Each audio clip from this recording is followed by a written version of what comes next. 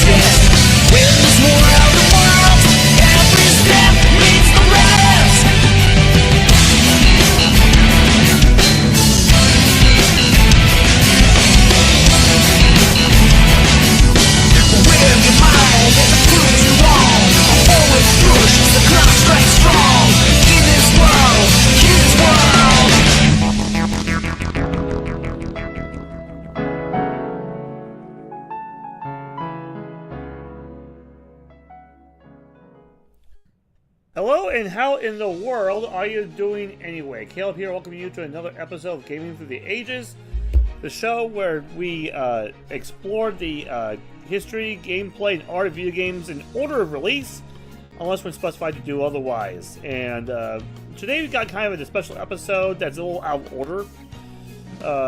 Right now we're in 1985, but I'm going to take in multiple ways, a step back, but we also have an asterisk because we never really finished the previous episode.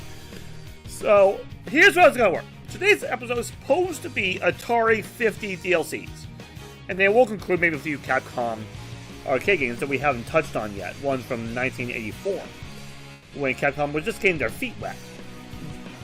But to be fair, this 1985 is probably when Capcom was starting to become a little more relevant.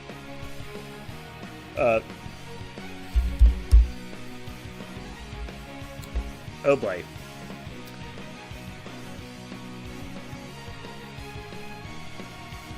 But the Oregon Trail, in the previous episode, ended up taking like 4 times longer than expected. And in case you haven't seen the episode, it should be on 2 of our, primarily on our primary one is still up, Rumble. We're under a dispute with YouTube on that episode regarding a third-party copy or something.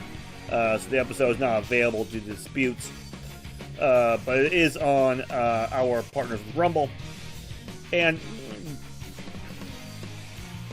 that was probably our longest episode too. I think that one went 7 hours, perhaps 6.5, 7 hours, almost entirely on the Oregon Trail.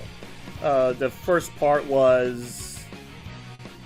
I'm drawing blank. What was the first one? We spent so much time on the Oregon Trail. The Legend of Kage. So we spent about half an hour in Legend of Kage and the rest of it on the Oregon Trail. Today we're doing Urban Champion and Paperboy, and then Atari. Just more Atari. And we're going through the stuff that we just weren't able to cover because it wasn't on the Atari 50 when we started Gaming Through the Ages. So we're just kind of taking a step back and catching up on what we could not cover originally. So, with many assets, let's take... today's our November 12th, year of our Lord 2024.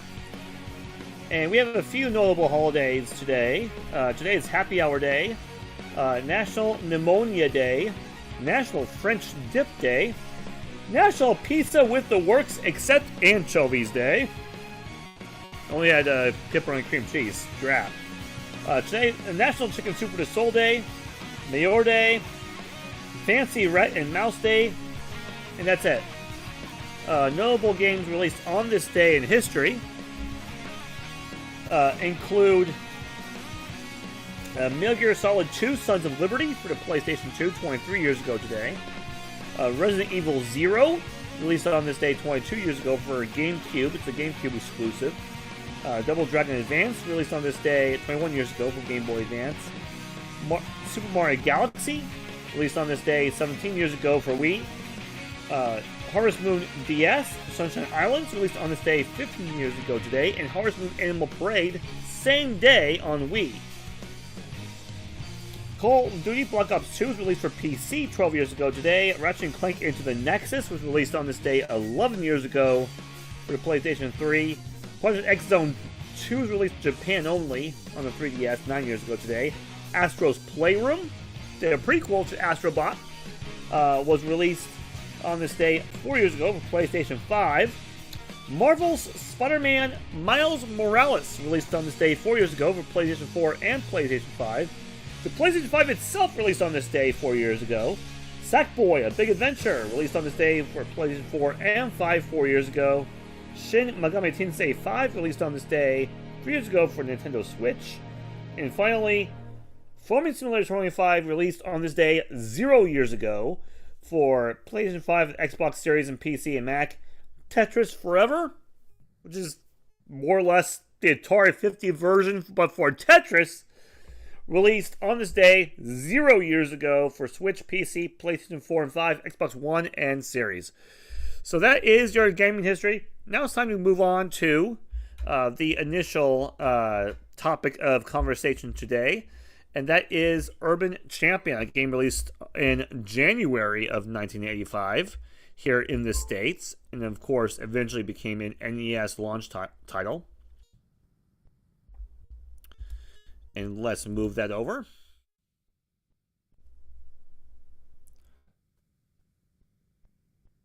This, my friends, as you can see, is Urban Champion. This is Nintendo's first 2D fighting game.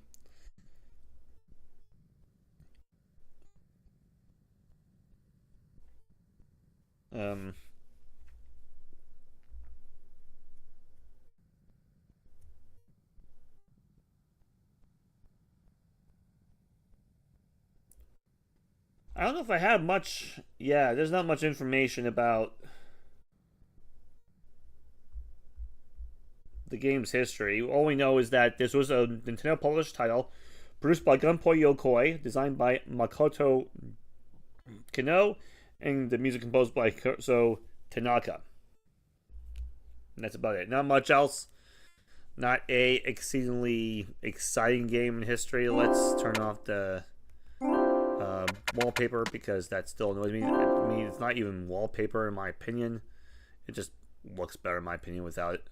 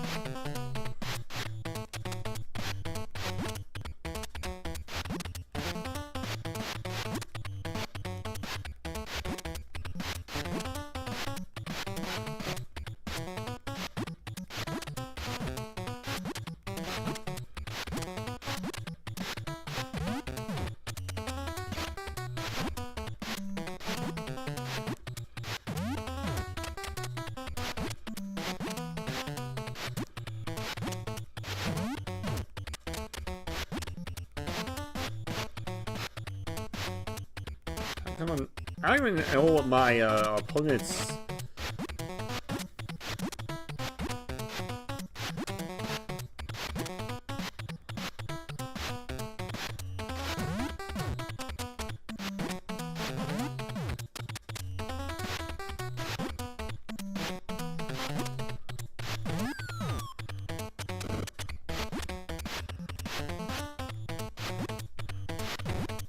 Ooh, that got both of us.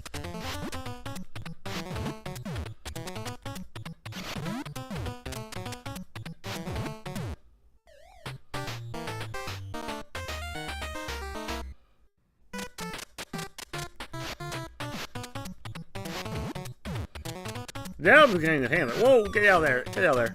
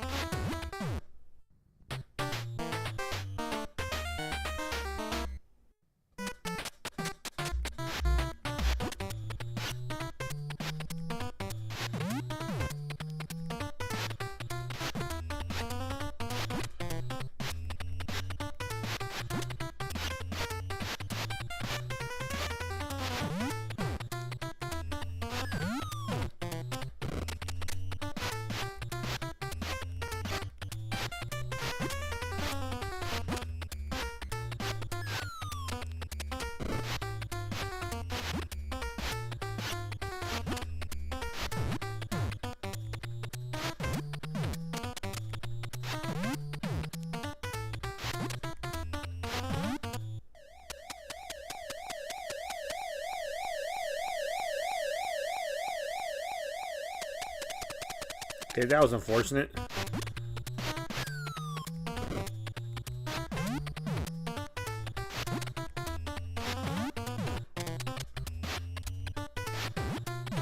Oh, good timing with that. Take that.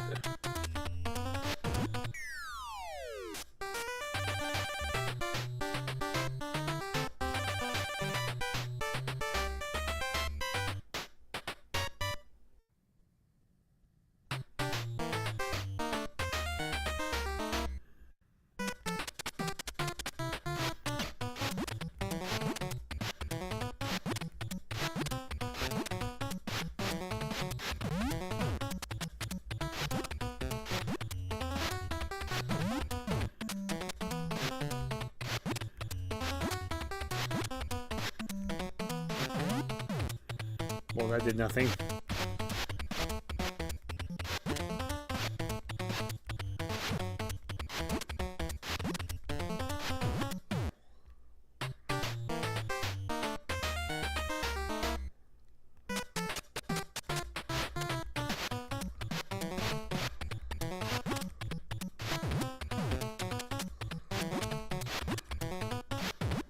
That should do it. That was quick. 9 seconds.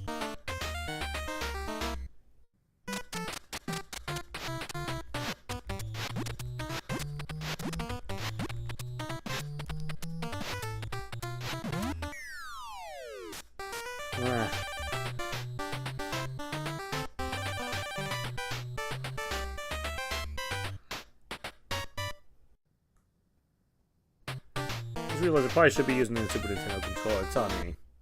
Not that matters. I was just kind of in a hurry. You hear little things.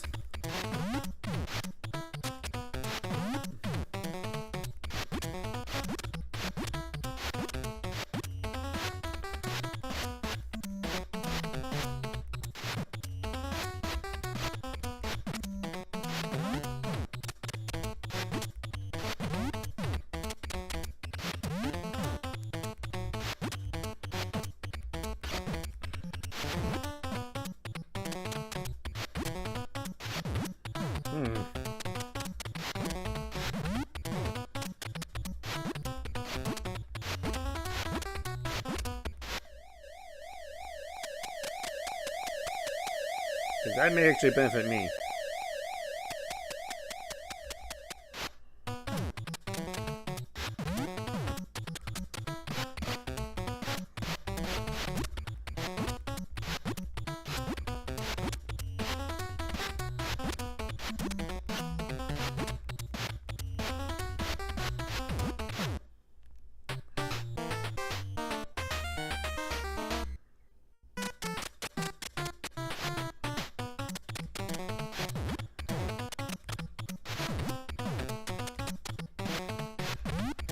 Thought maybe I could get him before he can land a punch on me. No, that didn't happen.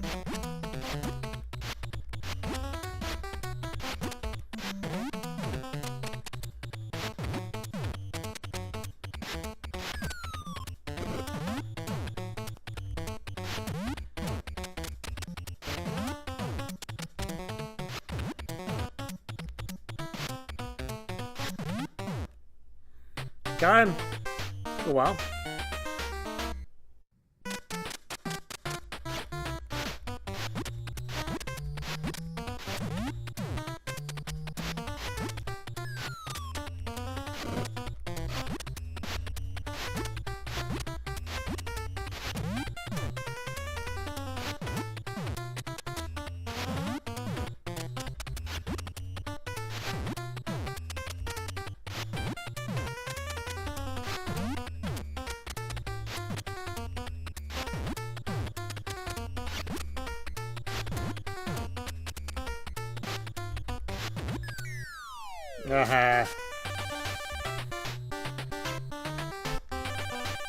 Got you there.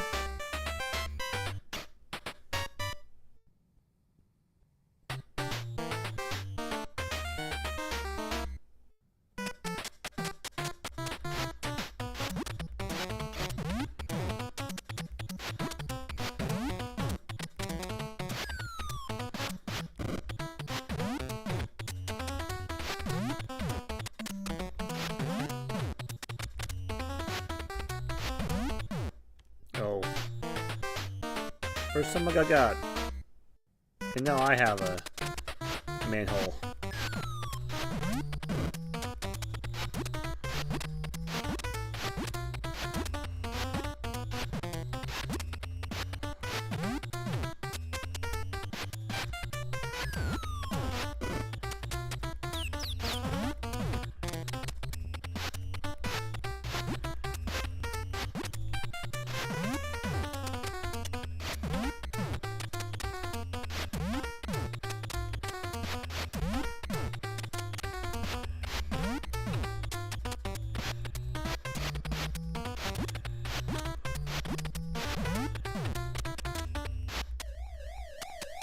Well, that's slightly unfortunate.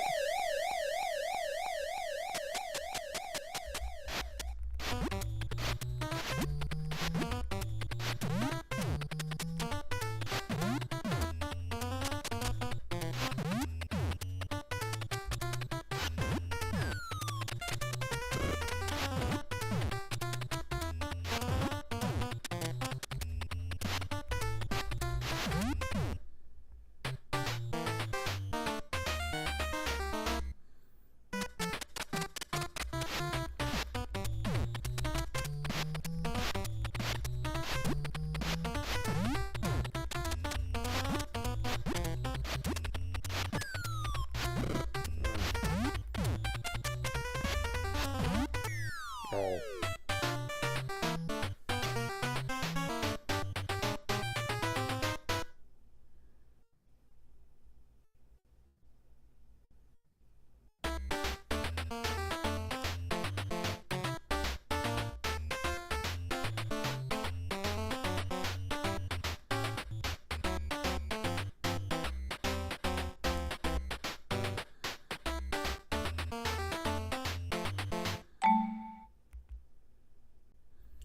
Alright, so that was game. Do you have time for one more game? I think we do. Just one more game.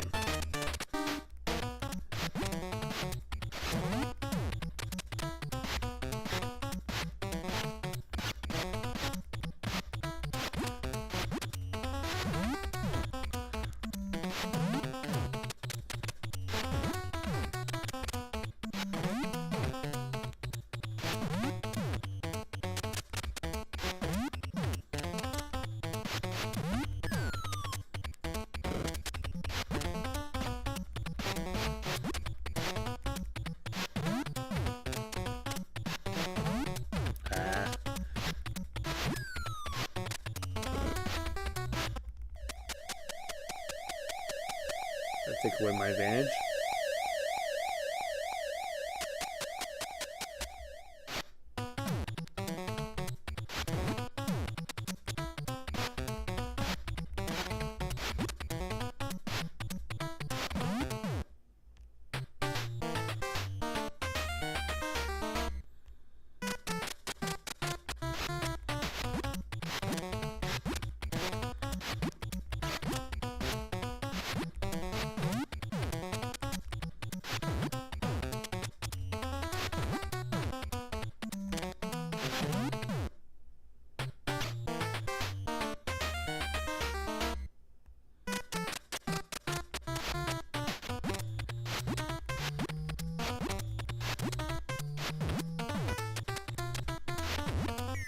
Oh, that was quick.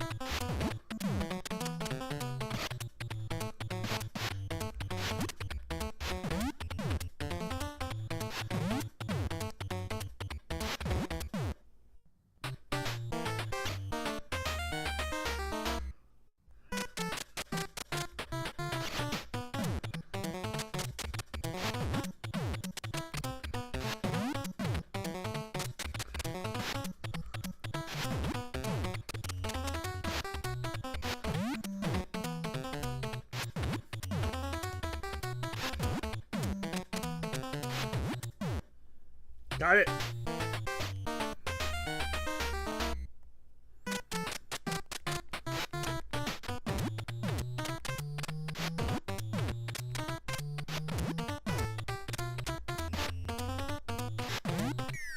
Oh. That was pretty easy.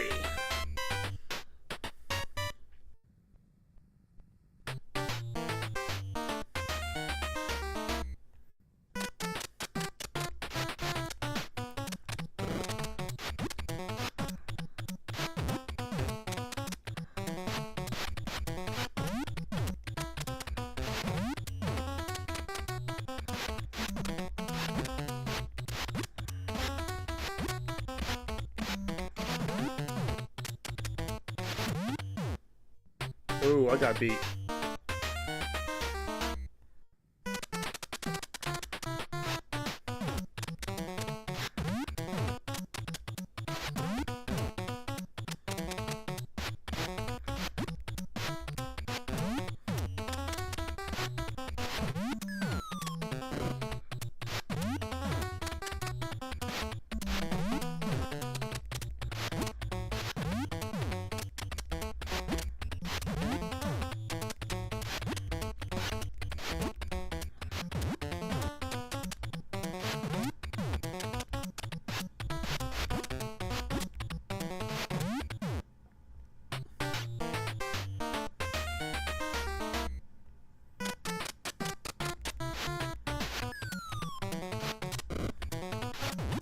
Ooh.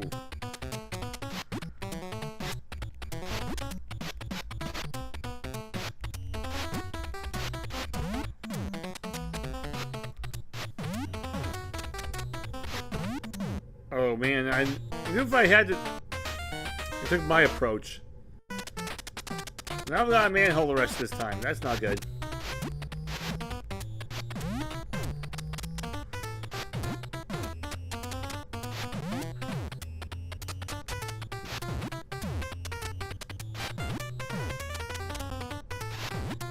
Alright, I was kind of hoping to see this. Both manhole on both sides.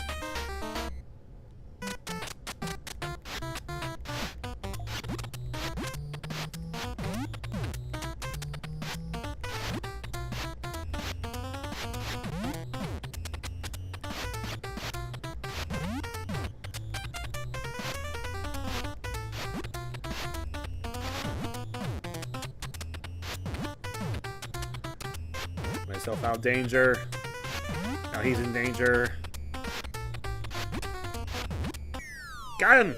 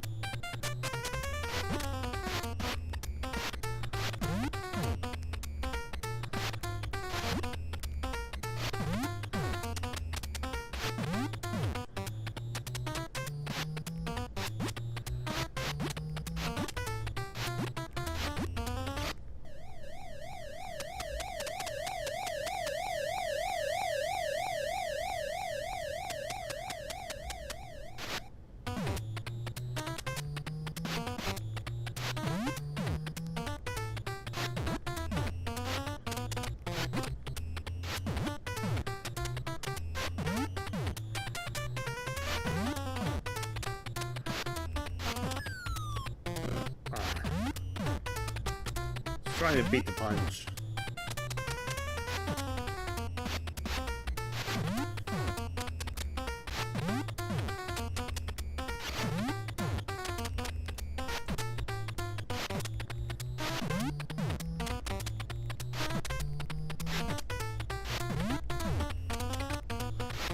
Nah. Trying to punch my way. No, I didn't have much time, I guess. 13 seconds. So I probably wasn't going to win anyways.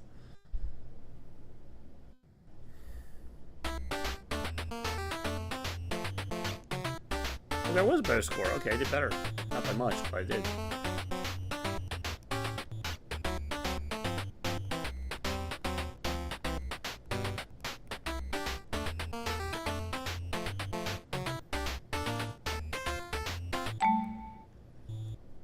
You have time for one more game. Let's do one more game. This will be it. And then we'll move on to Paperboy. Which will require a 5-minute timeout just to set things up.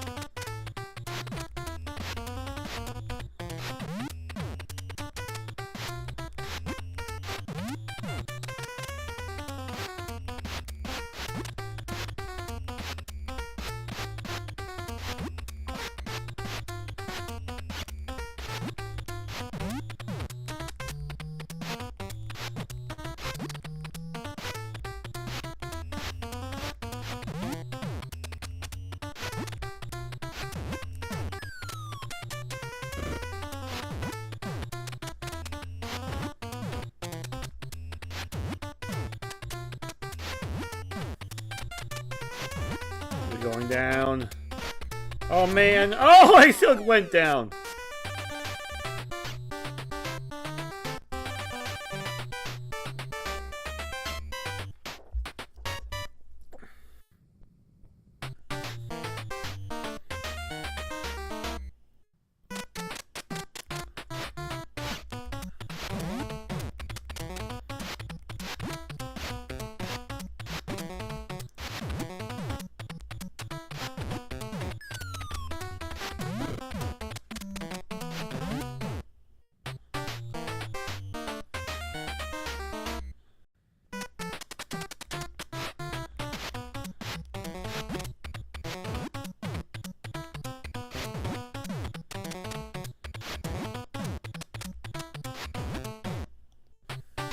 Not my quickest, but close too.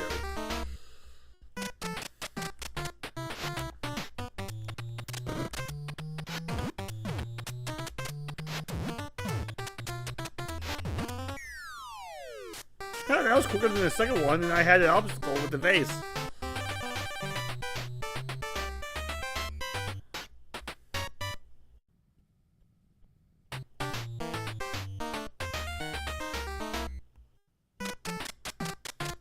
Although the bumper shop does not have that little post thing that's usually red, white, and blue. Those stripes. I mean, it's not like patriotic. I don't think. Maybe it's not blue. Maybe it's. I don't remember what that is.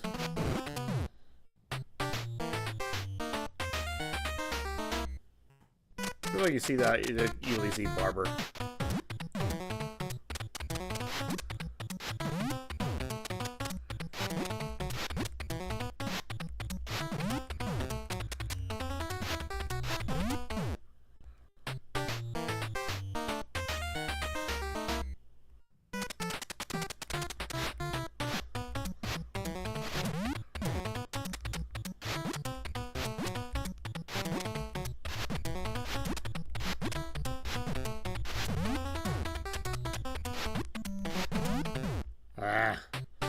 I gave myself the room, and I think I got it, but then I decided to just, well, I'm on a roll.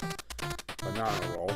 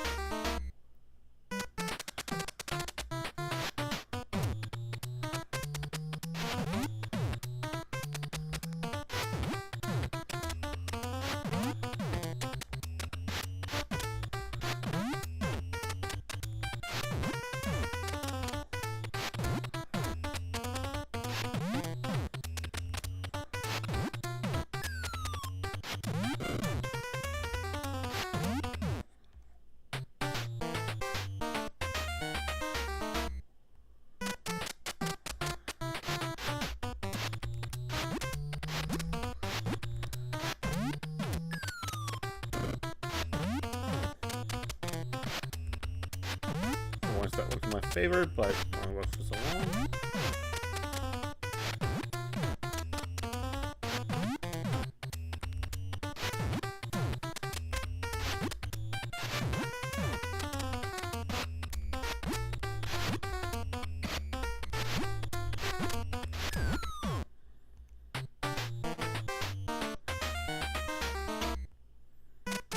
Showdown at the bookstore.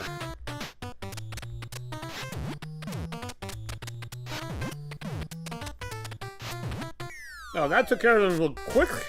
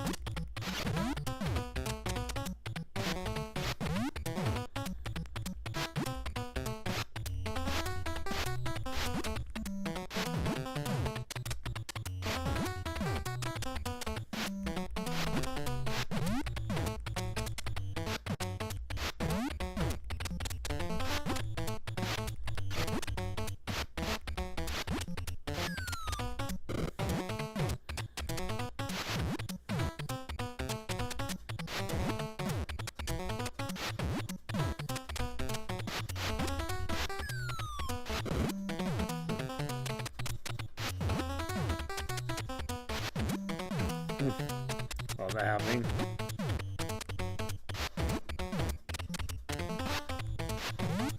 Yeah, man, if I could finish him.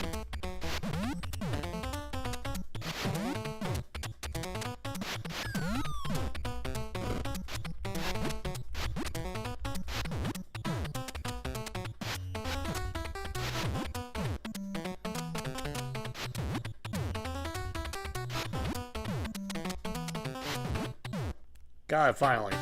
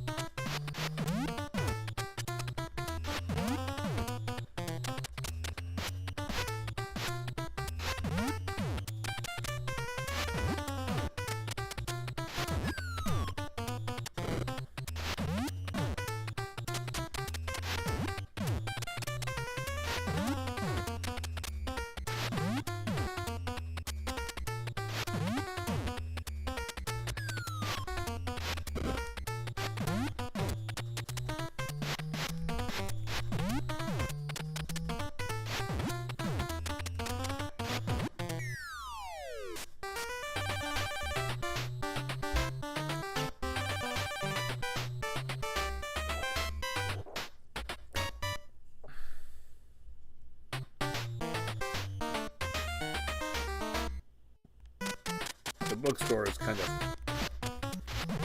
boring.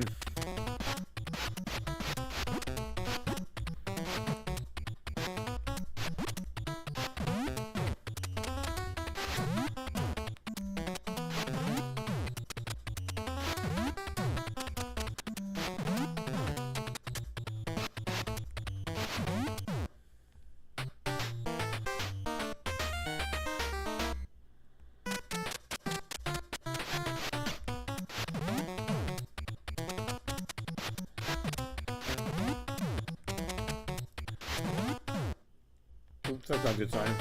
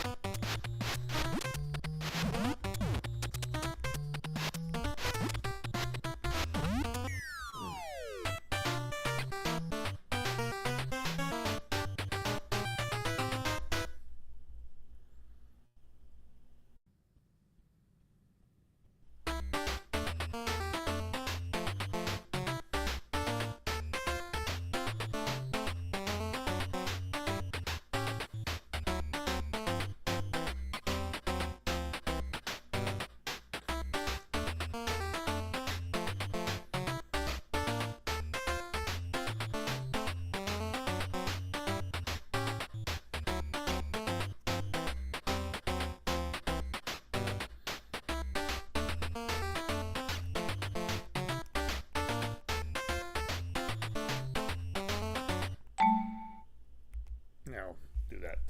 Alright, I wasn't paying attention. I was looking at other things I didn't see. It was putting my initials, and of course, we're running out of time. It's on me. That was game number 192. Urban Champion. As I said before, 5-minute timeout to prepare Paperboy. And we'll go through the history and play it. And after that, Atari 50 as promised. So, stand by. We have a lot to do today.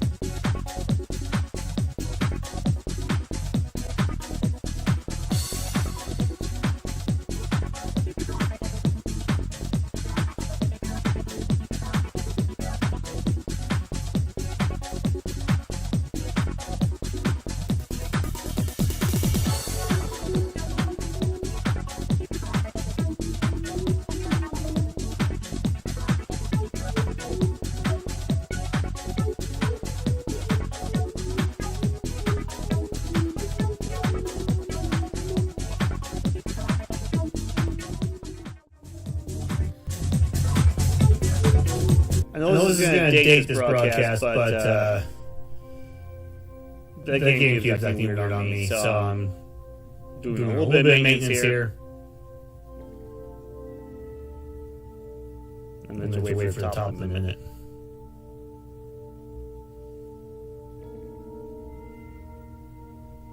There we go.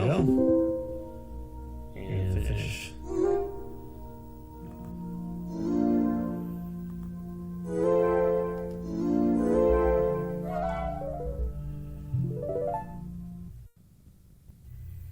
So there we go. Quite a lot of interesting things about Paperboy here.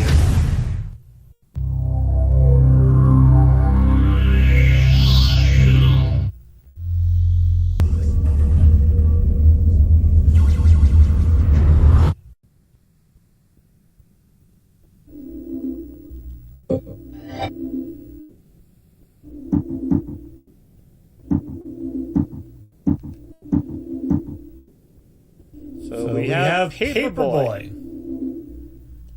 Start off some history. Or no, there's a logo of the cabinet, the cell sheet.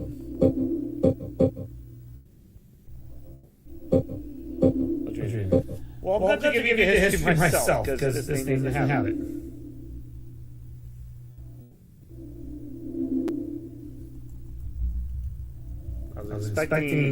I was fully anticipating this one to have a lot because it's a pretty popular game at the time.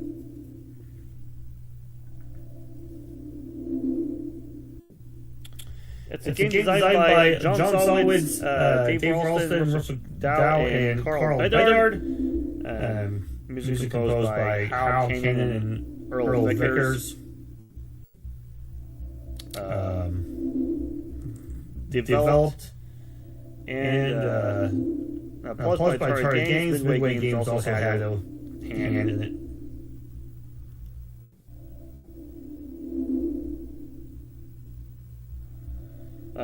Let's take a look at the cabinet just real quick. Get a closer look. This is a Paperboy original arcade cabinet, as you can see.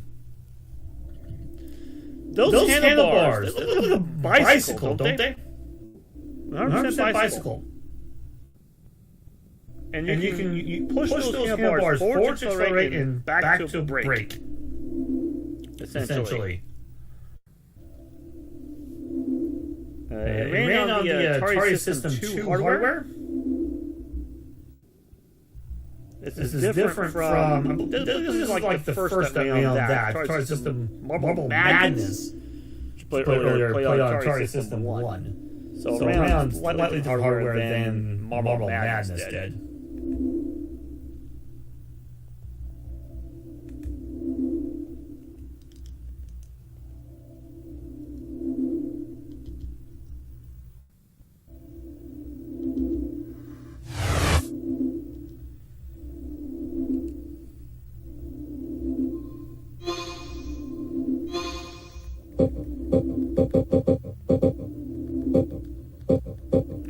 Easy. Both lives.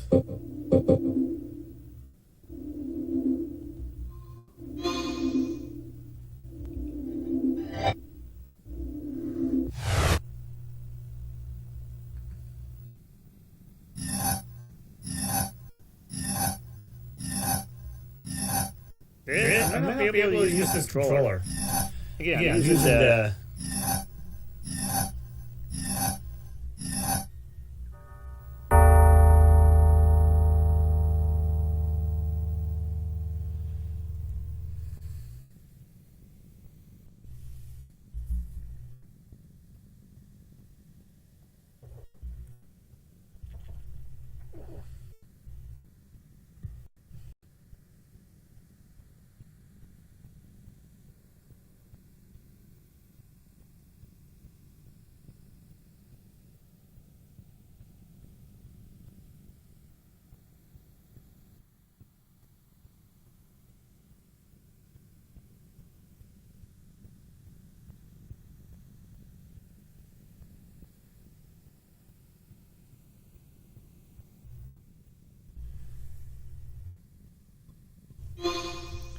Well, but then you go back to the controls.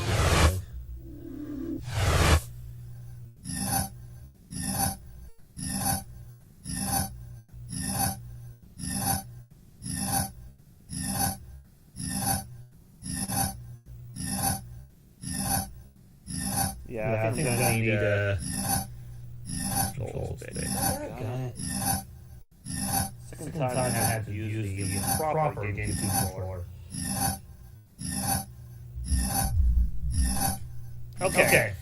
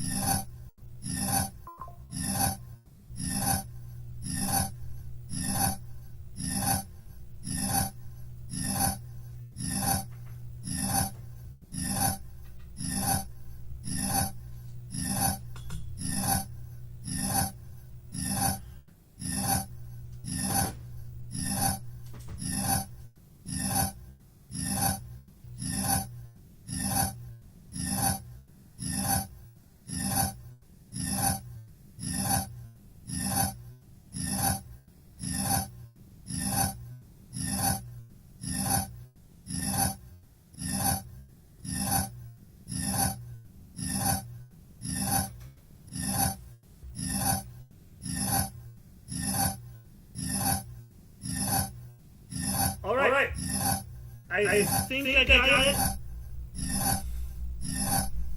I think.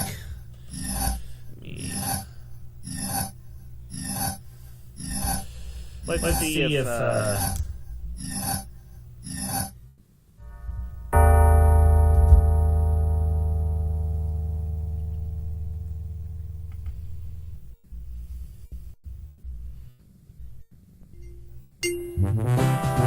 Disguised as a likable juvenile delinquent, Paperboy journeys through a world of incredible danger.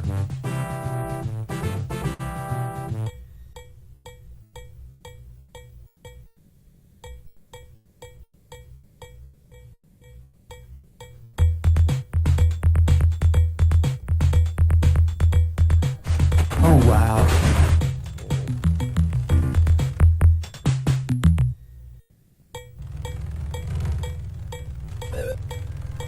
All right.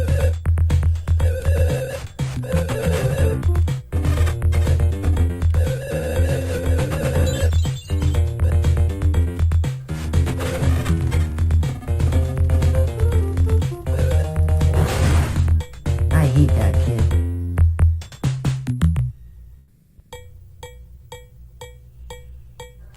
that was dumb.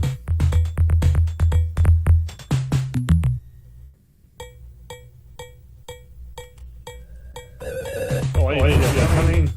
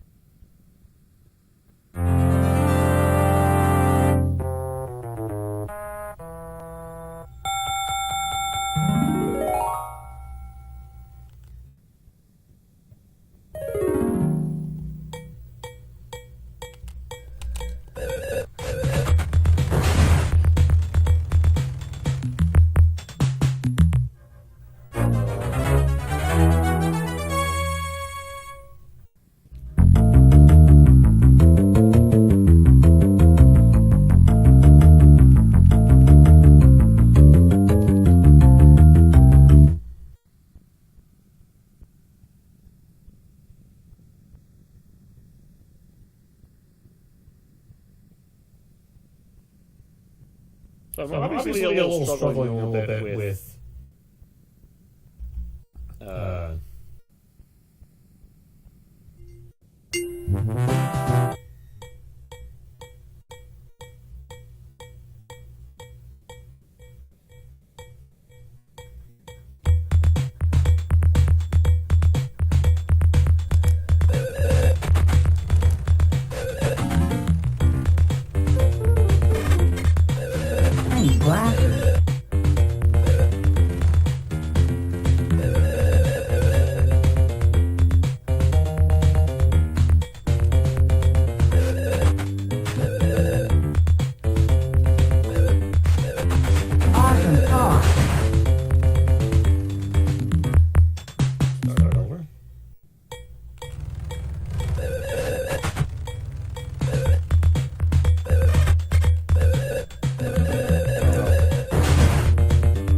No!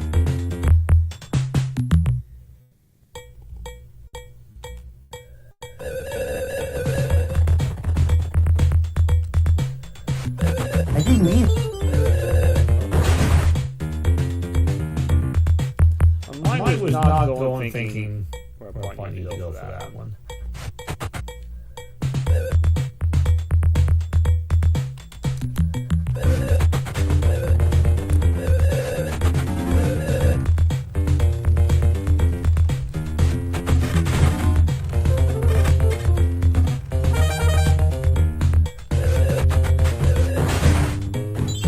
Body blow, uppercut, uppercut.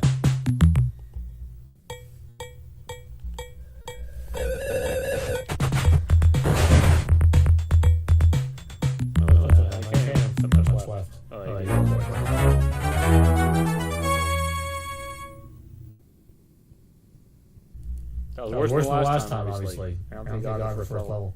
First day. So this could be a painful one. Can you get out freeze straight?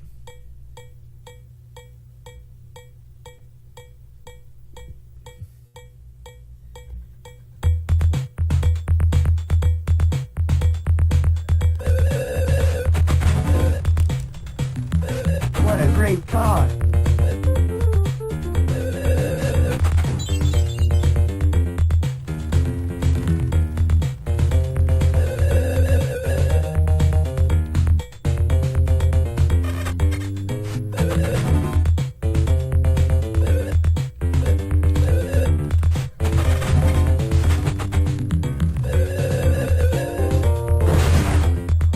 Not my fault. Am I supposed to avoid that? Is my question. Oh man, how am I supposed to avoid that too? Oh man, that's bogus.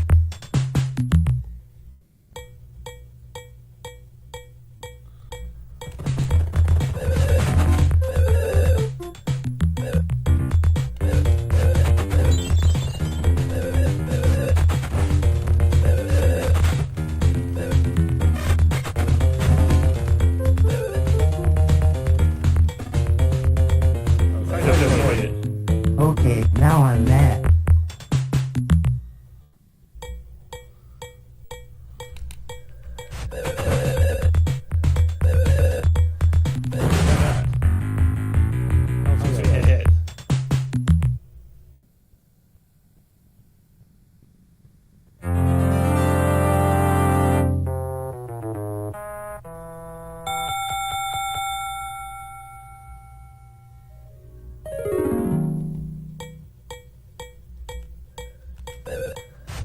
Living with a smile.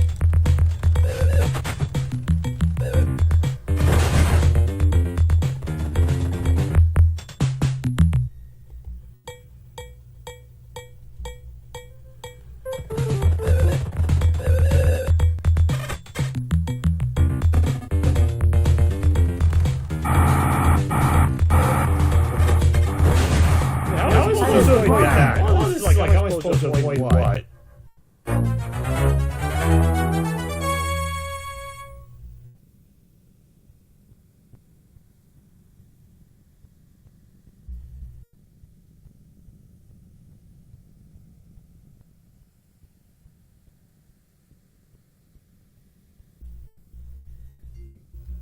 Don't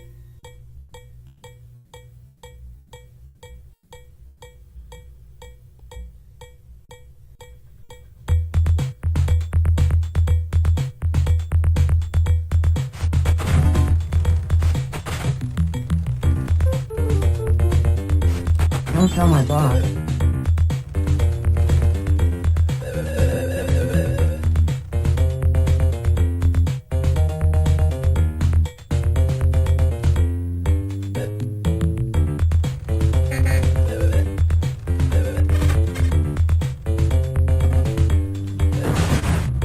Uh-oh.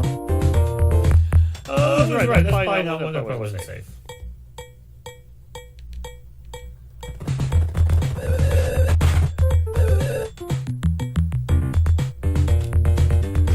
Sorry, it slipped. That was weird.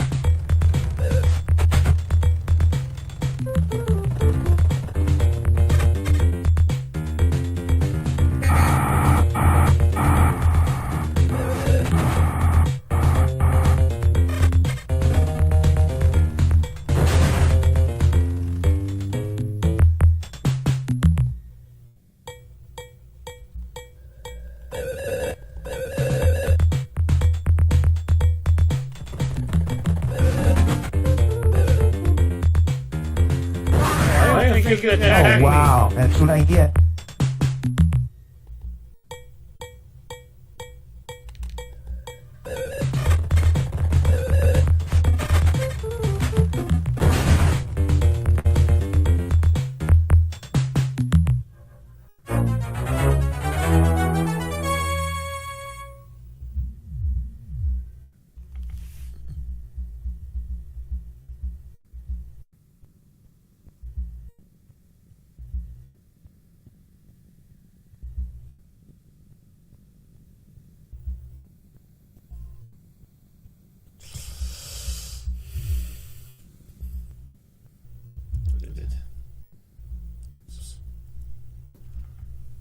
Try again.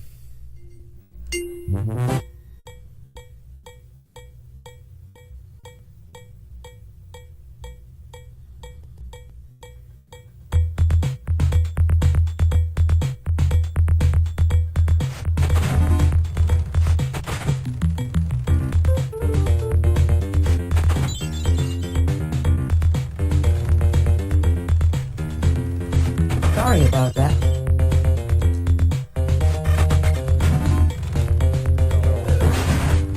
I live a life of gaming.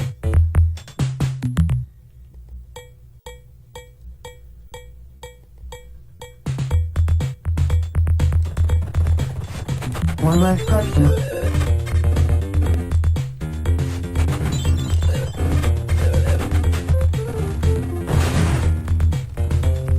Not that great. Sorry, I don't find that position being that great.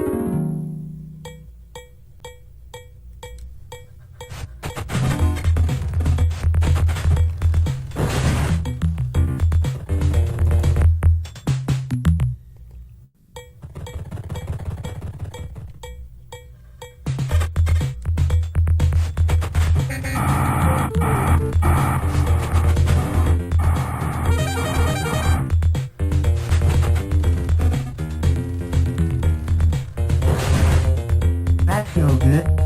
No, it's not.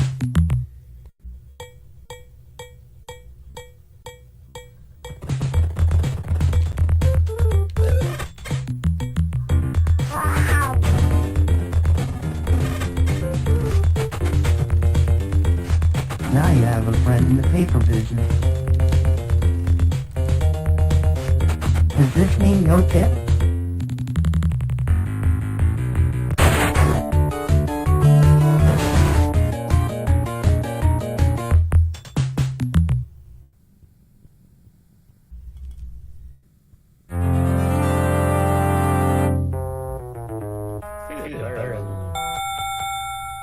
Tuesday, Monday. Wednesday.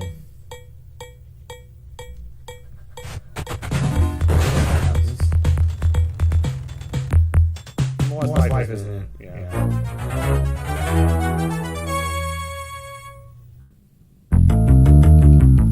I got the furthest by the highest score.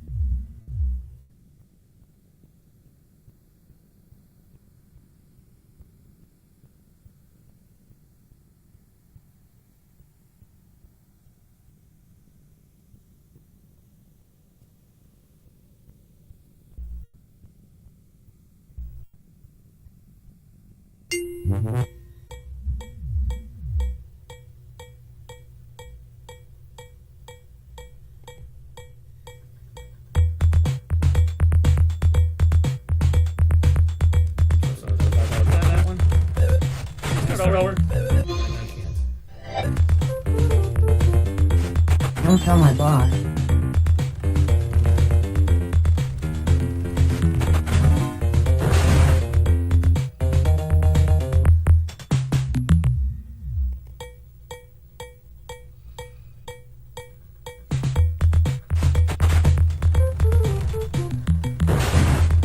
What a surprise!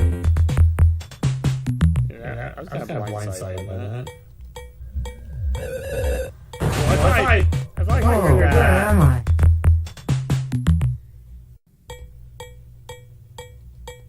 Depth perception. I need glasses.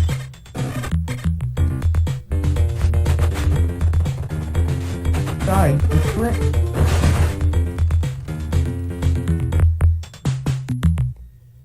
Last life already. It's on still. Isn't it still there?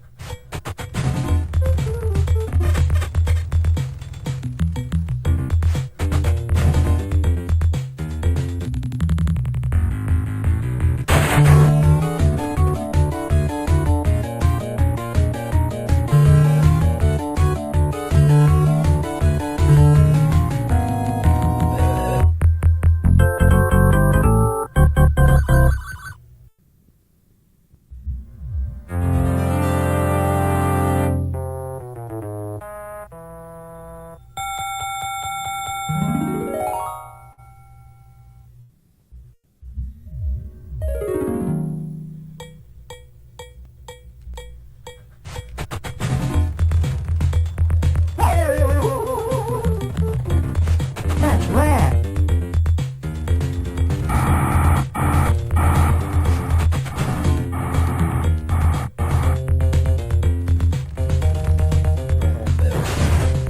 Boy, what a headache.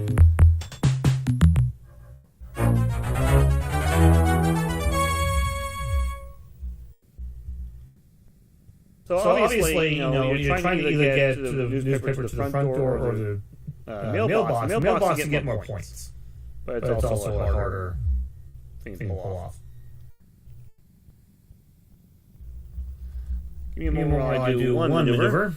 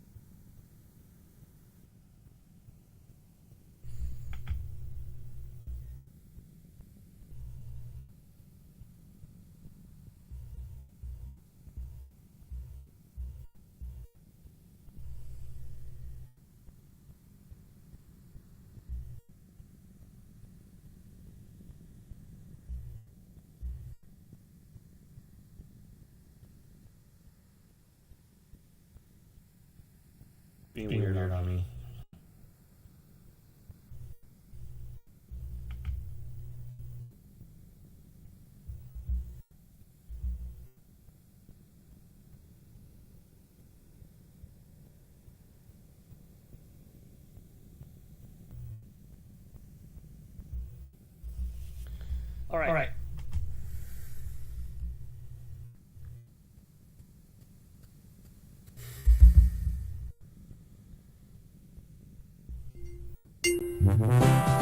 Paperboy, stopping at nothing in his valiant effort to save this land from TV journalism.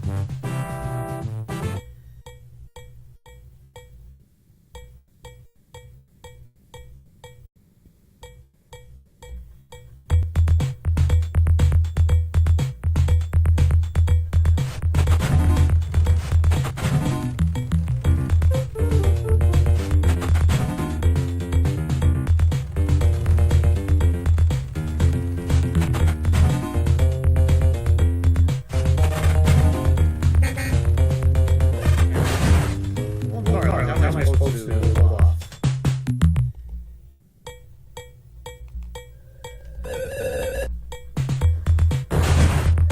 That's no fair. You're telling me.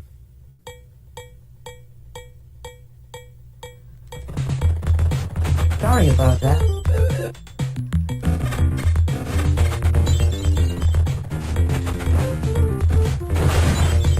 Wasn't thinking of what's going on, obviously.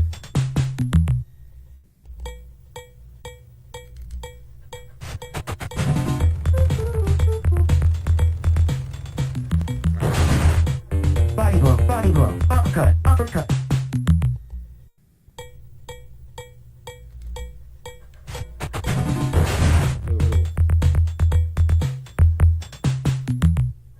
Oh, drag.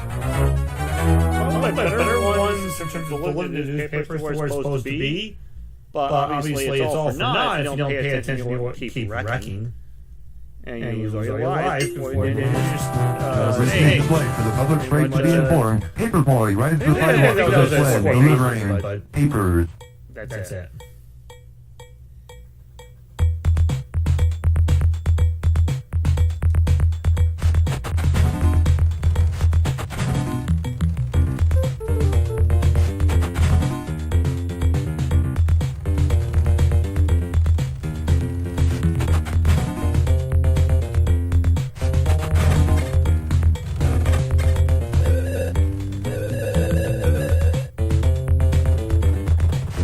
One last customer.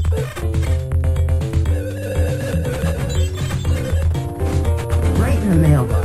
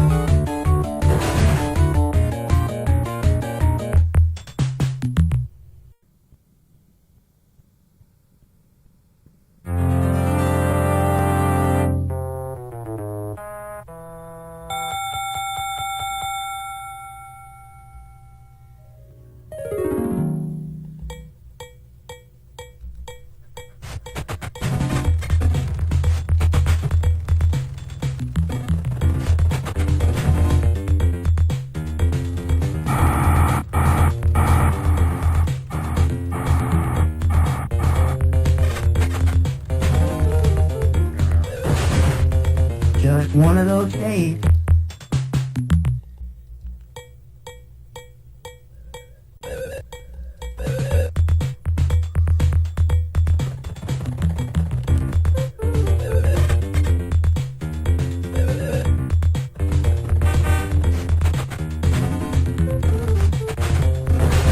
Gay, that's not drivable.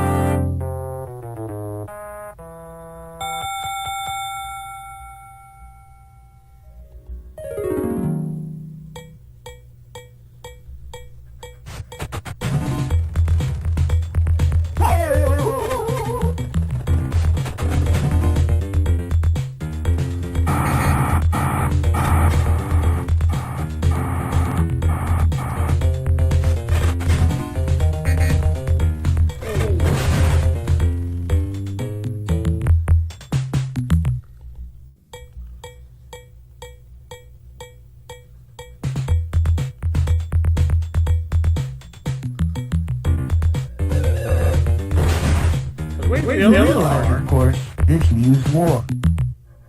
I'll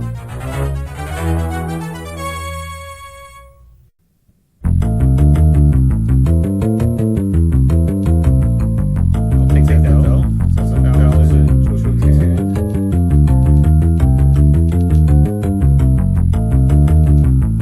You need 10,000 for an extra life though. So we're not exactly out of the woods, so to speak.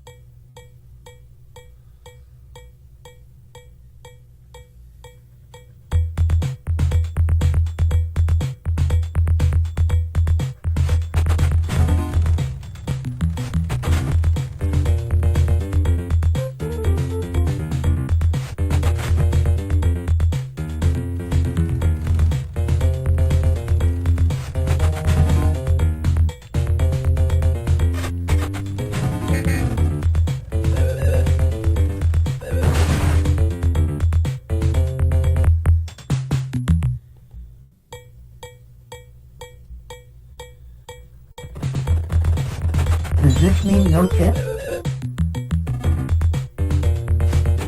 I didn't either.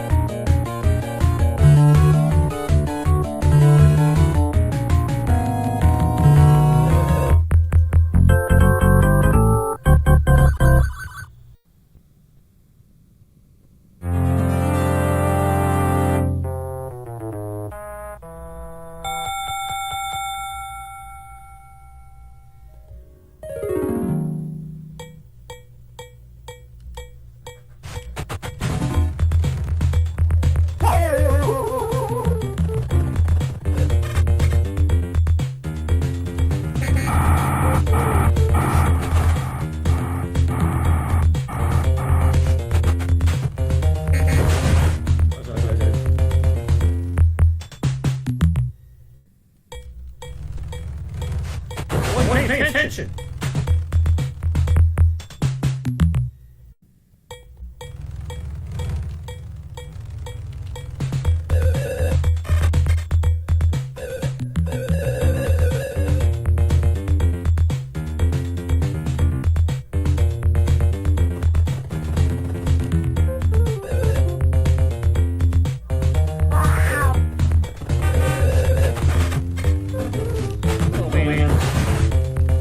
It's a little too late. That's flashlight.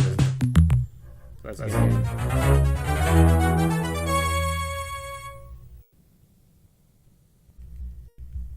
It still wasn't my best game.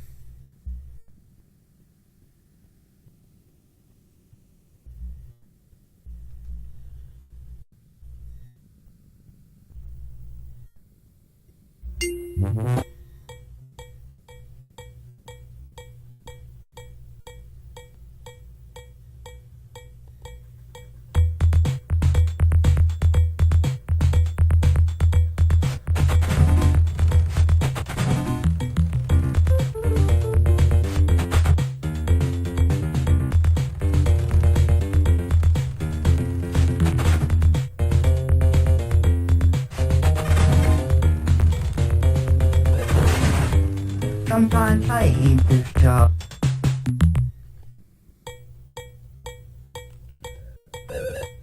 Ow! What a jerk I am.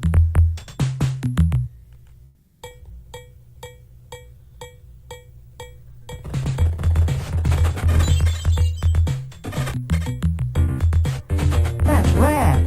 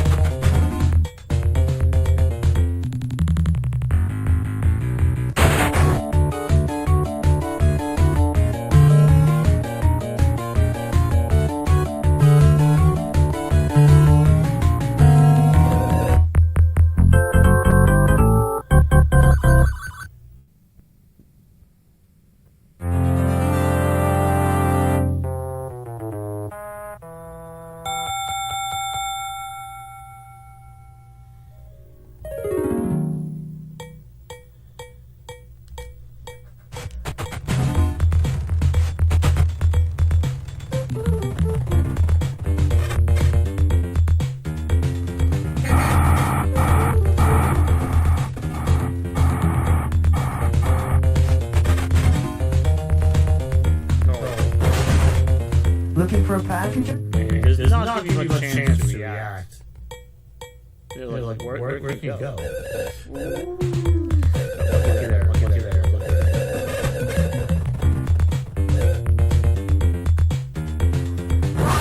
Once again, I did not expect that cat. I was just gonna stay there.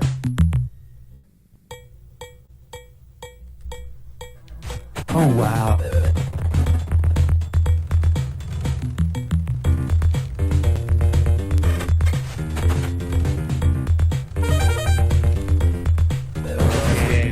Sometimes I hate this job. I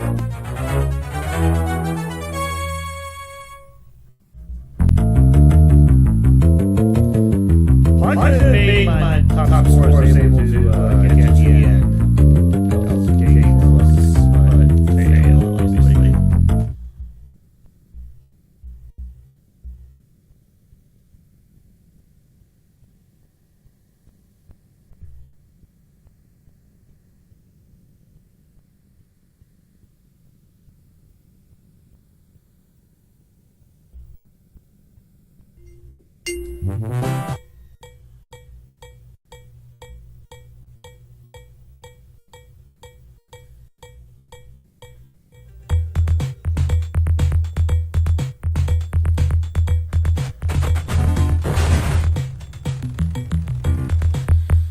Not a good start.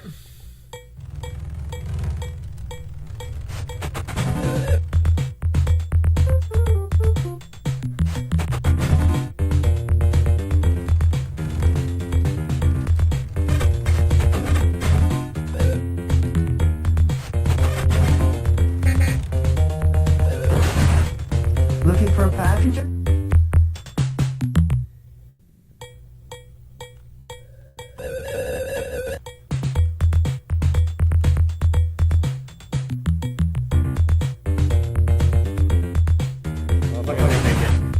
Just one of those days.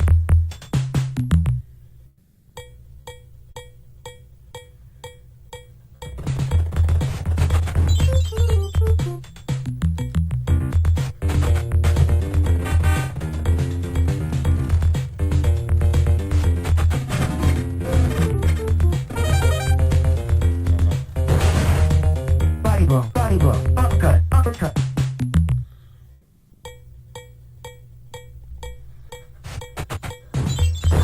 Yeah, I'm not giving up on this run.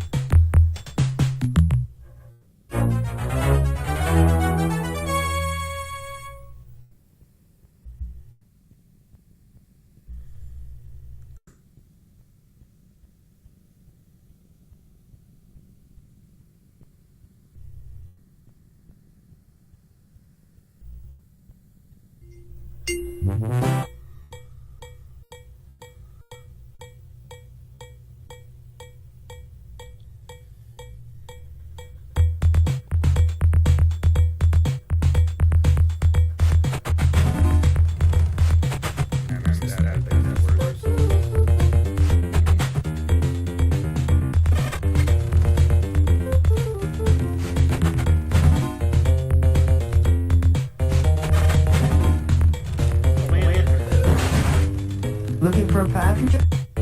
Well, you don't get just a chance to react to some of these.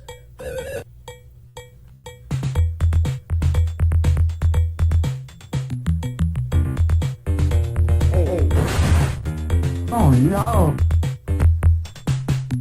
It was not ready to cross, it just kind of let me go.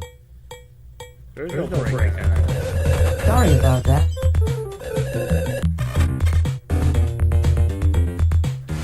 Awesome talk.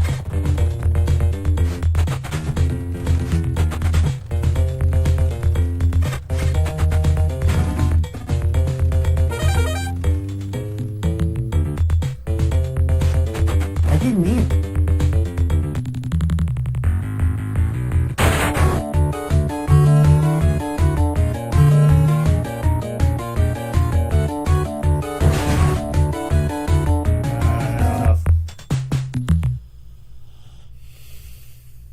Things you'll get the bonus if you that's painful, actually. Oh,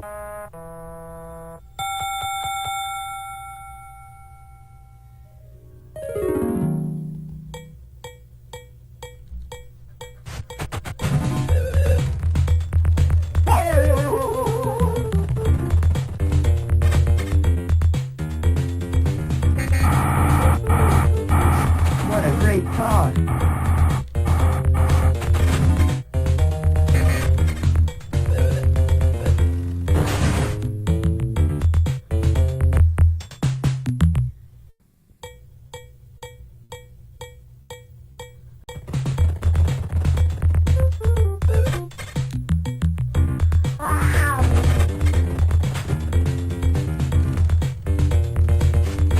Don't tell my boss.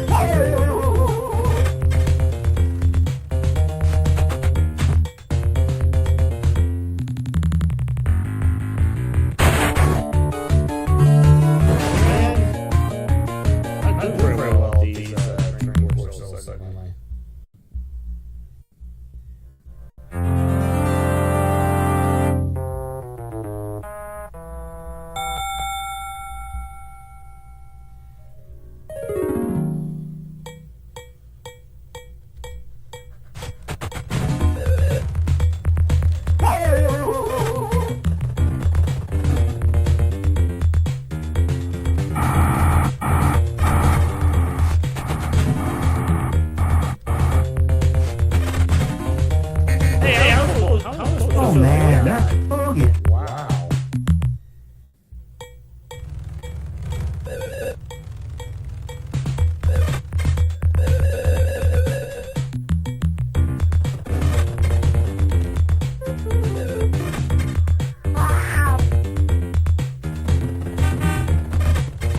Oh man, let's get on it. And that's game. That's great. I understand how that grade is a hazard.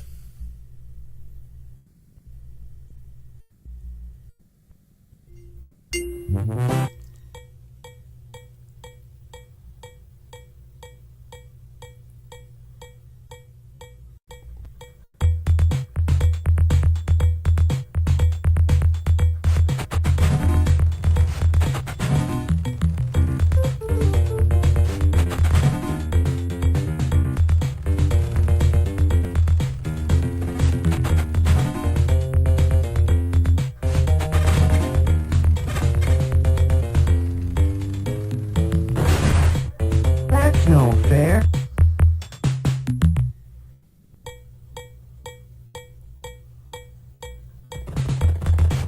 I need glasses.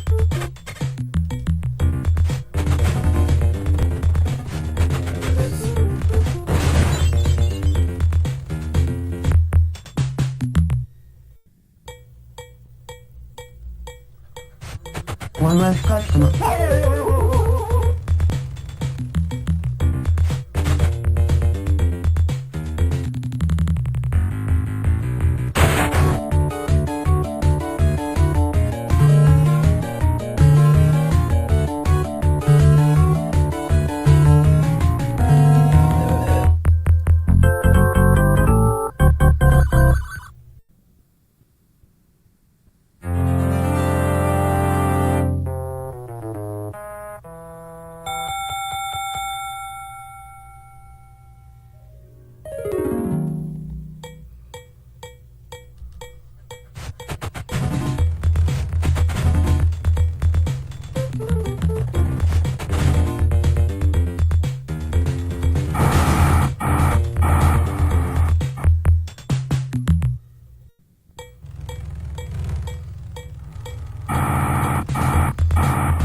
Now you have a friend in the paper business.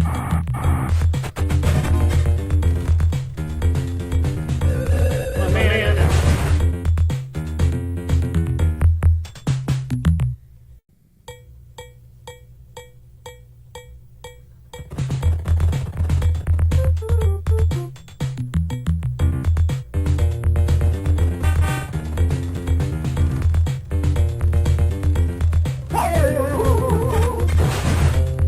Didn't see that.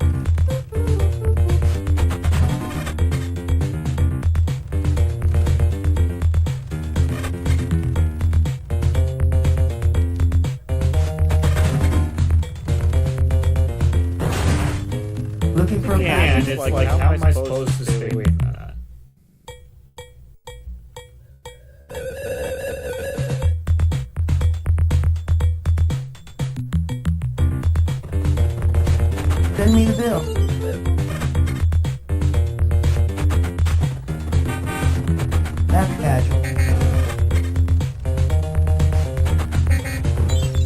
I was going to jump.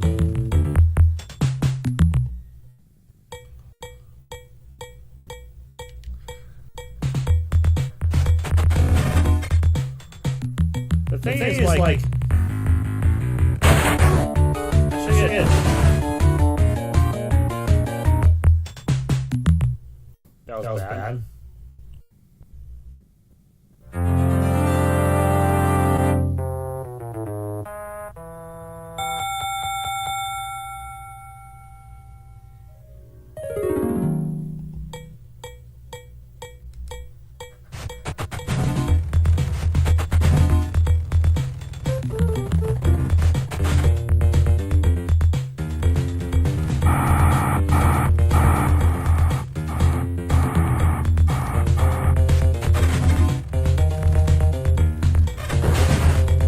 I can't believe I did that.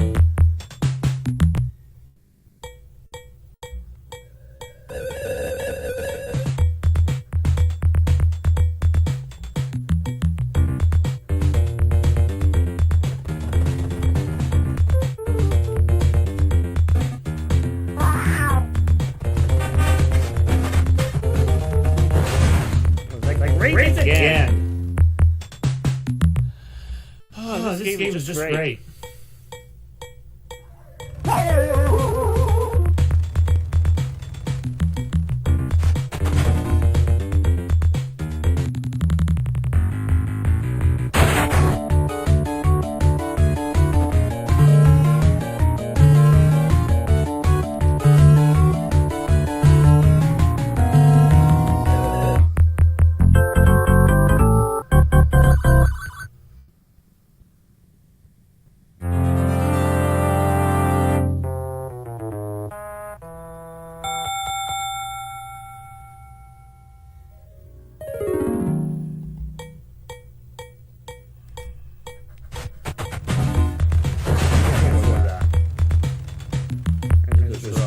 That's game.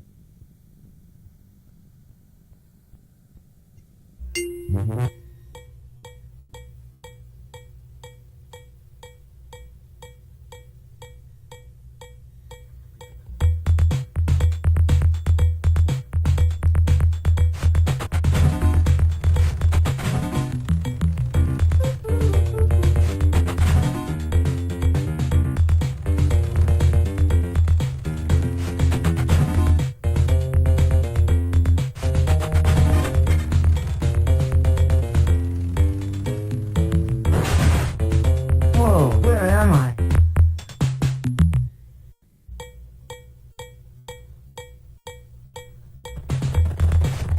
Does this mean no tip?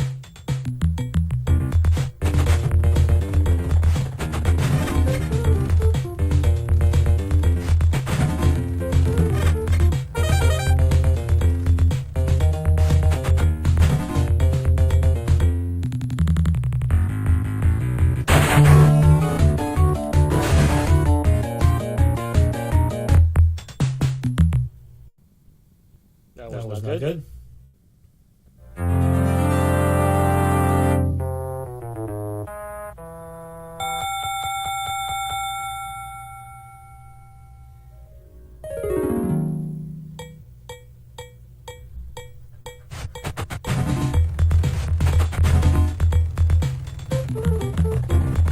Sorry, it slipped.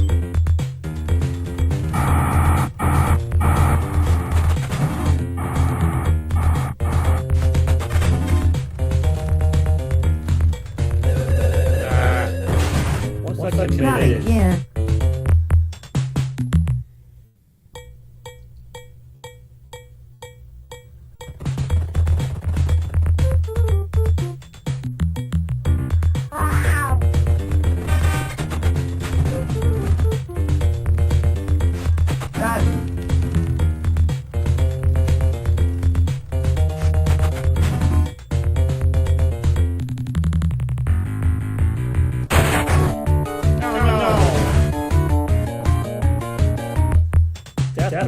question is hurting me.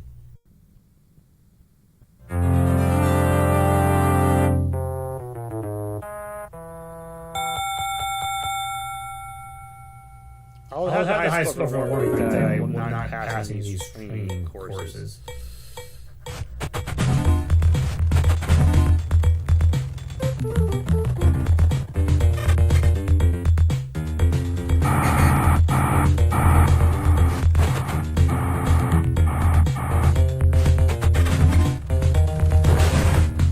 Let's see a hang ten.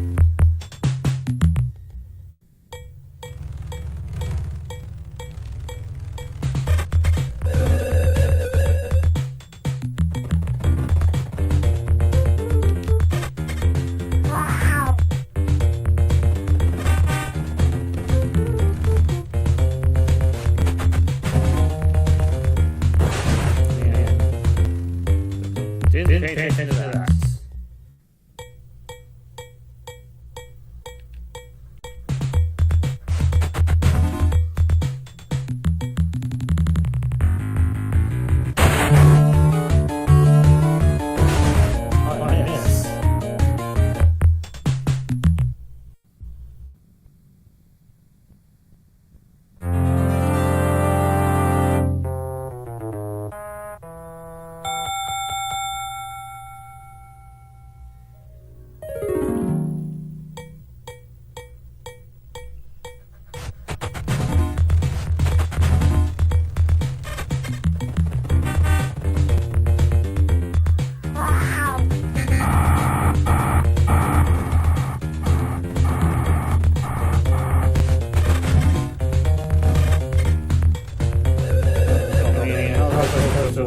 I live a life of gaming.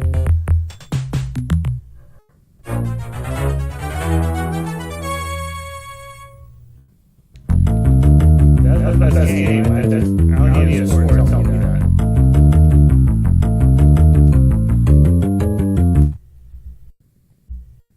That one additional. The only disappointing thing is you didn't get through a training course. That alone probably would have put me. That probably would give me an extra life. Don't know if that will put me through Friday, but we'll see. Still gonna play through.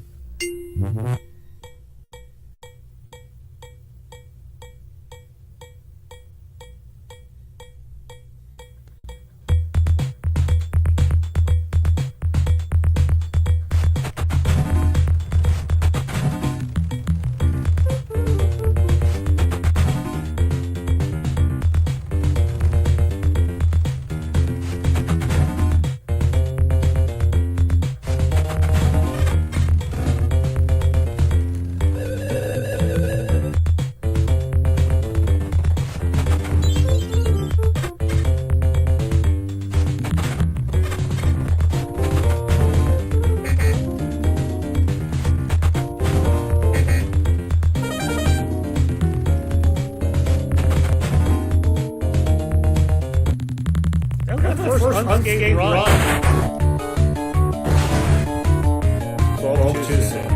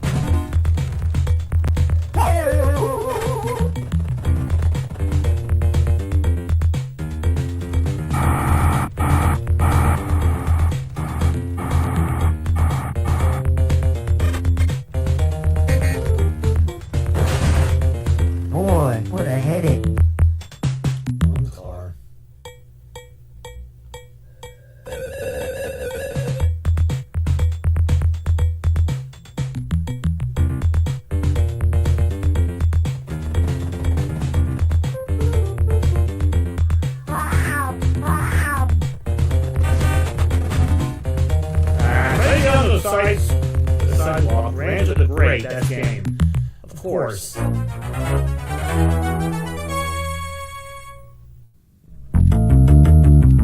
Don't get this score.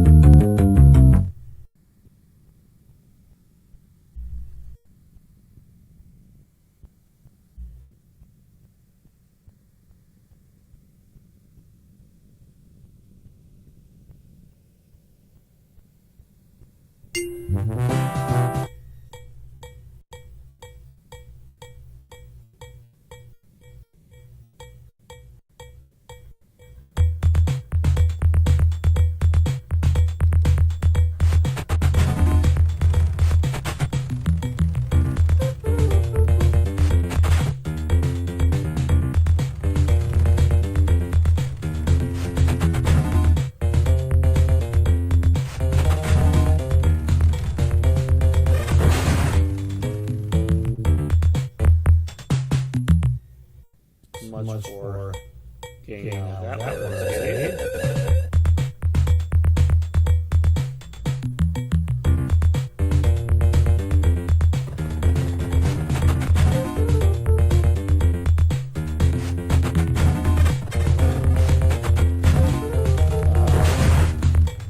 No, it's great too late.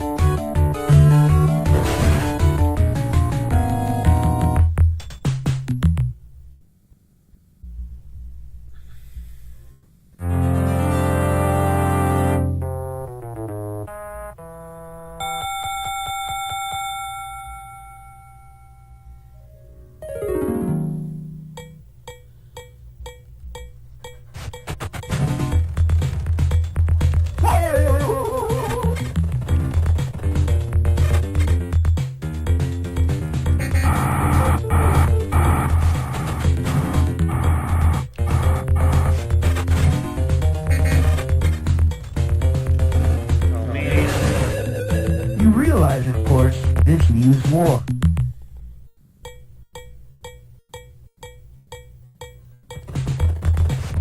I need glasses.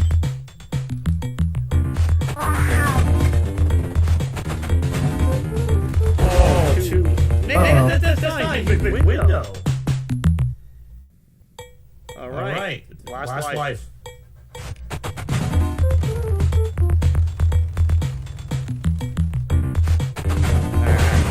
Right into. So I don't get bonus points.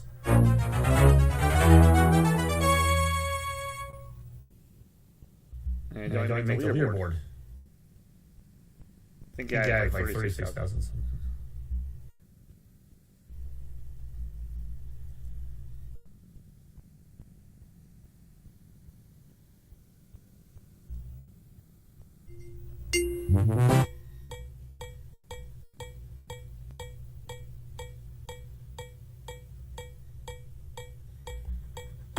See how better we do here.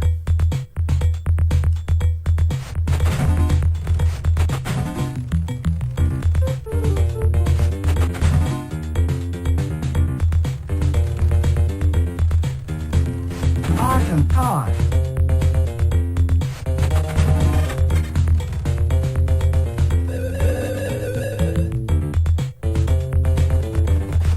Sorry about that.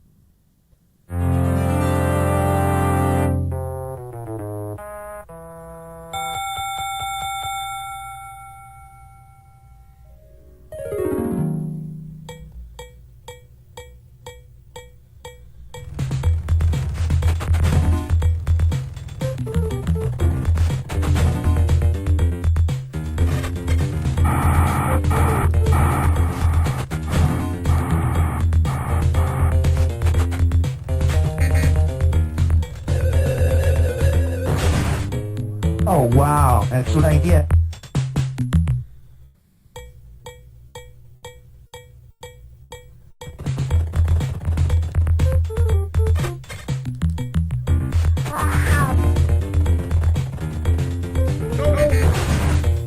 Okay, now I'm mad.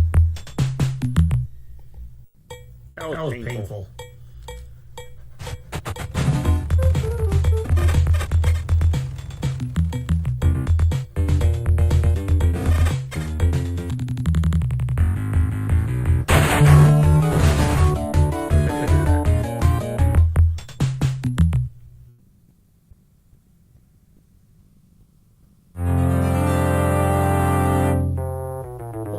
House canceled? It's very unusual.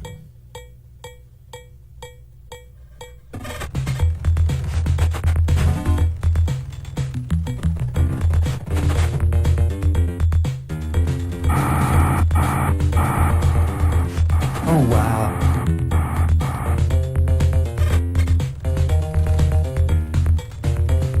Oh, I wasn't gonna make it.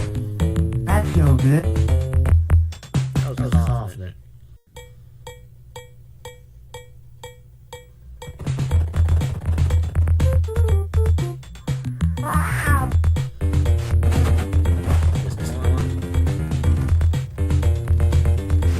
Send me the bill.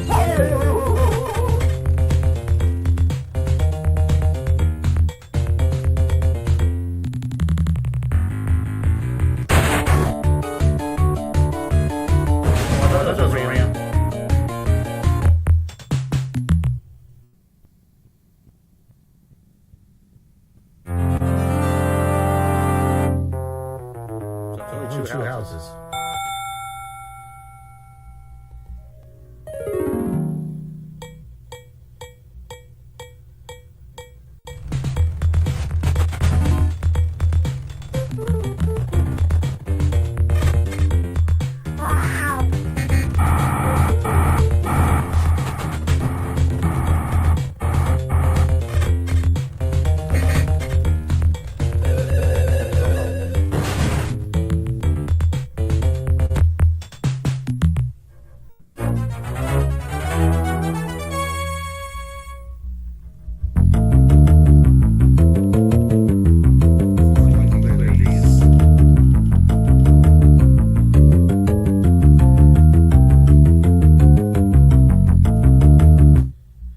Okay, hang on a moment. I need to check on something real quick. It'll take 10 seconds. Count slow.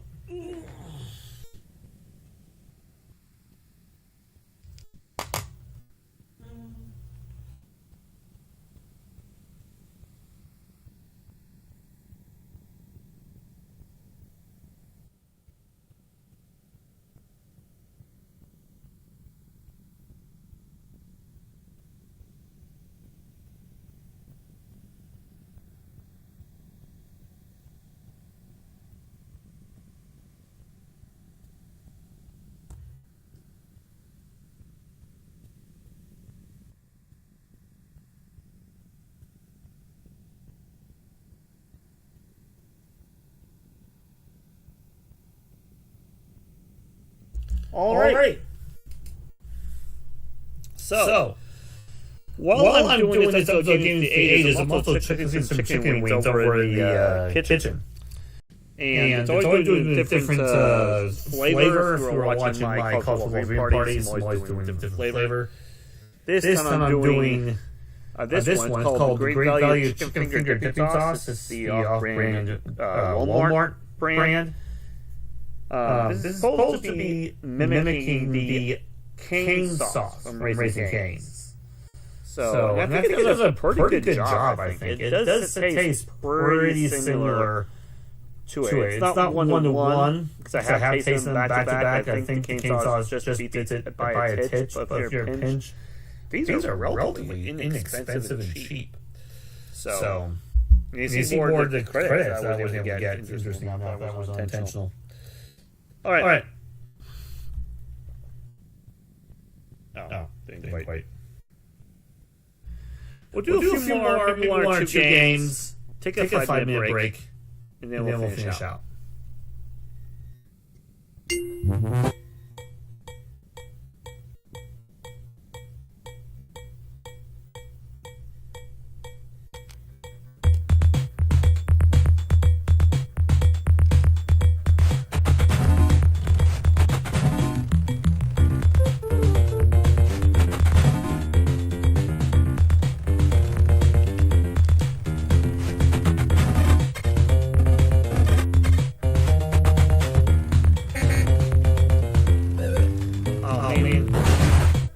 That's not my fault.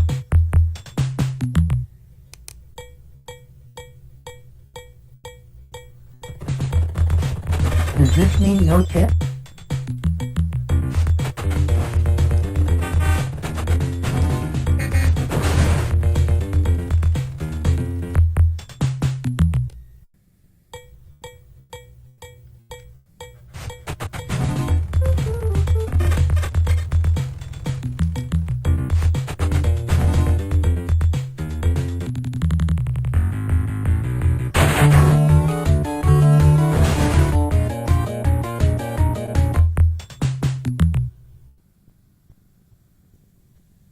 Not doing good training course.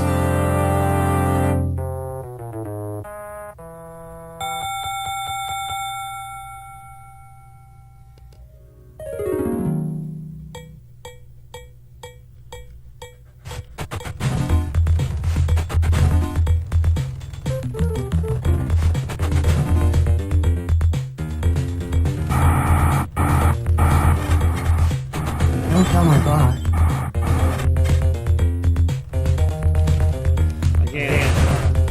I've been flying.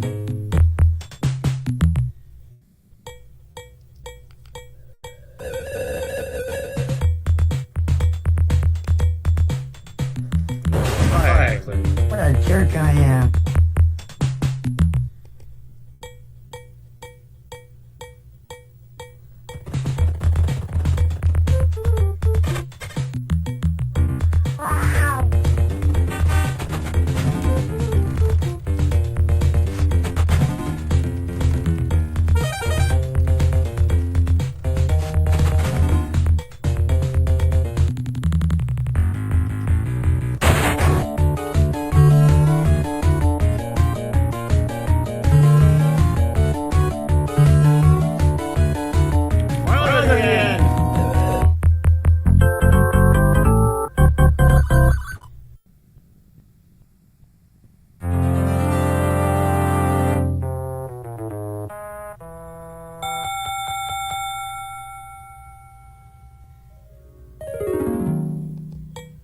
Have to get through this day unscathed if I want the extra life.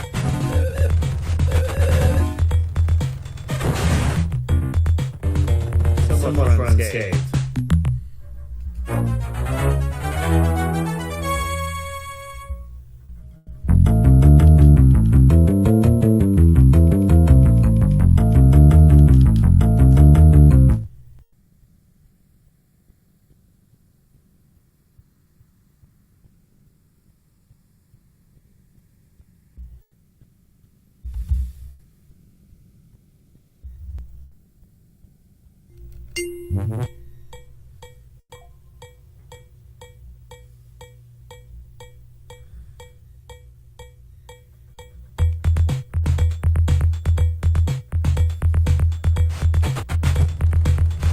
Sorry, it slipped. Man, that was a bad start.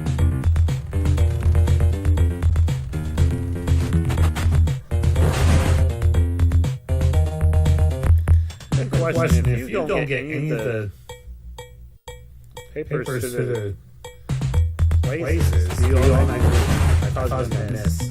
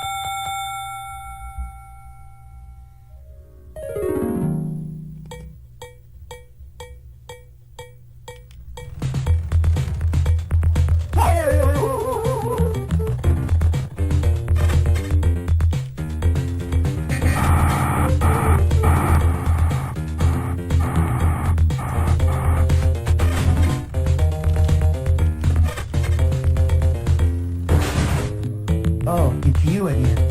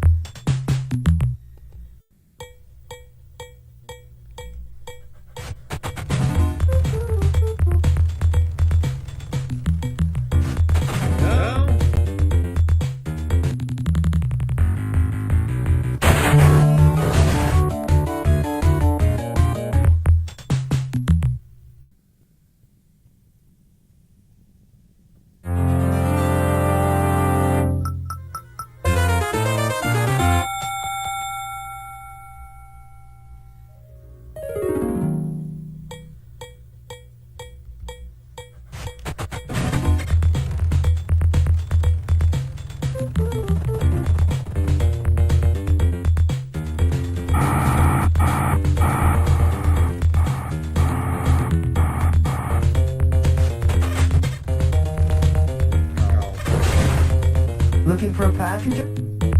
Nah. Not the light.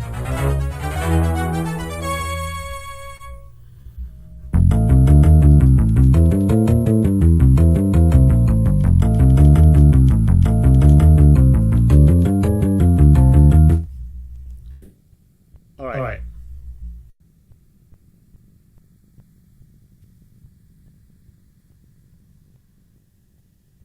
We're going to take a 5-minute timeout. Just kind of refresh ourselves. And we will finish up Paperboy when we come back.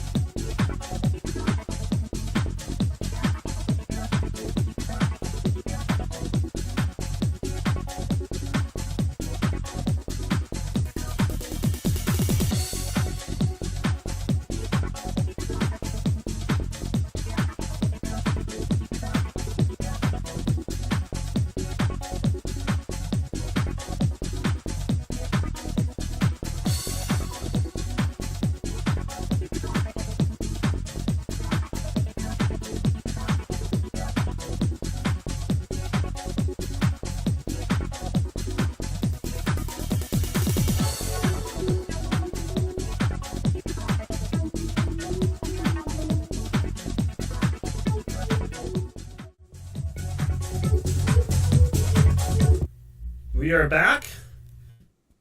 We have a little over half an hour to go with this game, so let's see if we can be a little better. Here.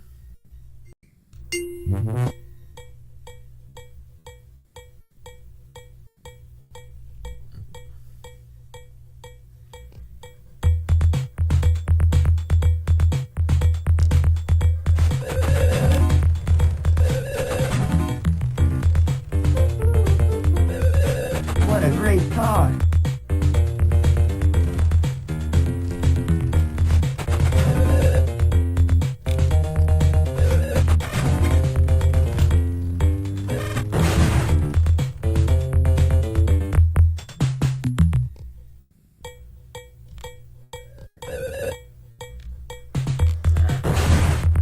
I live a life of gaming.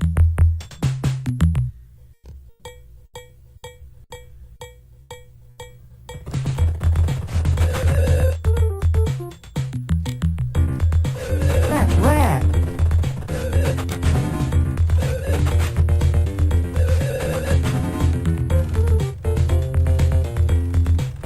Oh, I finally just got by him! Flying. Look at all shenanigans! Well, this is not a good start here. Oh. I'm kind of throwing the towel.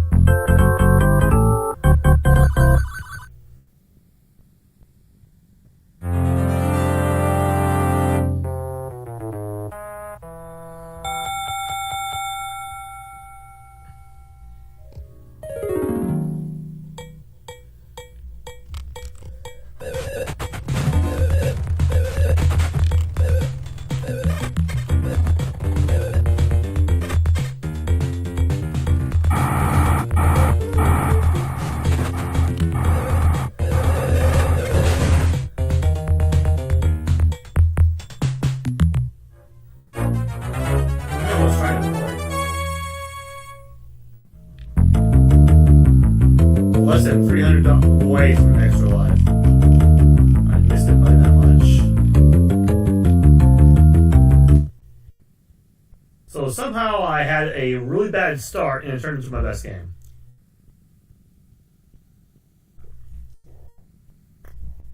So it just came down to if only my first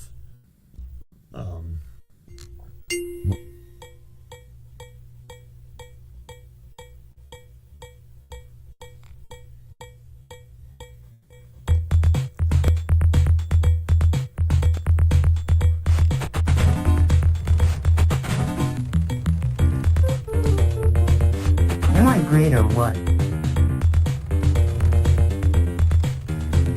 That's casual.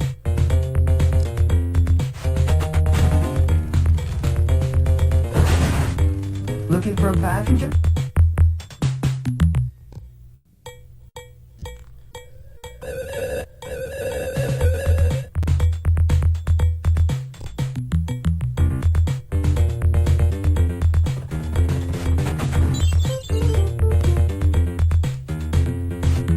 less customers. Living with a smile.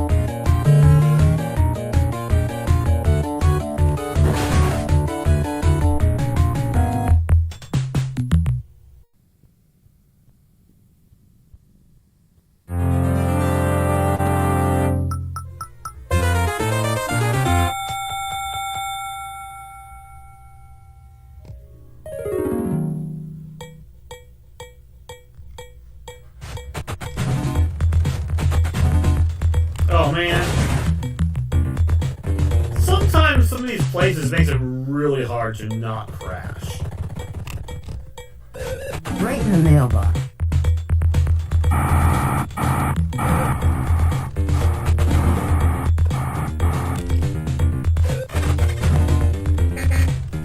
That one car. I knew that would happen.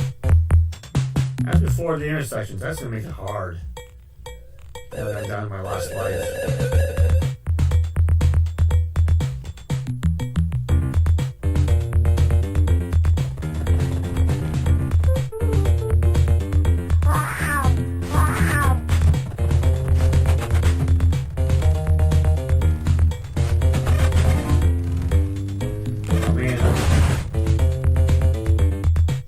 That's it. Of course.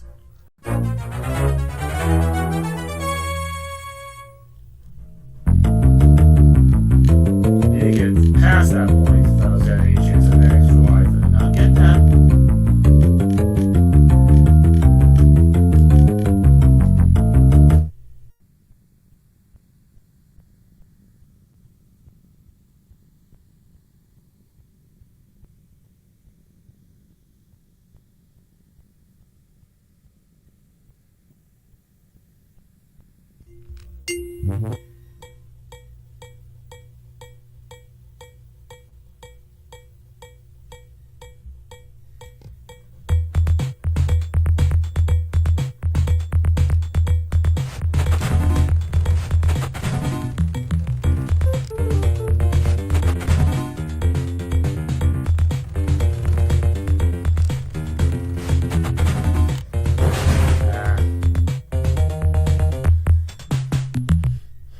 Stop wrecking on the first level.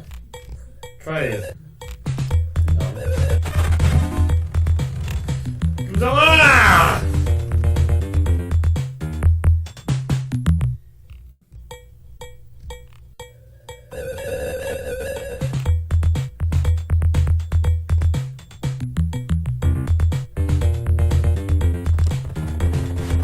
I didn't either.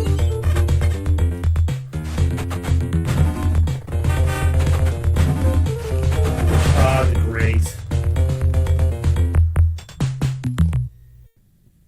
Well, so much for trying to save my lives for the harder levels.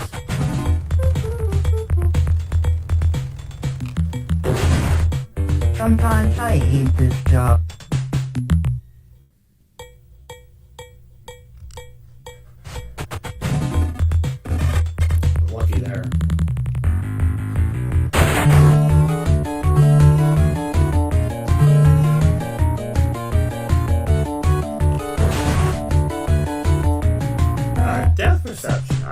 I had the ramp.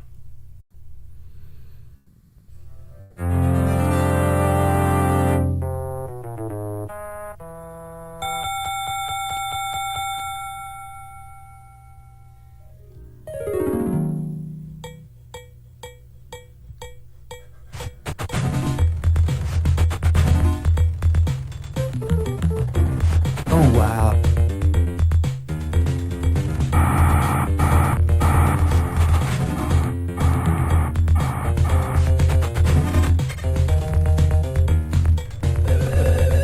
Man, the combination of that car and those cars make it really hard to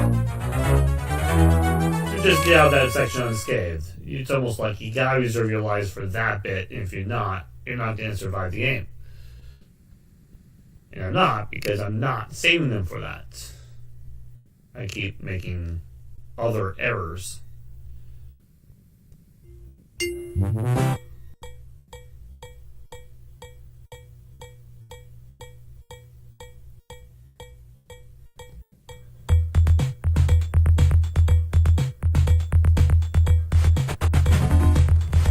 Send me the bill.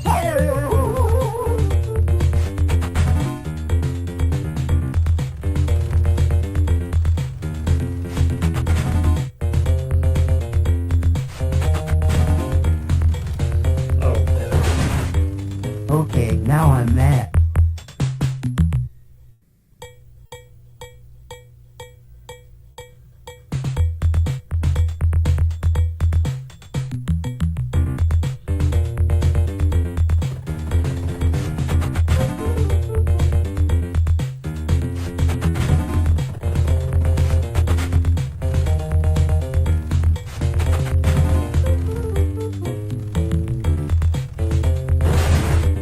Boy, what a headache.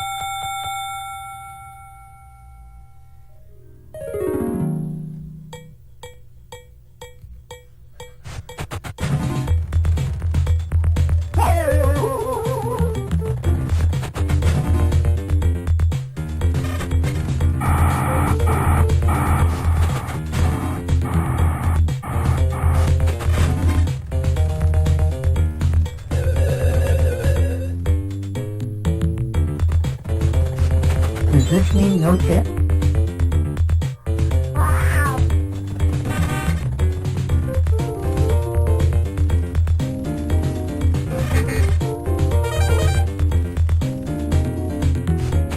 Right in the mailbox.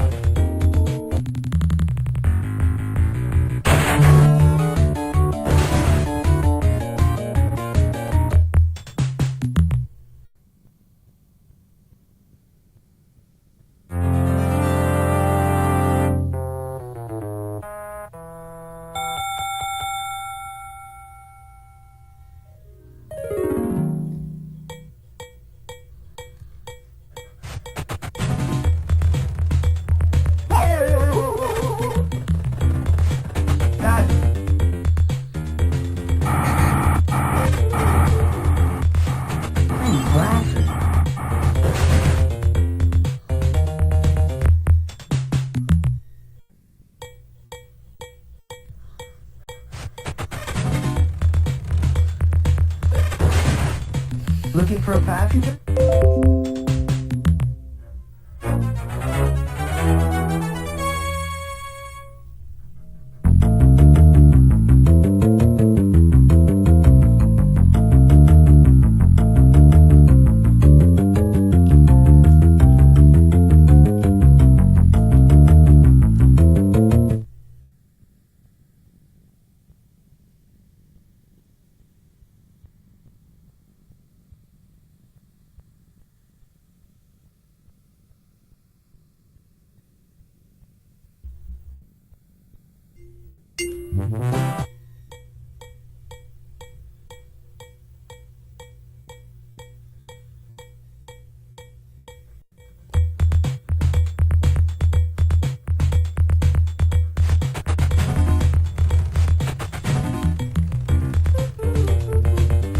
That's rad.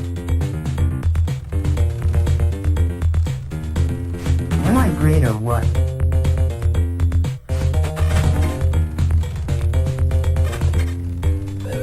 Lucky. I have no idea how I got through that. Living with a smile. Great. The frustrating thing is, like, I'm trying to, like, get on back on the sidewalk. The depth perception doesn't look like it's on a different plane. That's casual.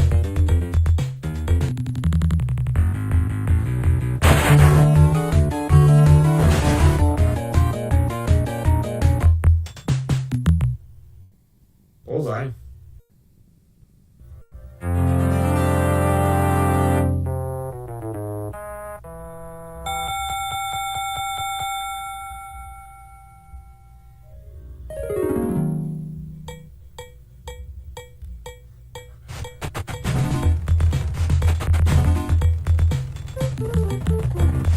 Awesome car.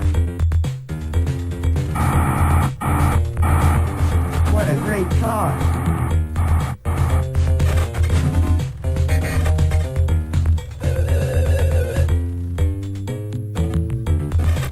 That's twice I survived that section. I have no idea how. Oops. But that section man, somehow that's is broken brilliant. now.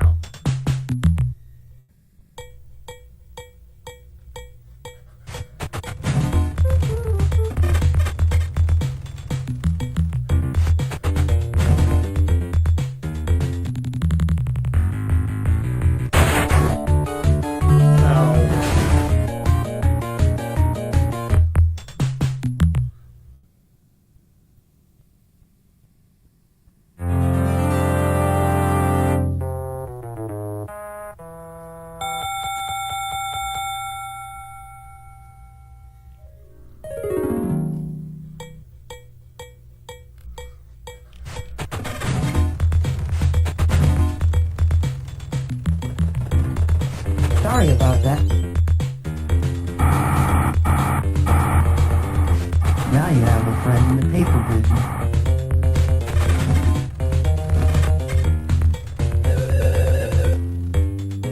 Somehow I've yet to hit there in this game. It's this coming up. And it hit me again. There I go again.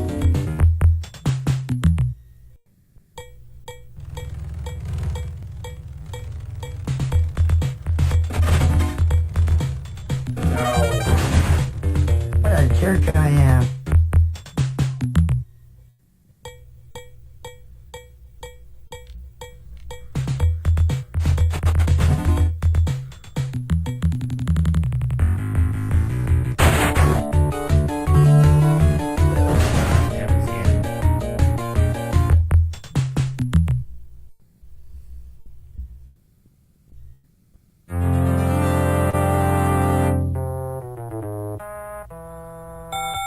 Yeah, somehow I did not think I got extra life. So now I've got to be careful the first part of this. So I can get that extra life.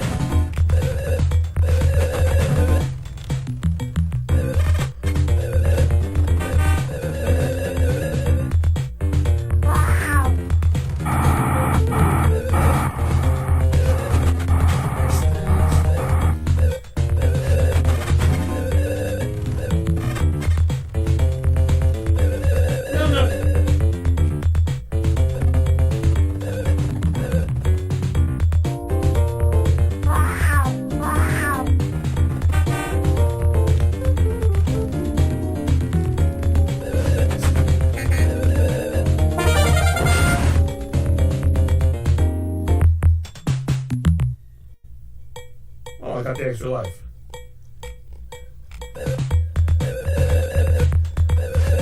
Yeah, I got it.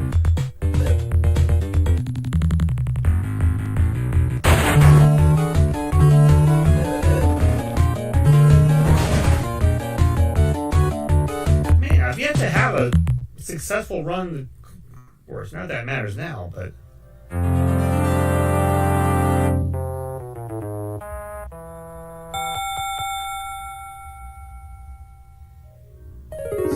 I have to get through unscathed. I didn't have an unscathed day. I don't have any extra lives. I'm not going to gain more extra lives.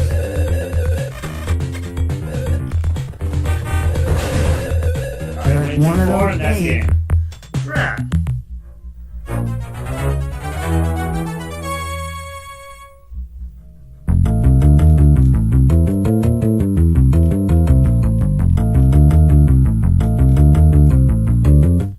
It's imperative to have some perfect runs in the early ones because obviously it gets harder as the game goes on.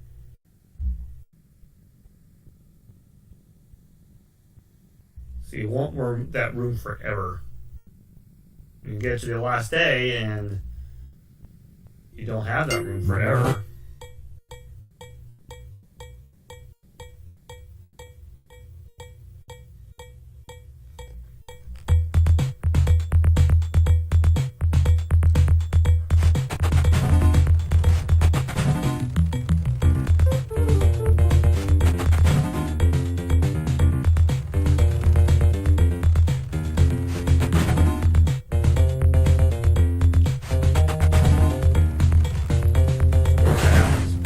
Looking for a passenger?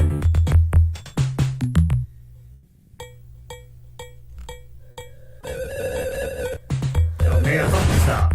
I let off the accelerator. There is no brake, by the way. There is no brake.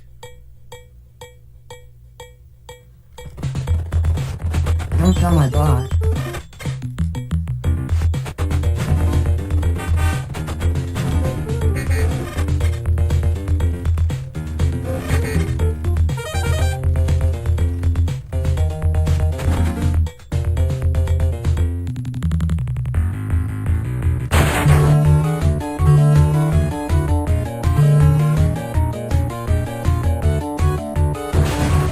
Again, depth perception. I was absolutely certain I was on the ramp. How was I not on the ramp?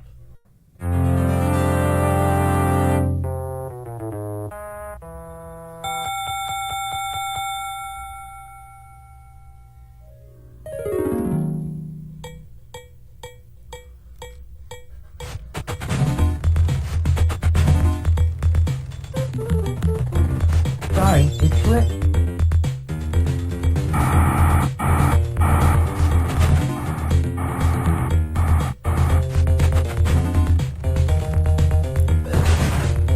Whoa, where am I?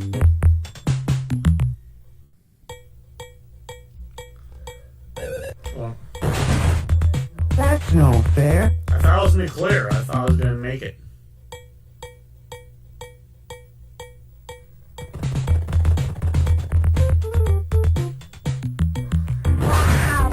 That's not my fault. No, it's not.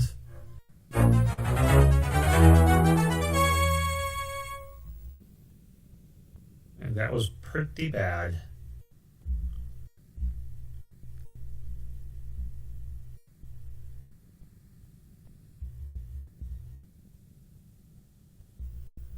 Let's give it maybe one or two or maybe three more. Well, depends on how well we go.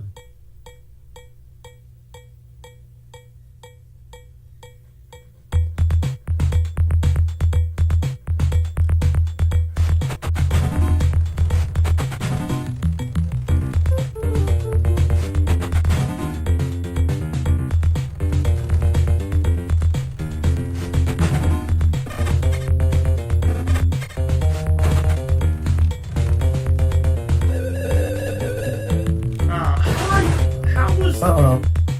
How did it hit me? I thought I cleared it.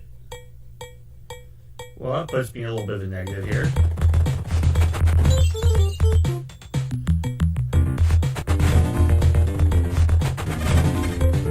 I don't know why the sound of What a great song. the sound less breaking. It sounds more like birds chirping.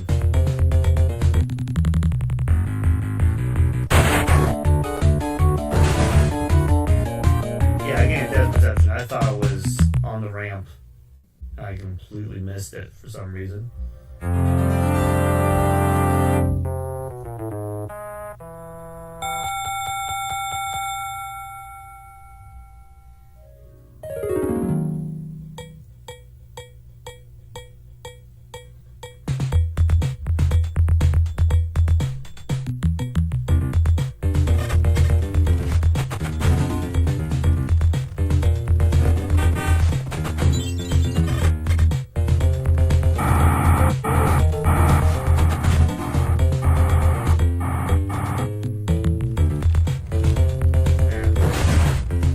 Oh wow, that's what I get.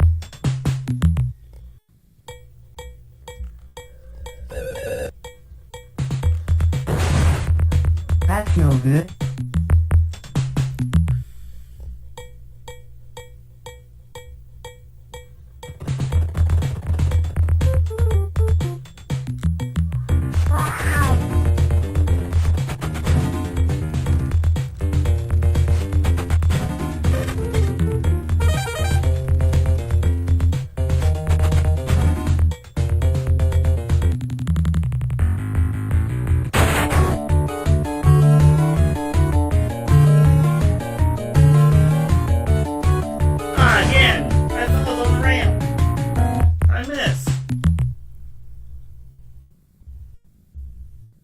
I'm on a roll with just missing these jumps because I'm just not seeing.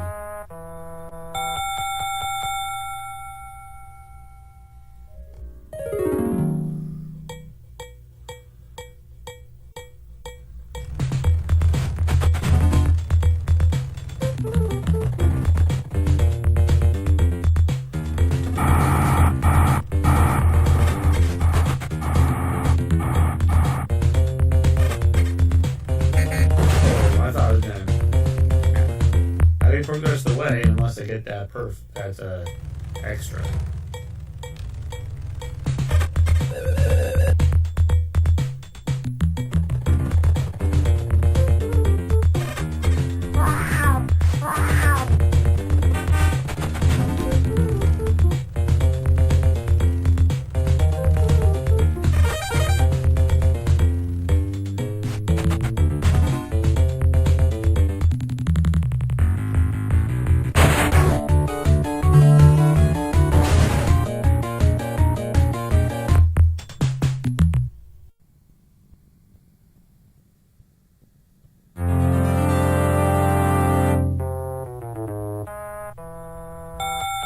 That's not a good situation.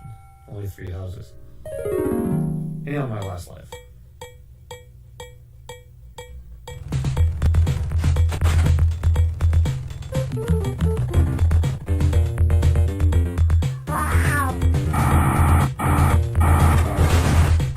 Does this mean you don't love me anymore?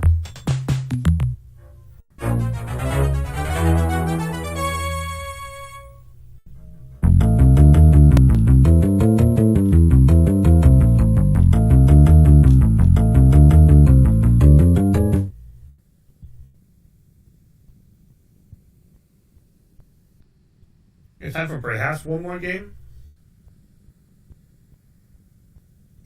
Don't know what happened there.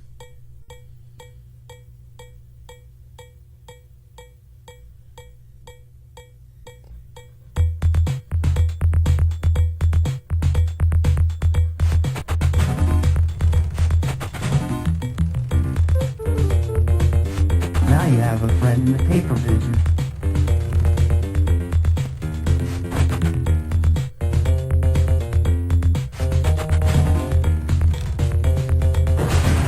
Again, What a jerk I am. unless I was on the other side of the road, how was I supposed to see that coming?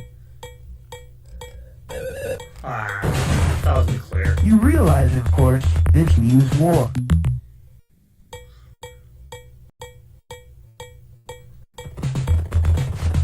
I need glasses.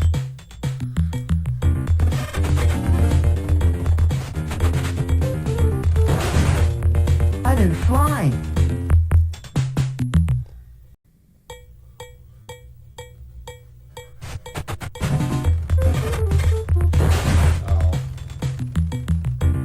Again, again, I think I'm in the clear, and then I'm not.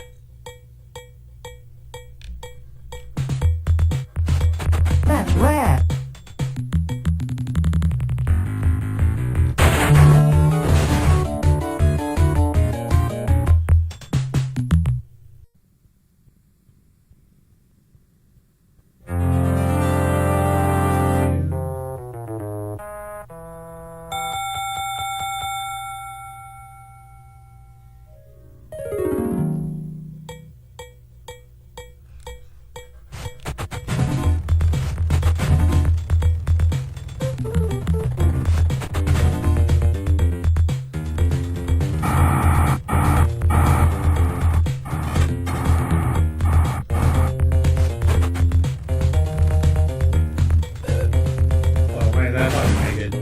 Oh wow, that's what I get. Is it late? We can have time for one game. I thought that was it, but that ended up being quick for unfortunate reasons.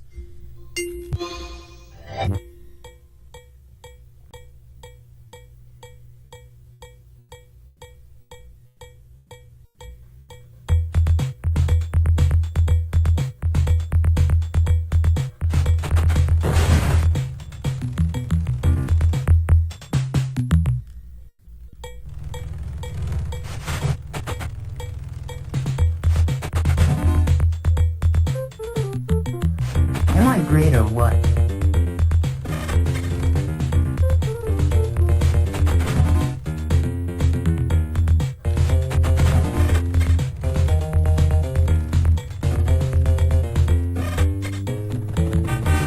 Does this mean no tip?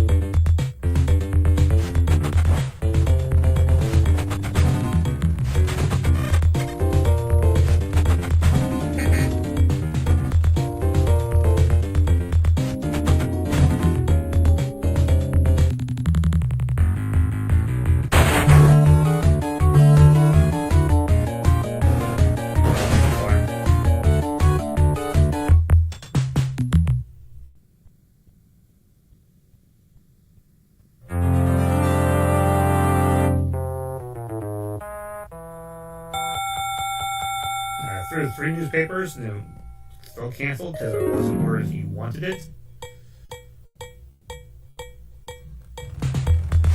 Sorry about that.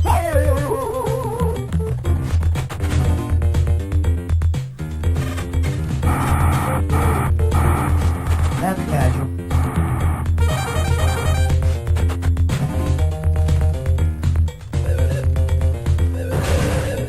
There I go again.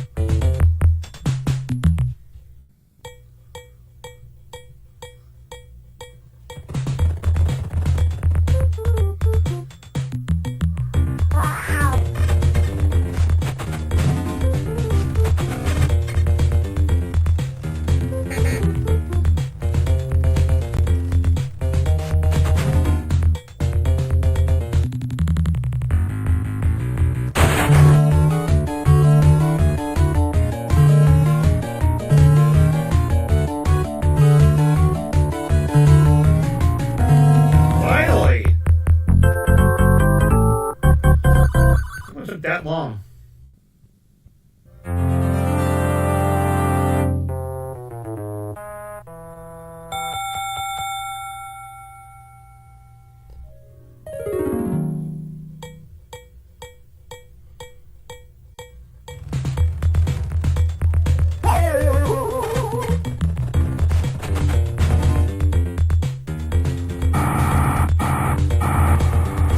Awesome talk. I thought you said. Boy, what a headache.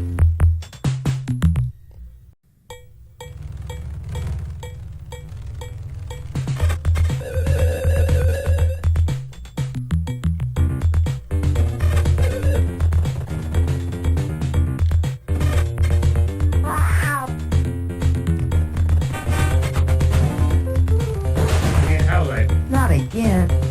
So let's keep track of.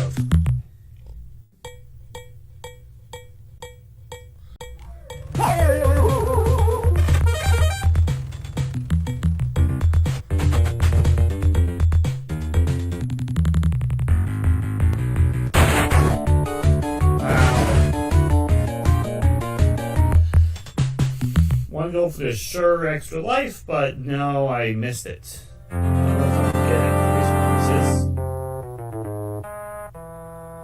Not. So Thursday had to be perfect. I don't think I'm going to be able to get through normal play.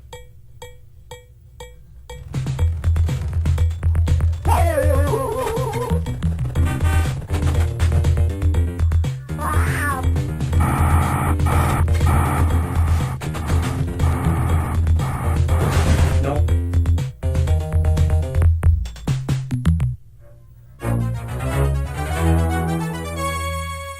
So 11,000 was my highest. That was my third highest I just did. 11,650. That was the closest I got to getting to the end. On at least one street. There's actually the Mill Road and Hardway. And I can think and figure out one of those difficulties. I will say, those streets are not a straight line if you want to play this game for yourself and play some of the hard difficulties I just did. The easy way, if by chance I succeed, easy way would have given you a chance to do the hard ones. But yeah, that was game number 193, Paperboy. And that completes the previous broadcast.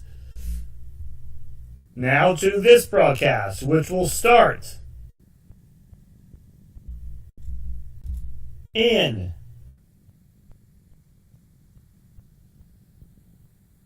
20 minutes.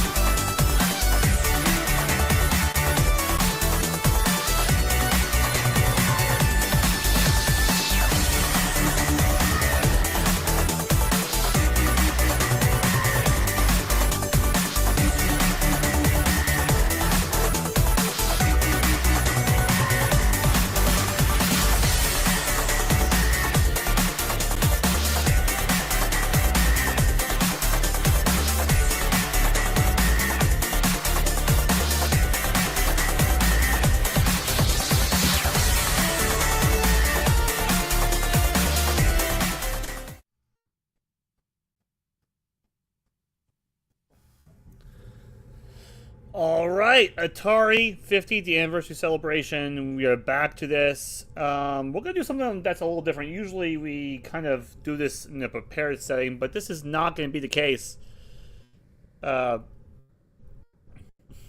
We are going to do this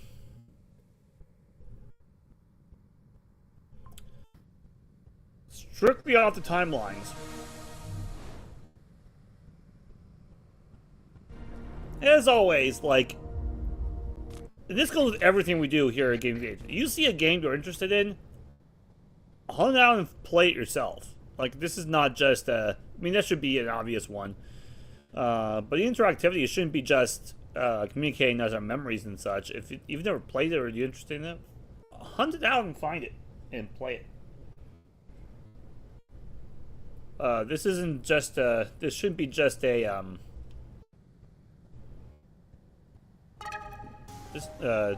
This may not be just a program for you to find your favorites that you've played already, but also new favorites that from the past that you may have never played. Now they have the explorable context, you may give it a shot. So the Water World Atari. One moment. That should not happen. I'm going to go back. I know I paid for this already.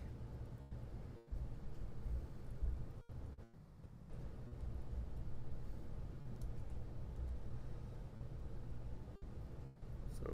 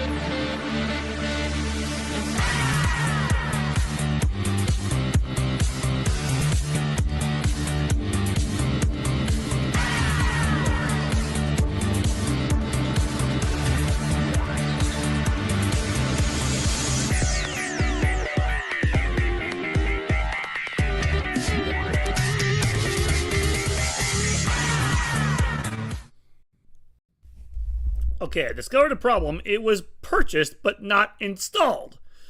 So hopefully that fixes it.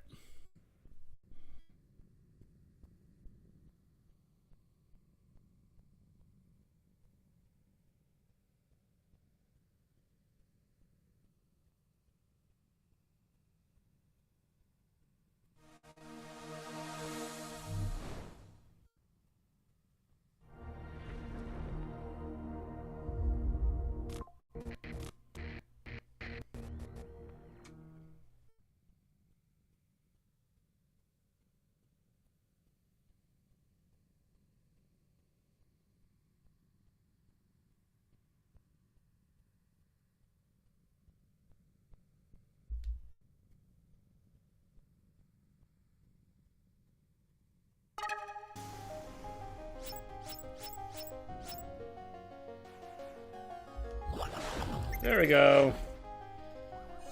Aha! Now we got it to work. So just blow this one by one, and as I said before, you know, we'll definitely encourage you. We're not going to take a very close look at the scans, so if you want, and some of the images, we're just going to breeze through by those. So obviously, if you want to take closer looks, obviously, you can probably look it up online, but the best bet is to get this collection. And the DLCs are not that expensive. So you get this. And this itself, I think, is like, what, 30 bucks, I think? So with the DLC, it's less than $45 before tax. It's a pretty affordable collection. You get a ton of games. And obviously a lot in the history without it, as you've already seen, as we've been breaking this down. So we go back to 1976, before the 78...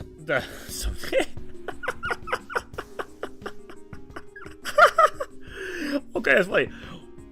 We, in our normal Gaming for the Ages timeline, are still in 1985. Okay? The Atari 7800 has not come out yet. So that's just funny. From arcade innovation to console domination, Atari defined interactive entertainment for millions of people. Over the years, the company's legacy has been extended and preserved by programmers, players, and ardent fans who identify as both. Not only did the Atari design and manufacture games in the 1970s, but the company did maintain machines at locations around Northern California as an extra source of income. A steady stream of new coin-operated titles became essential to the young company's success. One of the Atari's biggest successes was an even bigger surprise to Atari's lead engineer. Alucorn explains how Breakout came to be. Remember, we played Breakout way early in the opening episodes of Gaming Through the Ages.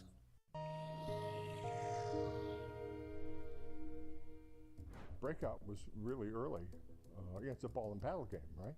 And it was really an idea for Nolan to do that. I mean, he had a lot of ideas. And he was the guy that went around me and corralled Jobs into designing this, not knowing that Jobs wasn't an engineer and couldn't do that. And Jobs wasn't about to tell him, but his buddy was, who was just the sweetest, brightest savant. And I come in and Steve Jobs says, "Hey, look at this." And here is a finished game, Breakout, that was not under development. Understand, typical games took a few months to develop. It was like, got dropped in from outer space, finished game, working prototype. What? And Jobs says, yeah, he claimed he designed it. No, he didn't. Bullshit. And I found out later that because Woz was coming in at night, he's working at HP, and he liked HP, but Atari was a lot more fun. So I go in and there's a finished game. I'm going, what the?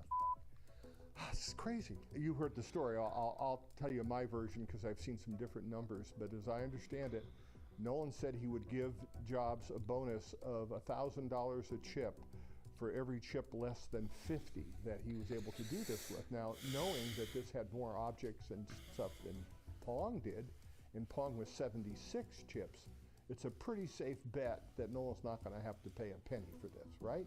Again, Woz is one of the most gifted, brilliant men engineering. Woz designs it with like 24 chips. Now, Nolan didn't say you had to be able to buy the chips. So some of the chips were chips out of Hewlett Packard that you couldn't get.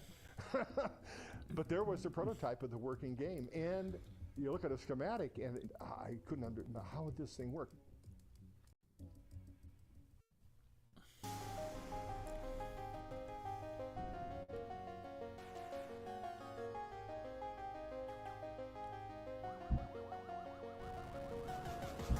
Oops. Arcade games with simple graphics often use the cabinet's marquee and side art to convey a story for the game. For Breakout, the image of a prisoner smashing their way through the logo suggested an exciting escape narrative. Merely seeing a ball bouncing into bricks could not.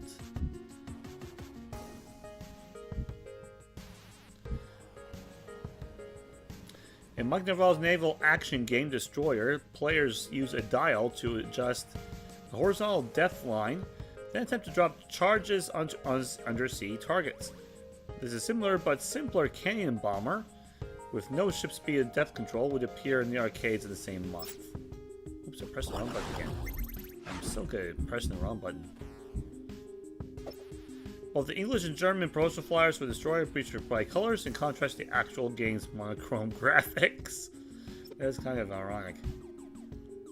I know what they say about irony. It's the opposite of wrinkly. Alright, let's see how much time we need to get Destroyer.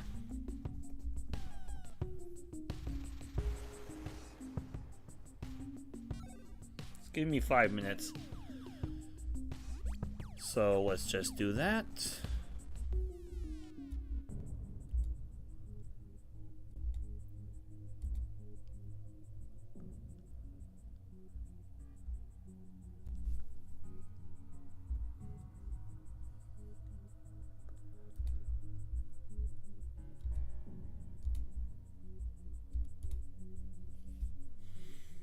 All right.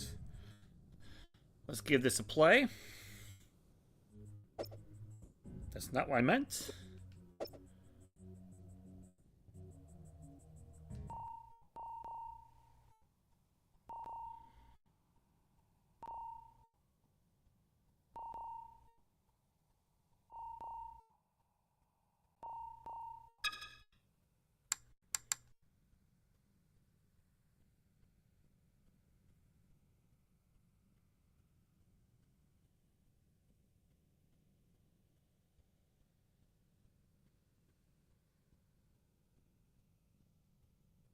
This is gonna be... I know if I'm gonna enjoy this one.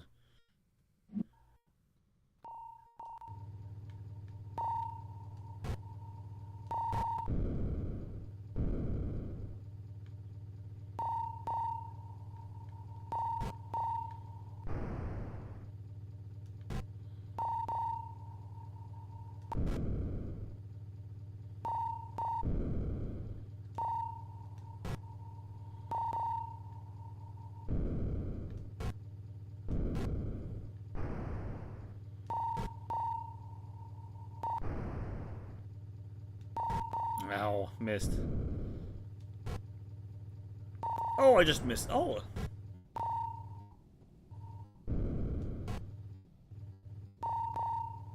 Nice.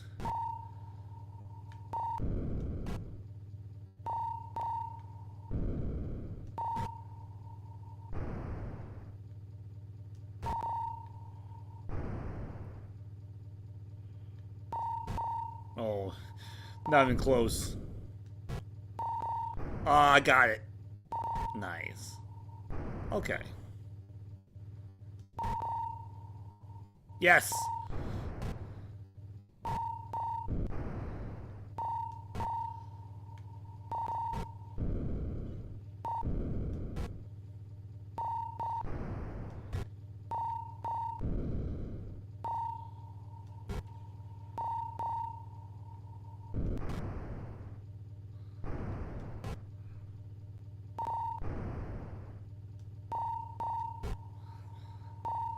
I wasn't paying attention to the boat.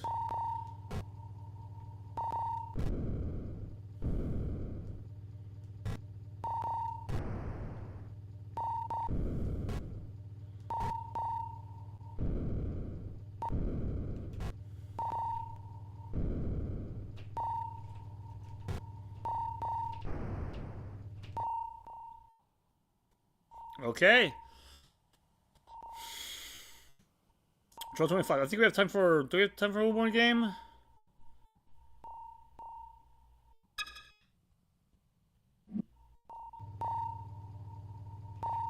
Yeah, we do.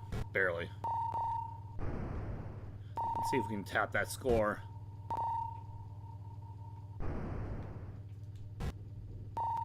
Oh, I have no idea how I got that.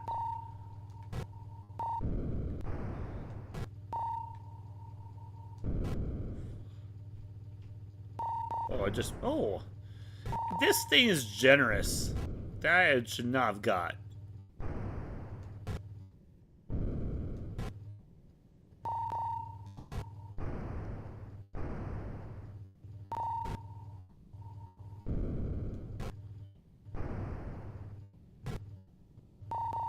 Oh, just missed. Oh!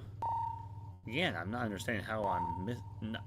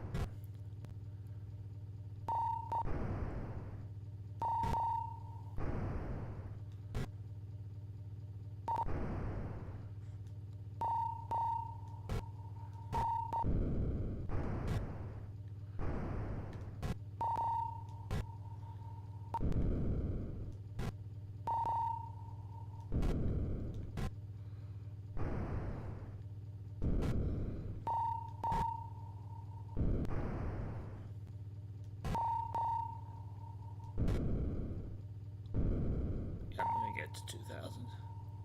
Stand play, okay. Because I reached the goal.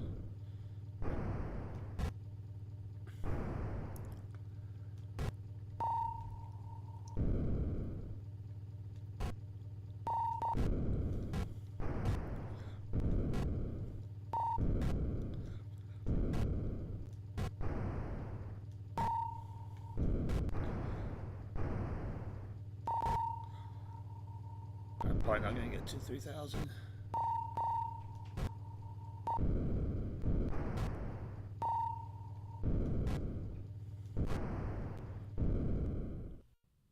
And that is game.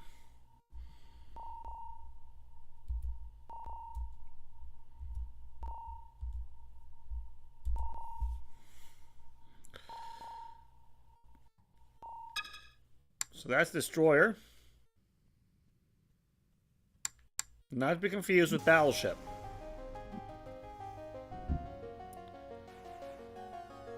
Superbug. Before creating Fire Truck, Wendy Allen made the single-player driving game Superbug.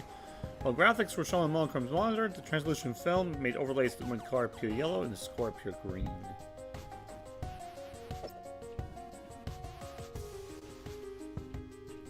So he illustrated the VW Beetle for this Superbug marquee, based on the design concept by everyone.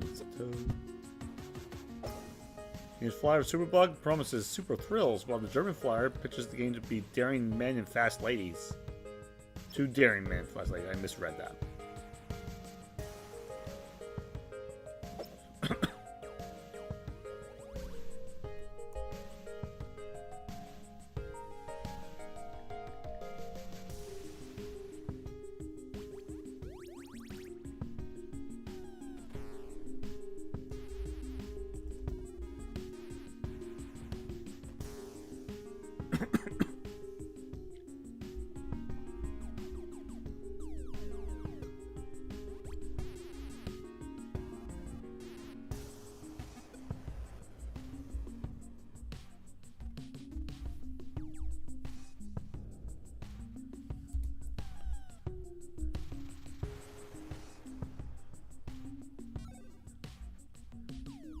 This is going to be another 5-minuter. We have a lot of 5-minute games, I think, today. There's also going to be a lot of games that we've already played on the Atari 2600 Mini. Those we will skip. We'll touch on them, but we're not going to play them.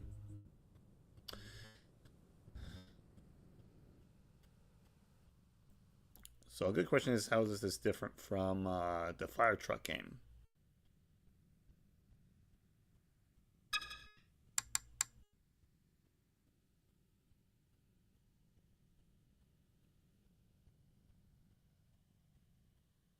Oh boy. It's a lot to remember.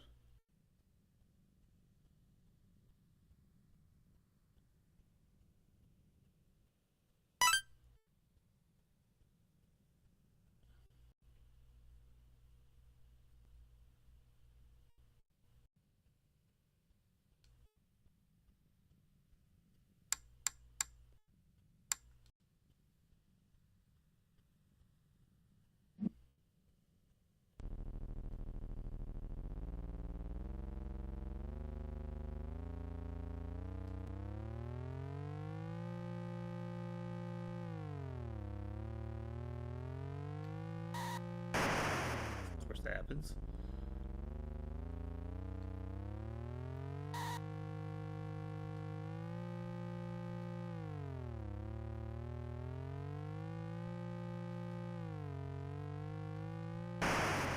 Okay, went too far.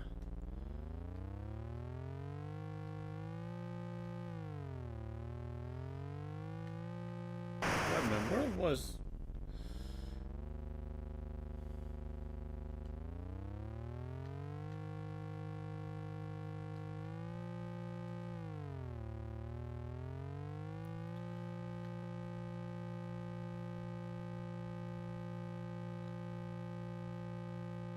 Imagine going full speed just because I know I'm going to hit a wall.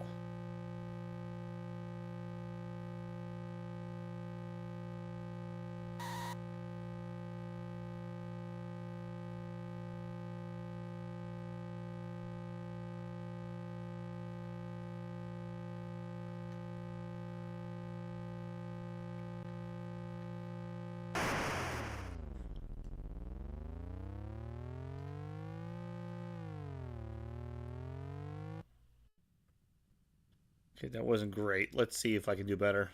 That was 70 points.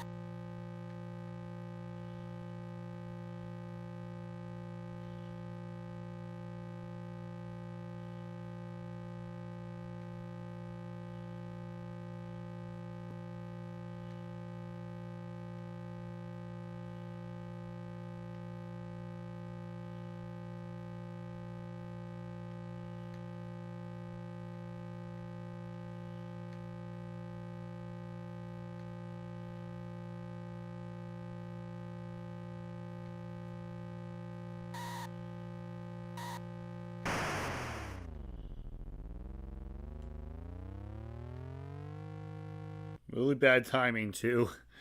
Have a crash right at the end. That was Super Bug! Yeah, we don't have enough time to do another game, so we're gonna call it early.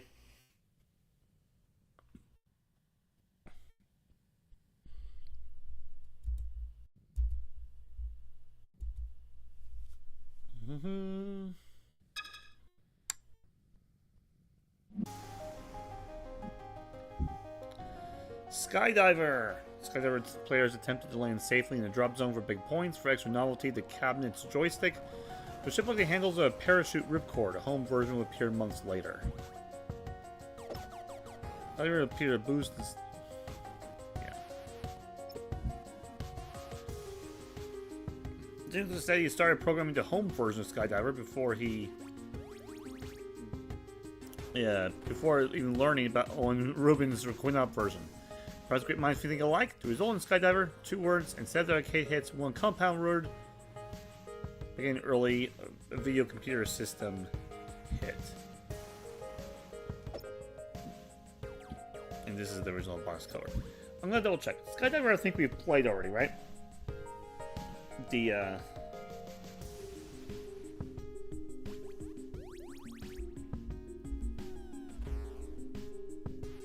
Yes, we have. So, we're not gonna play Skydiver. But we are gonna play Skydiver.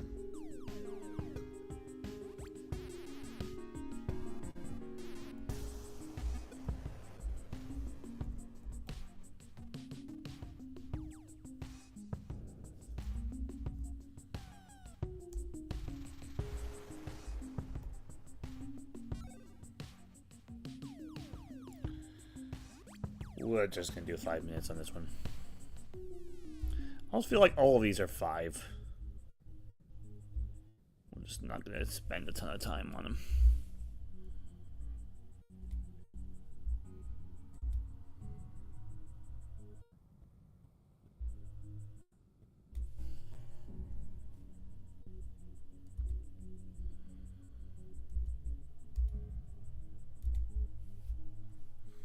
Right.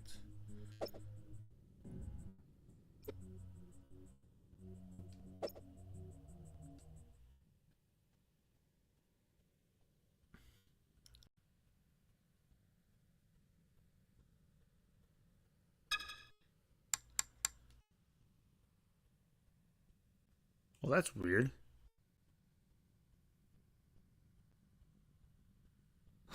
The right stick is to open the parachute. That, to me, doesn't make a whole lot of sense.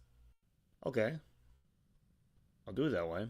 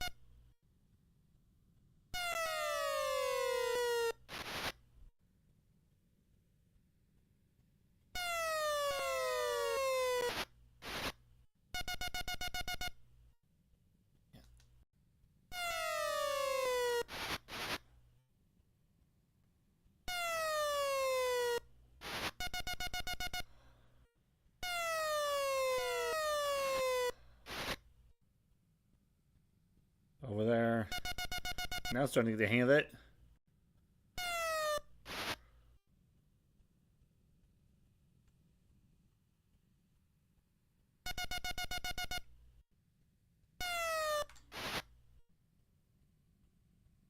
Come on, wind. No, the wind's not going to help me. I did not beat the computer. Let's try one more time. Oops. Wrong button. Wrong button again.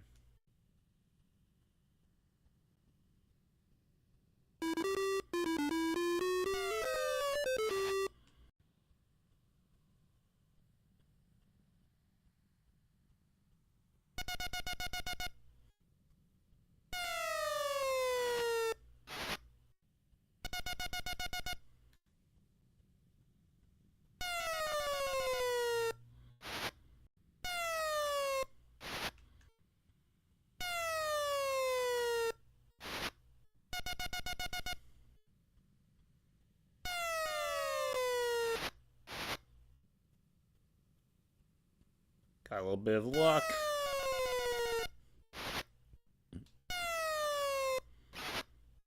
No, that's gonna be a miss. The wind was not on my side.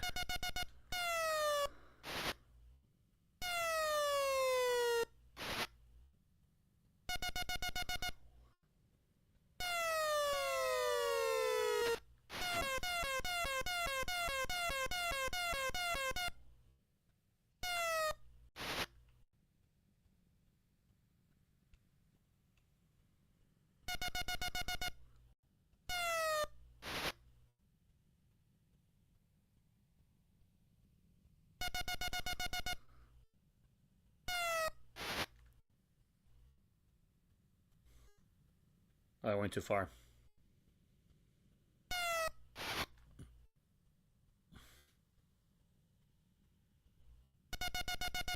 That counts apparently. Wow, okay.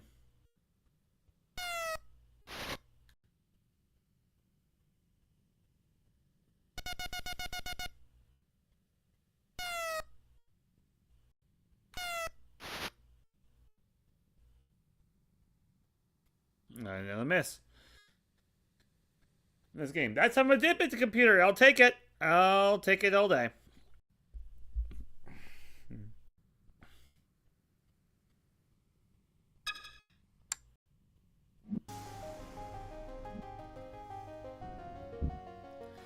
Now we have Avalanche, also from 1978. Avalanche players catch rocks that fall from the top of the screen as speed increases. Rocks become smaller, intentionally and irritating. White noise becomes progressively louder as the break player's concentration. Larry Kaplan cited Avalanche to be a direct inspiration for his activation game, Kaboom, which, as you may remember, we played earlier. Avalanche promotional flyer notes players may play Avalanche indefinitely as long as they don't miss.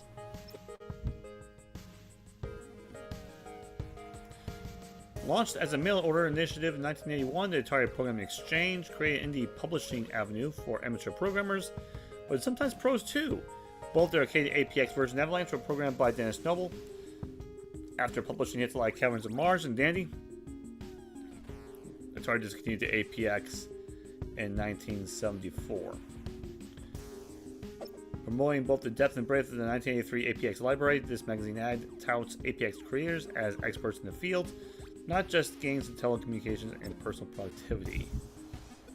Let's do the arcade version first. Let's see how much time we need.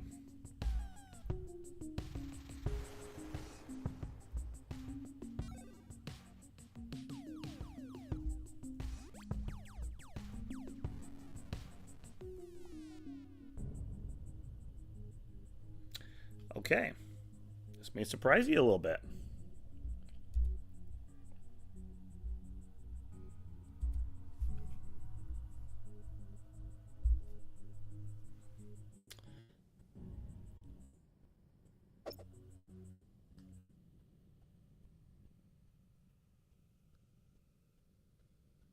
All right.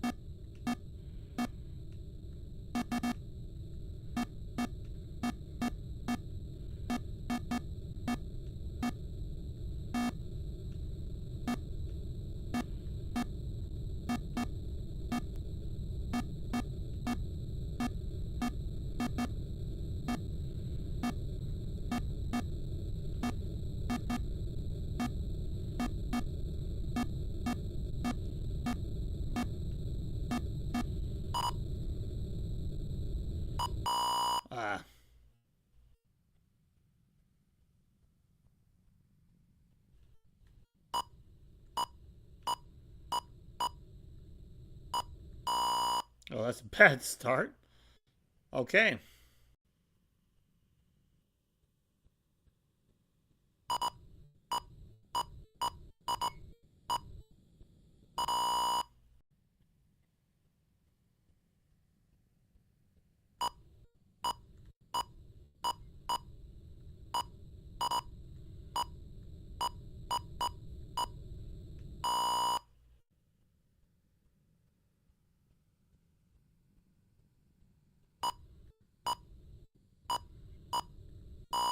Hmm.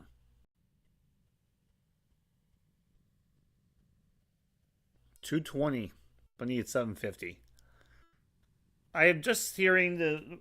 No, as you know, I'm making chicken wings right now. It is almost done, so I have to attend to it. So we have to take a temporary timeout to work that. The clock will continue to run. So this unintentionally might have been the last we do of this version of Avalanche. So it is what it is. Just circumstances. I'll be back in a bit.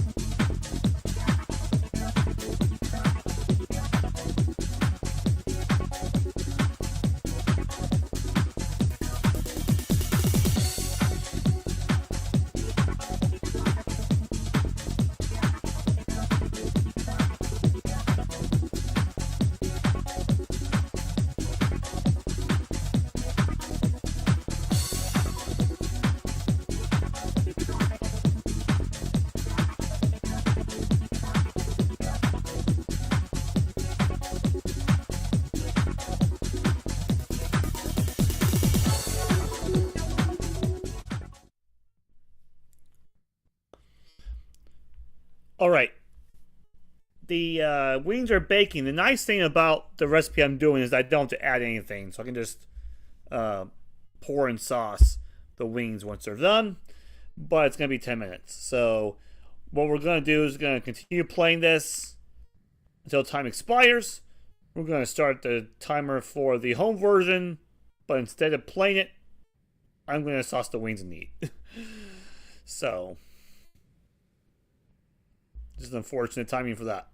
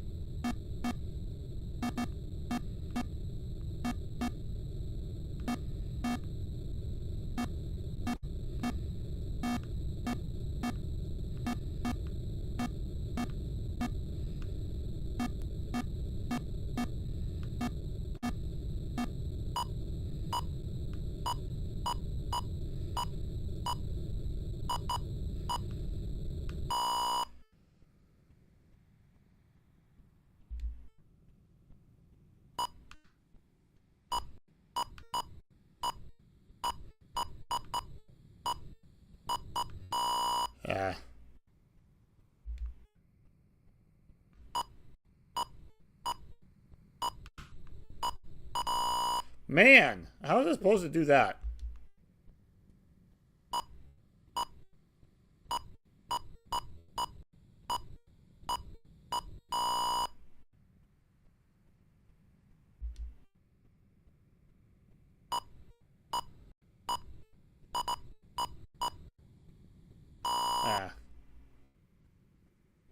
That's game already. Wow. Better than it was, but that's still not the best possible game.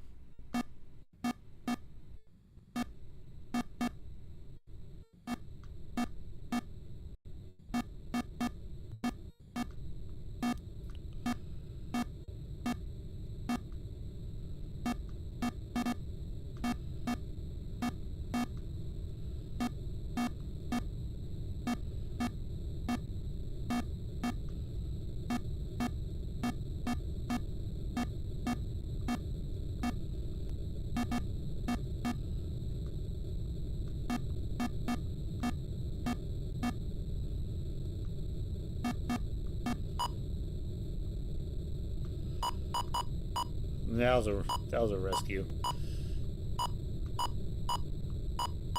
It was only a matter of time, wasn't it?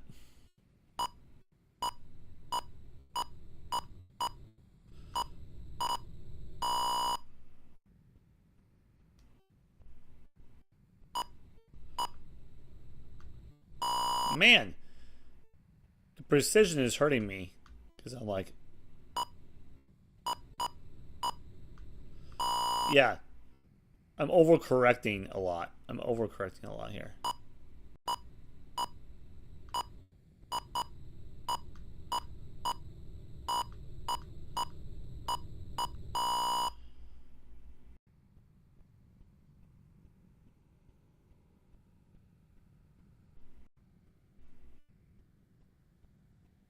See if we can do better than that.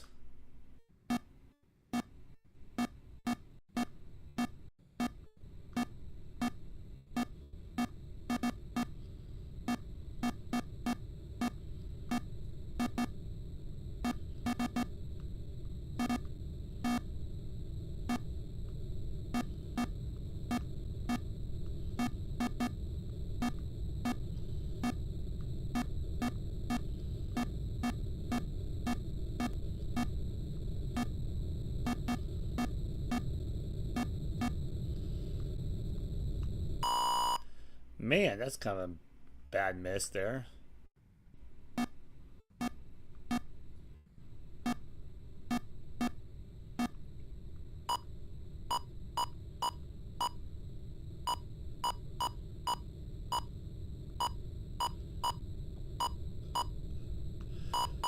I knew it was done for once I missed that other one the first time.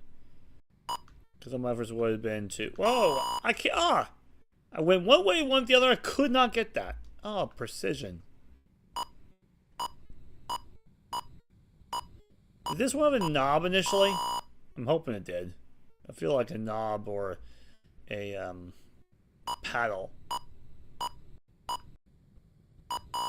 would be much better for this game.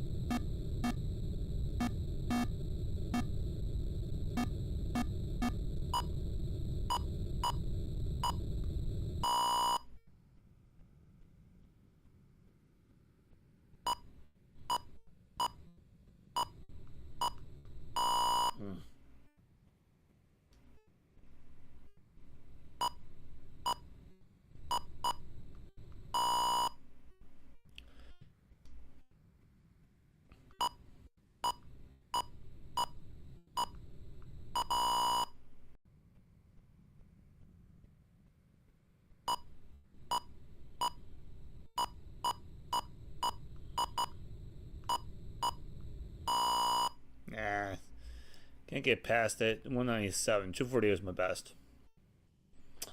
It is what it is. That was Avalanche, the arcade version.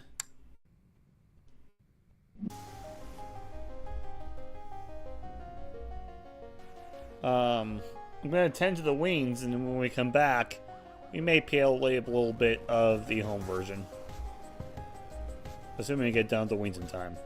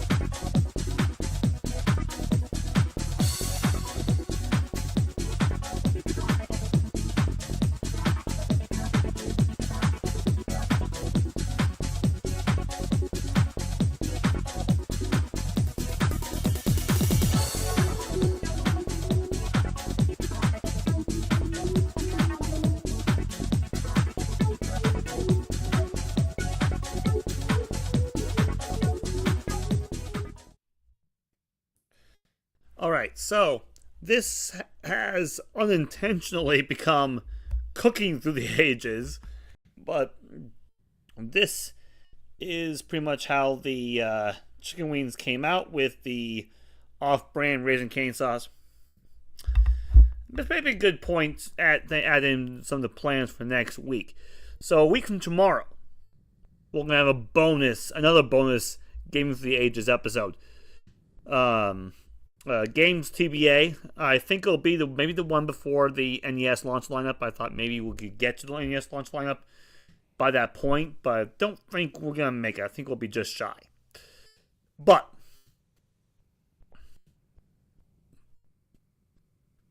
I've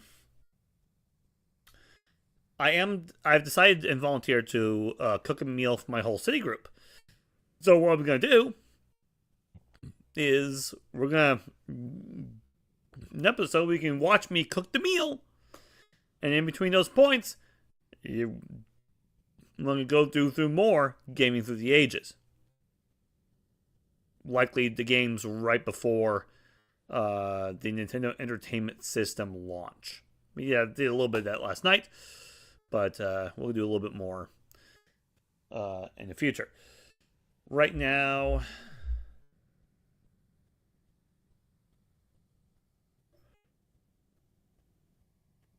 just so we have a little bit of ambiance, we'll cook. It's not going to be appropriate for me to cook and eat and play at the same time, but let's at least bring back the Atari 50 again, so you can see what we're on right now.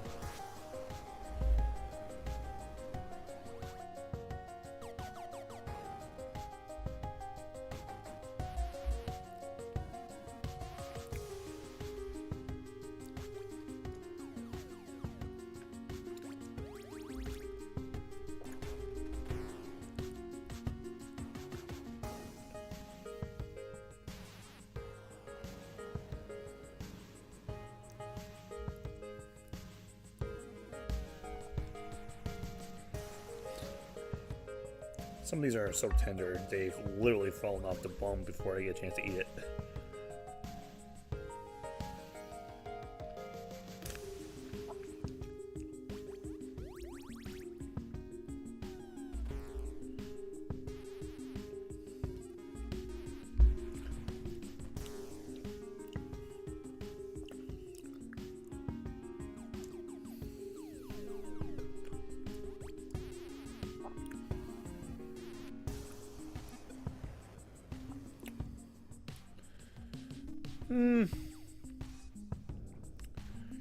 To be honest, my first impression isn't amazing.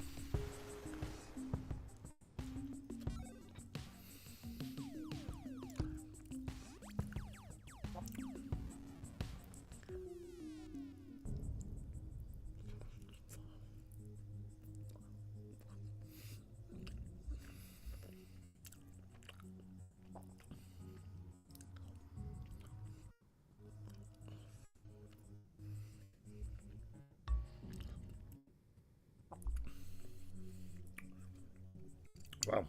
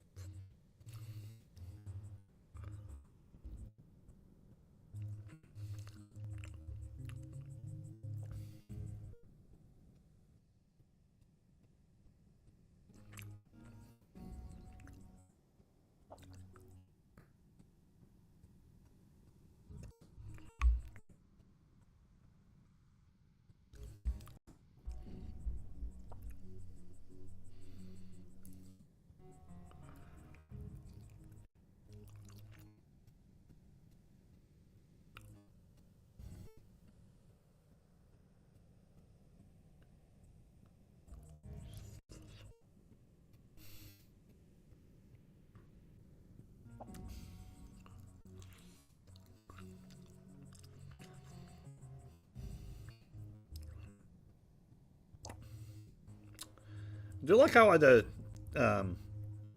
the meat tastes? The meat is good.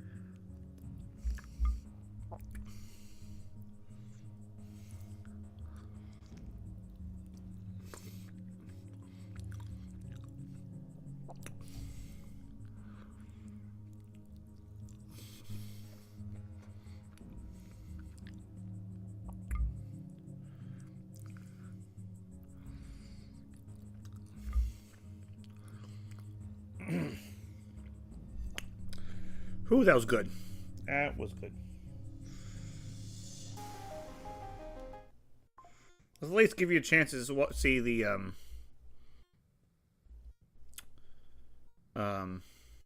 attack mode. Well, I freshen myself up a bit.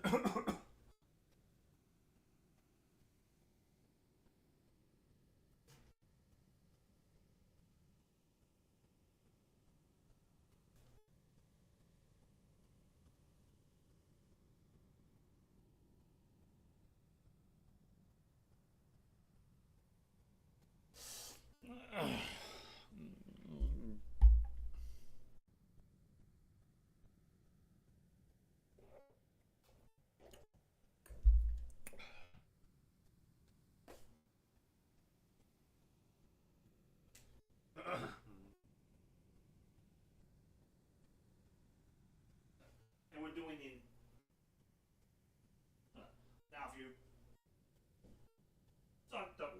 just getting a gift. That's not.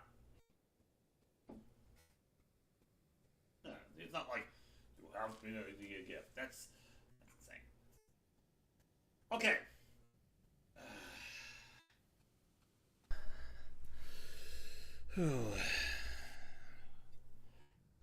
So about it, folks. I try to stay professional on this show, but sometimes, you know, when you're doing a show from home, live, stuff happens. Especially when you don't have, you know, no commercial to go to. Obviously, you're seeing how this works. It is the same thing. We're not going to be able to play because we already used up the time. So we're going to move on.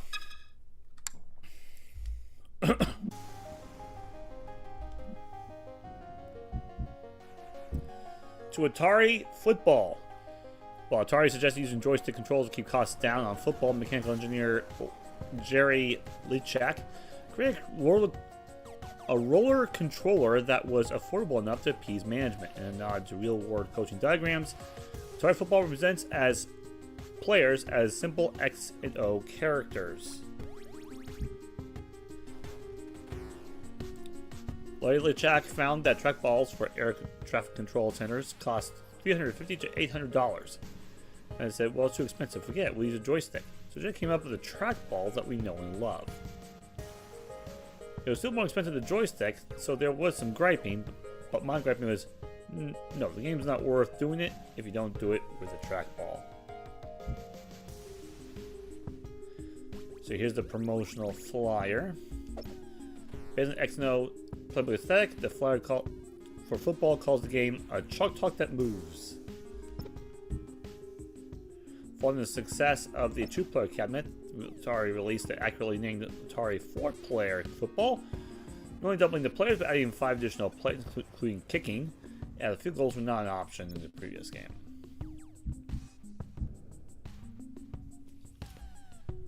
Let's see how much time we have in this one.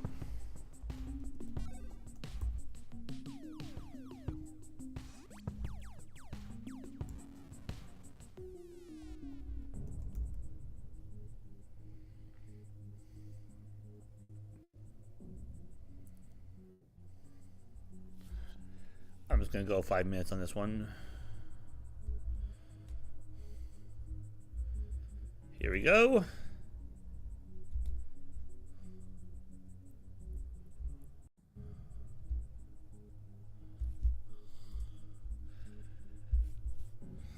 Let's play.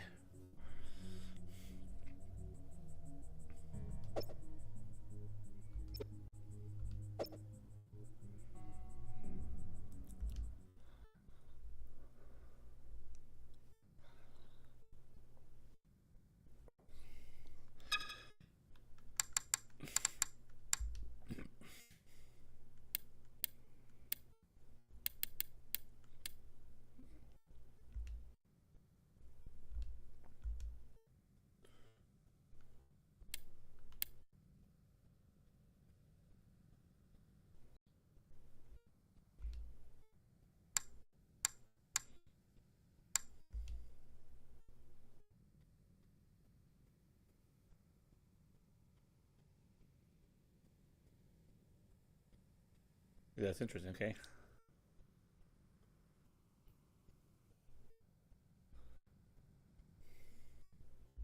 This is going to be a little convoluted.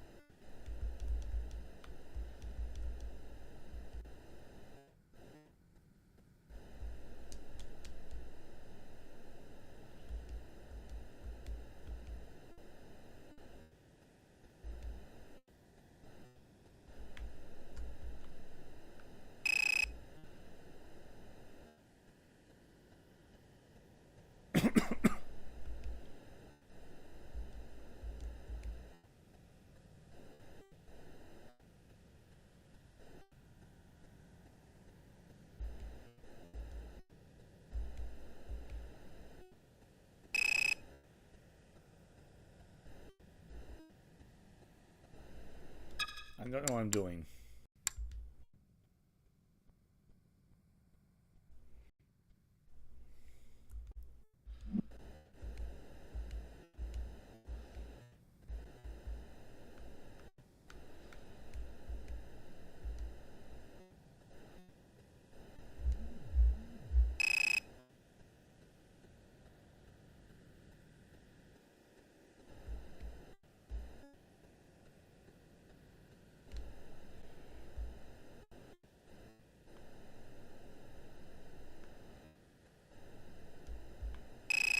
What am I supposed to do? What am I missing?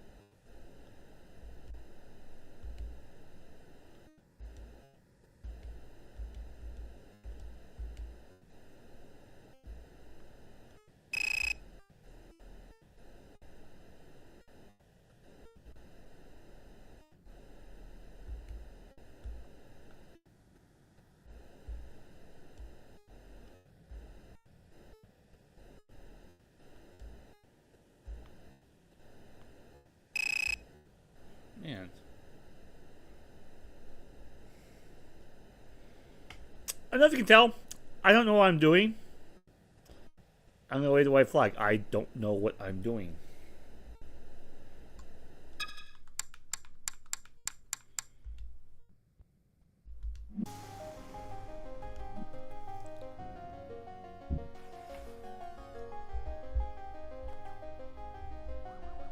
So we got one about vector graphics. I'm curious if Vectrex would be mentioned in this video. Let's find out.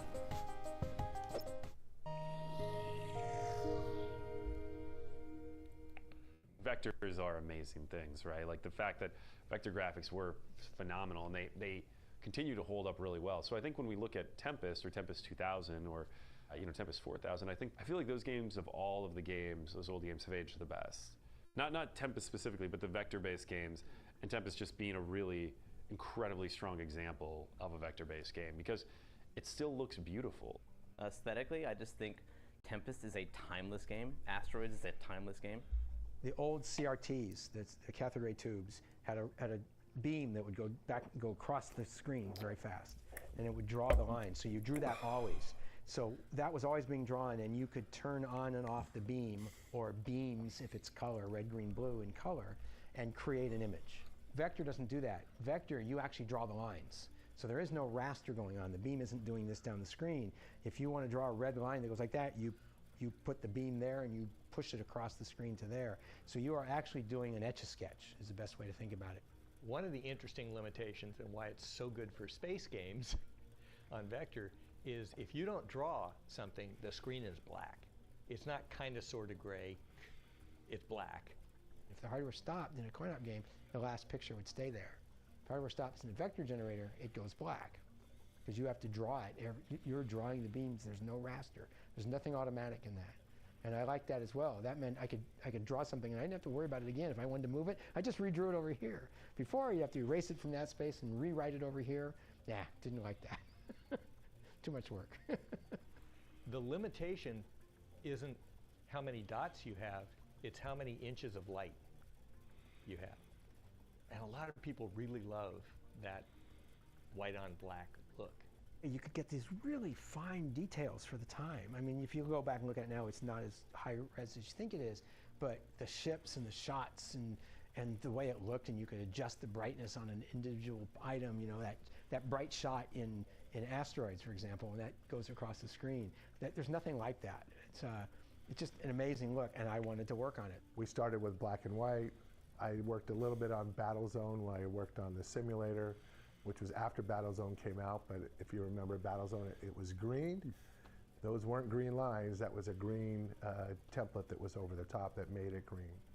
I got color when I did Space Duel, which I took over from another programmer who, for some reason, just kind of lost it and left the company and kind of evolved it from what he had started.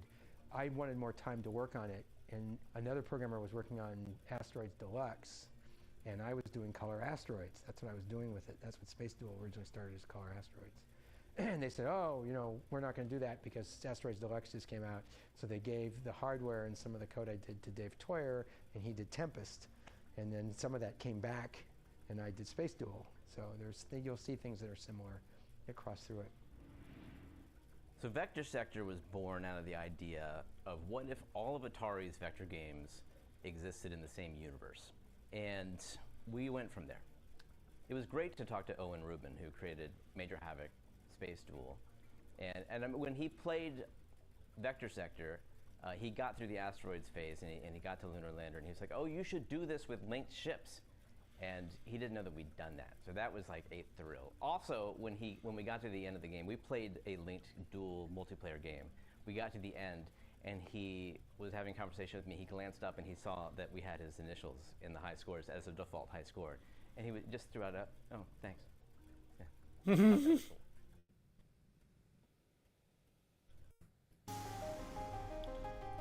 Vector Sector. Well, that's a little bit of a tease. We're not to Vector Sector yet. We're going to hold off until we get to the release of this compilation. So, still a long ways out. This Golden Asteroids cabinet marked the milestone of 50,000 asteroids manufactured. Another 6,000 will be produced before the end of its run. This special machine was playable in Atari's office lobby for several years and currently resides in the offices of Mortal Kombat developer NetherRealm Studios.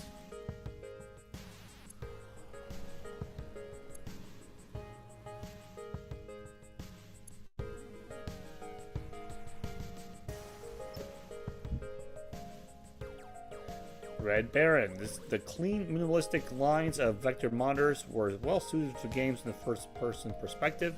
But shortly after the Bangtae's Battle Zone, Red Baron places players in a World War I biplane in a target-rich environment. Atari would return to a cockpit view in 1983 for a space shooter based on Star Wars.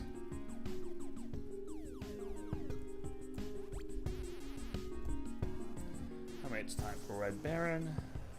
Oops, not that one.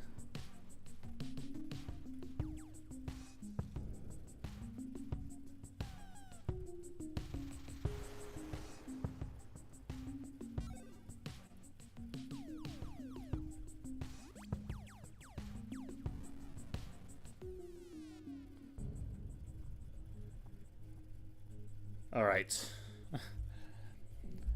It gives me 1.5 hours. I'm not gonna do 1.5 hours. I'm gonna nix that. We do not have 1.5 hours. We'll do 15 minutes.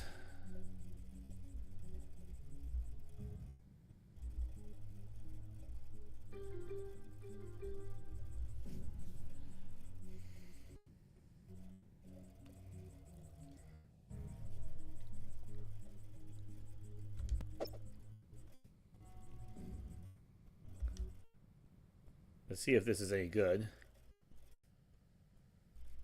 You know what, let's check the attract mode a little bit. This is interesting.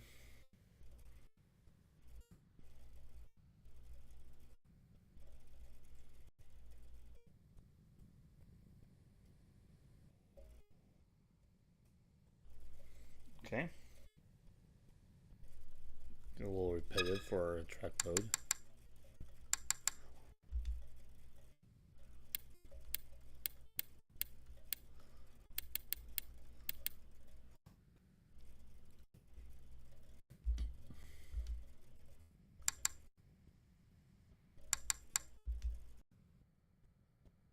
Yeah, this one's much simpler than football. I don't feel like this one is that complicated.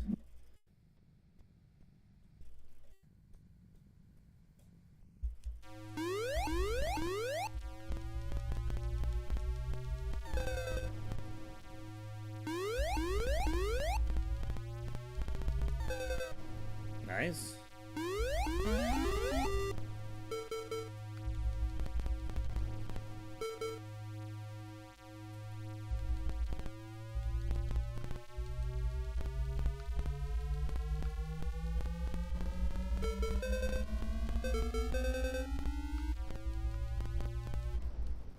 Oops. You know, just self, don't crash.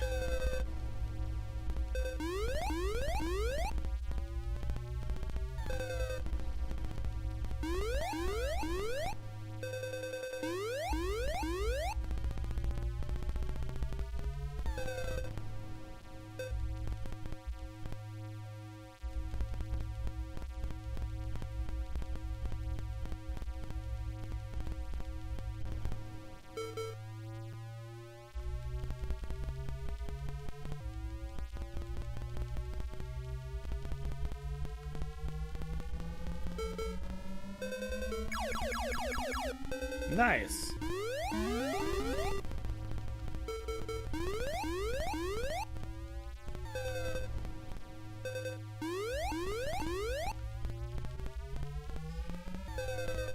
Well, that was lucky. Thought I was gonna crash.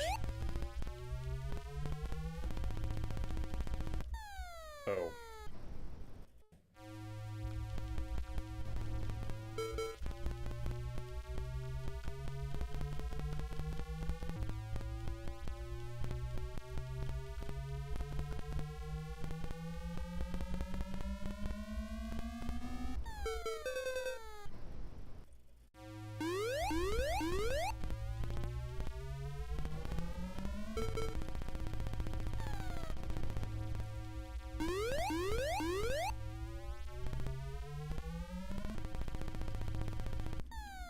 Oh, he got me.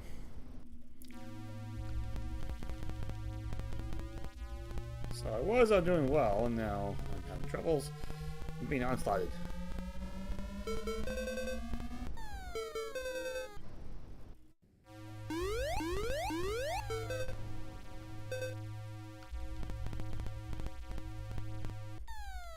Oh, did I collide?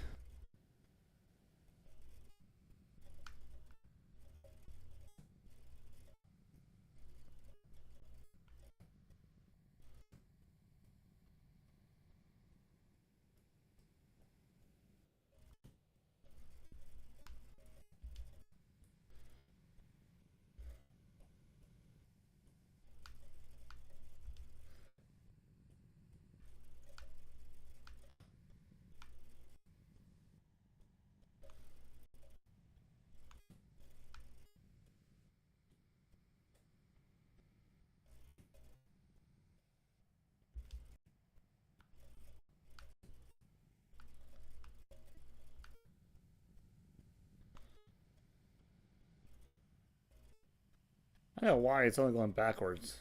It's not allowing me to go forwards. It's weird.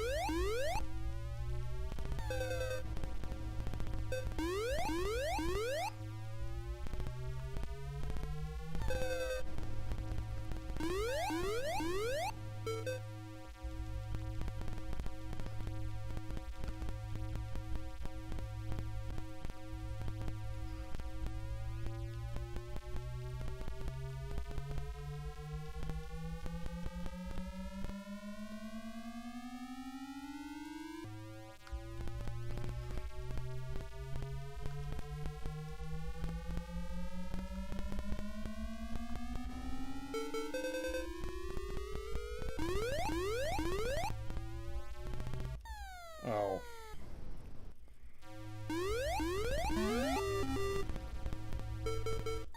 Oh man. Only...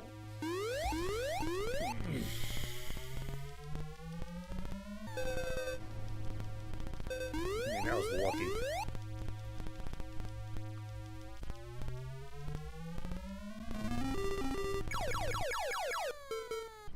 Why didn't I get the bonus life?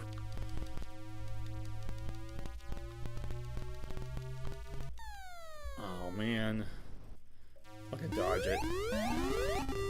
But I am not gonna ram this thing through.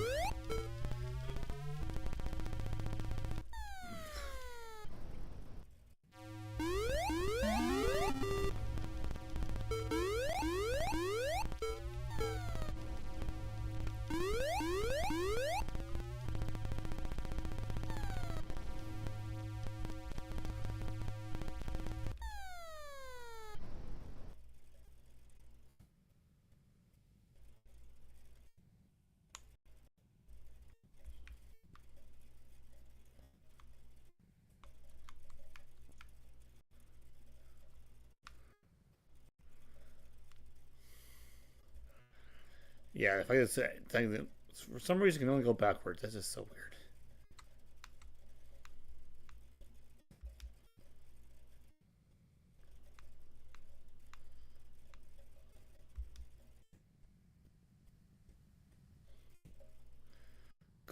I'm going the other way on my joystick, but it's going the same direction in terms of the letters. So weird.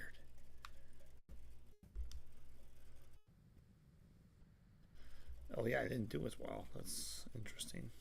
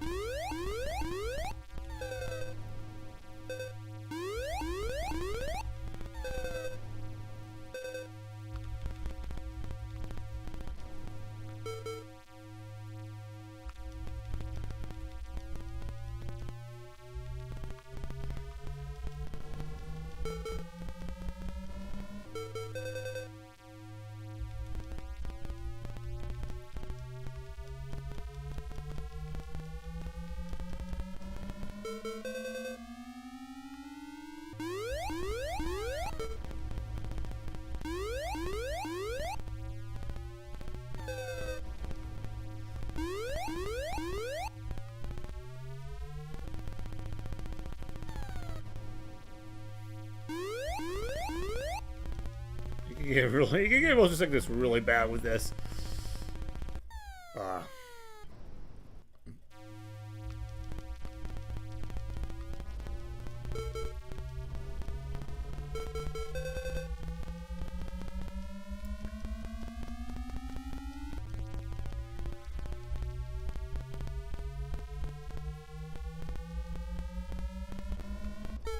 Oh man, we got each other. That's a lovely feeling.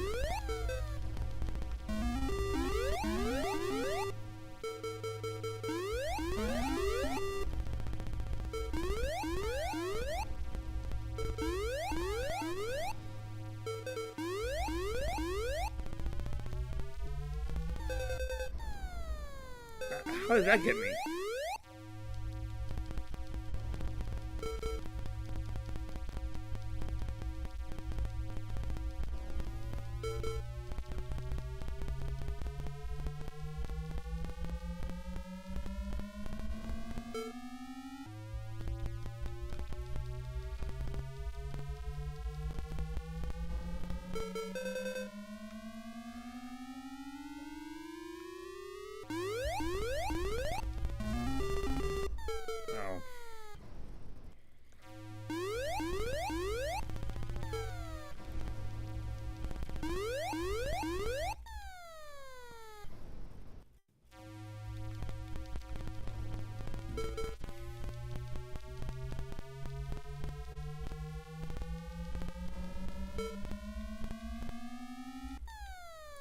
I thought I was gonna miss me, of course.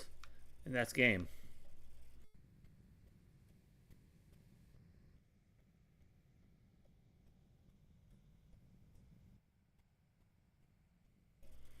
Of course. I have to go through the whole thing again because I missed it.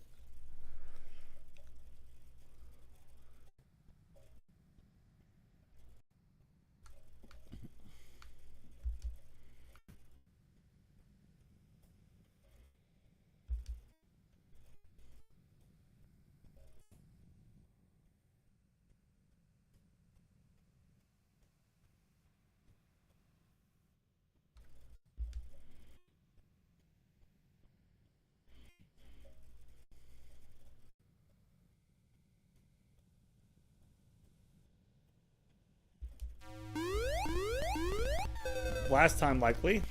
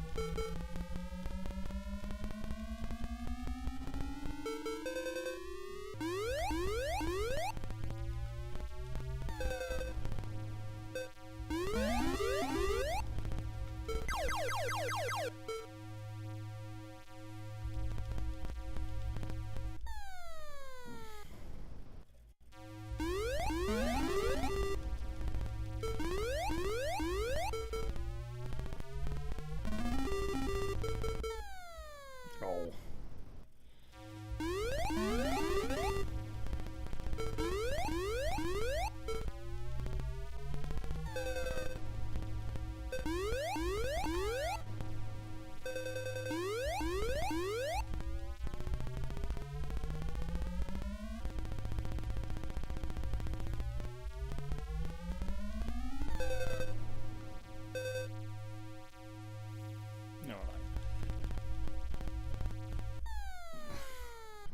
Oh, that hit me.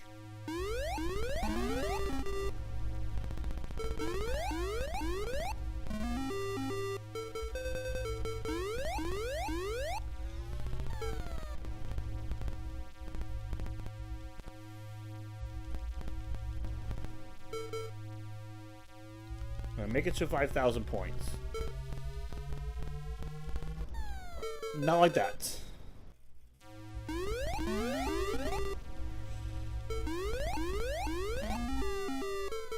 Well, got to 5,000 points, big crash.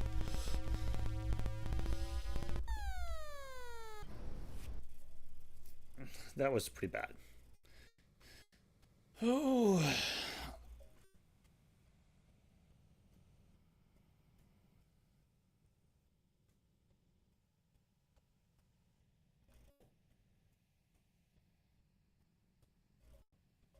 Of course, that happens again.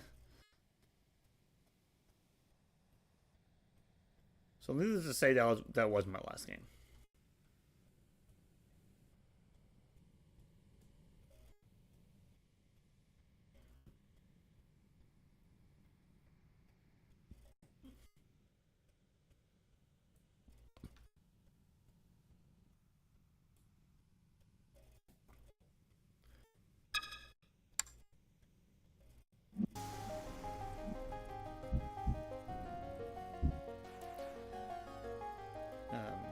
All right, the coin-op division, the consumer division.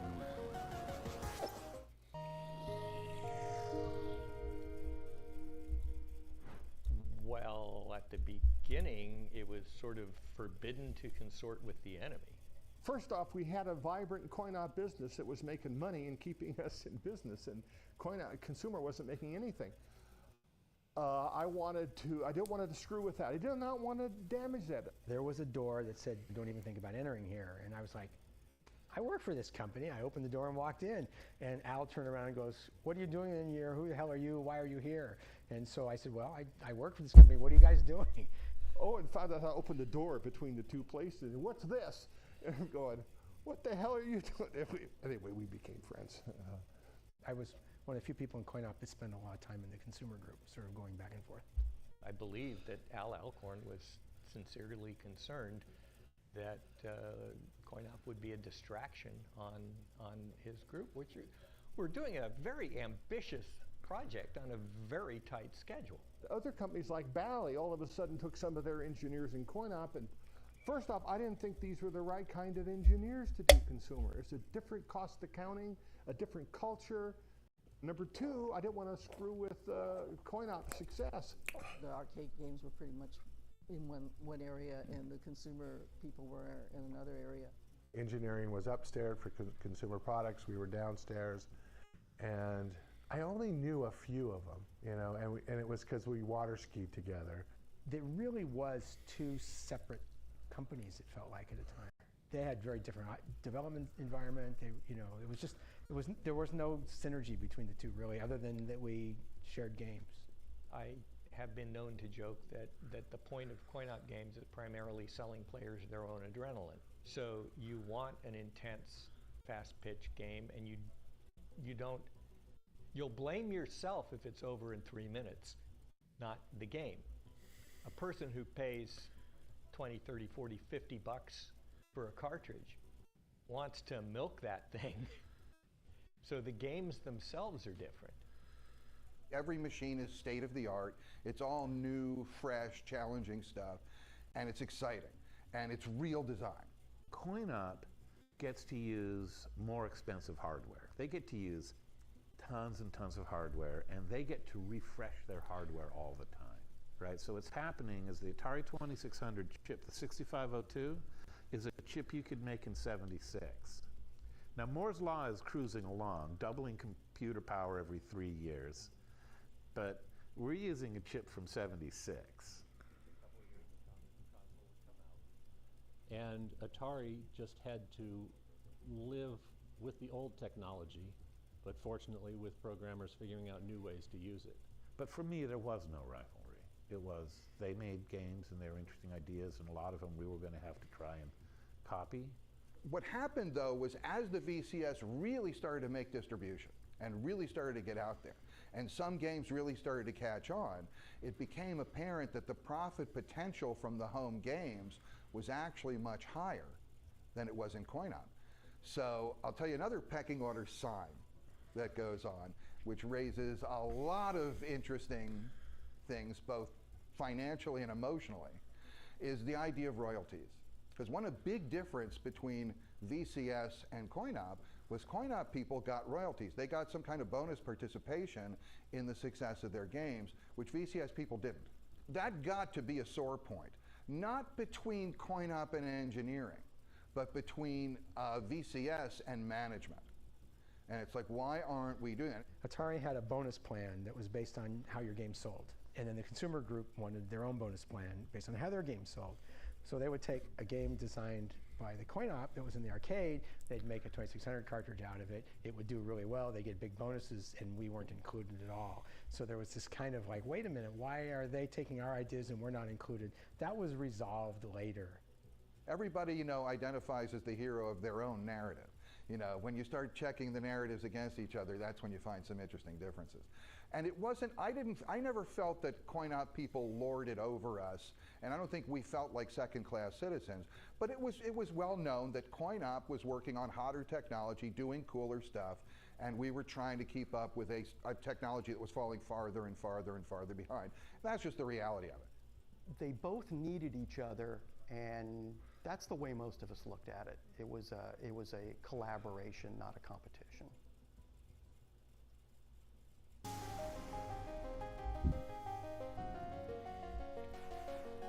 This is interesting. Sears is everything. A dominant force in retail sales in the mid-1970s, an annual Sears Wish Book catalog became the de facto gift guide for millions of American kids.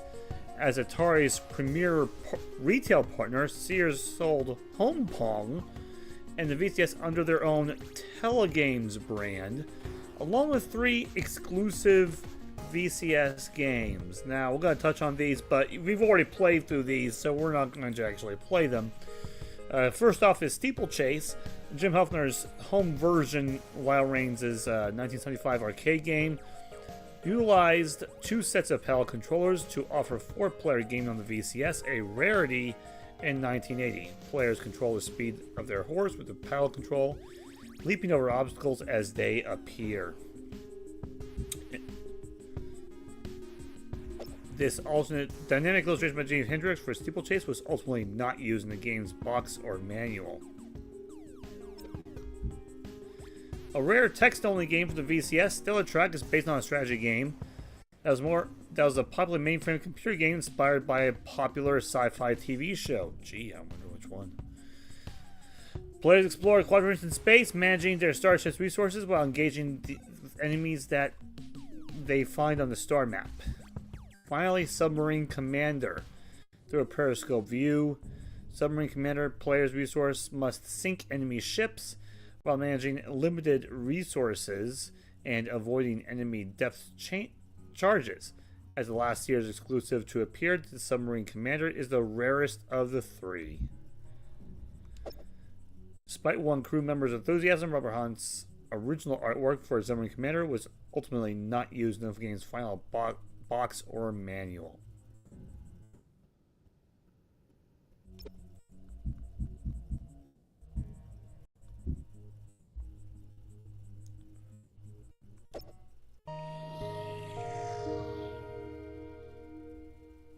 My name is Evelyn Cito. I was a graphic designer at Atari, both in the coin-operated division and the consumer division. I majored in graphic design while I was in college, and when I finished, I went back to LA and helped in my family's business, which was a restaurant business. And when I returned, a friend of mine was working at Urban Harrington, and she was moving on to another position, and so she had me interview with George Opperman, and I was able to come on board on his staff as a production artist. During that time, which is when I started with George, it was the early 70s, and Silicon Valley was just barely a term that was barely coming up. Nolan Bushnell had his company Syzygy, a gaming company, and he needed to change the name of the company.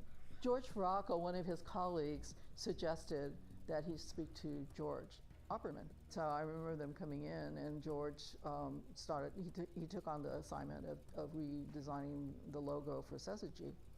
And they gave him the name Atari. And so, I remember George doodling on his desk. Yeah, he was just doing little doodles, and from there, he maybe selected a few of them to show Nolan, and they picked the one that they did, which is the one with the Fuji and the Atari. And back then, everything was done by hand. There was no computers. Everything was you had to ink, and you had to spec type and order type, and then paste it all up on a board. So yeah, everything was kind of handcrafted back then. And so yeah, that was my first position, was with George doing production art. And so once they decided on which one they were going to do, I got the assignment of ordering the type and inking the Fuji. So that was my first jobs in working with Atari, was to ink that Fuji. Nolan liked names that started with A's because they were at the front of the alphabet. And because also at the time Pong was our main product, the main product. Now George says he liked the idea of it sweeping because the Pong blip would sweep, right? So that's George's. There are people who attribute that to George. George Faraco doesn't believe that was true. But so I honestly don't know where it came from, because obviously he didn't tell me. He just said, "Here, ink this up." So part of it is probably an A, and part of it is the sweep. It's probably all of that could be true. So whatever it was, Or if the idea is like the two sweeps is what presents the player, in the middle is the game. Font for the Atari, and I think that's actually stood the test of time as well. Shortly after that, I left George, so that was like in '71, and I left in '72, and so George probably continued working with Atari at the time. I had moved on to another company, and in 1976, George called me and asked me, told me he was giving up his company, and he was going to go inside at Atari and become their full-time art director. and he needed an assistant and asked me if I would be interested in doing that. I kind of thought of it as a placeholder, actually. I wasn't sure how long I would do this, and not being that familiar with the company. But anyway, I said, okay, you know. So we were in this little cubby hole. Our two desks were facing each other. And basically we had a drawing board each, and, you know, George was doing, you know, all the graphics and all the advertising and whatever that was required. George himself was an illustrator as well as a designer, as well as a marketing guy, as well as a copywriter. So he would write all the copy, and he would write all the, you know, promotional materials for Atari. So he was an in-house advertising agency. Because I wasn't an illustrator, so the things that didn't require illustration, he would, you know, I would work on some of those, or I would collaborate with one of the illustrators. You know, I might come up with a concept, and then, you know, one of the illustrators would, you know, design the graphic for me, like in Superbug or in Golf. Bob Flamani was the artist on those particular pieces, and so, but, you know, the concept of how it looked, you know, the general concept might be mine, but then, you know, have the illustrator do it, which is not unusual because a lot of graphic designers are not illustrators. I worked on Superbug, I worked on Fire Truck, which was a two-man game.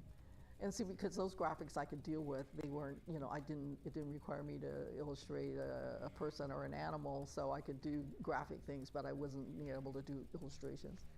And I did do football, and or the soccer game that was created from that. And then when Atari got into pinball, I worked on a concept for the Wonder Woman pinball game, and that didn't require me to be such an conceptual illustrator because I already had reference material to work with in terms of the comic series. And so eventually we grew to a staff of about eight people. And we had a production artist, but George was still doing all the advertising and the brochures and all the marketing materials for any of the games that came up. And so eventually the company grew, and I stayed there for a couple of years, and ultimately decided that I had an opportunity to go. In 1977, Atari was already working on the consumer video game system. And I had heard about it, but didn't know a whole lot about it. I got asked if I would like to join the consumer group. And so I went ahead and did that. And that's where I felt at home, because then I can focus on graphic design more than illustration. That was a great opportunity for me to really focus on branding. They were starting to introduce some other game systems, and so they wanted to figure out how to market it, and we wanted to take a look at what kind of packaging design do we want to go with, because at the time the VCS system was a black background with little vignettes of game players and parents and screen grabs of some of the video games. And so we decided to take a look at what we could do with it. The video computer system was sort of a generic name, and so we decided to maybe focus on blowing up the name Atari. So we made some mock-ups to do that. Basically, on a product shelf, you got 3 seconds to grab somebody's attention. We banded the box with Atari with the number of the game system, and we created some packaging and took it to a store to see how it would stand up next to the competition. And at the time, Odyssey was out, Magnavox, Coleco, there were other game systems out there, and they were similar in design to what we had already created. So we took it to a store and took some photographs, and with the other competition in the background, it was clear that the Atari, branding big was the way to go. yeah, it's like, hello, why didn't we think of that sooner? but obviously somebody didn't think of it before we did. And then at the same time, I think Star Wars came out, and so we thought, well, gee, the space age was coming about, and so maybe we should look at, maybe color isn't the way to go. So they wanted to see what else we could do to make it look more space agey. So we came up with the silver concept of the packaging, and ultimately that's the way we went. At the time, our cartridge boxes were all real colorful and rainbow. The rainbow stripes seemed to be sophisticated enough and give it some color. And so from that, I thought it went underneath the silver band on all the boxes, so it seemed to work for that. And I think that was sort of a nod to the fact that, okay, we still have, the rainbow was sort of a nod to all the colored boxes. The Fuji's always stayed there, and I think the typefaces always stay there. Although some people have played around with the typeface a little bit, but you can't change it. It looks, it's a classic.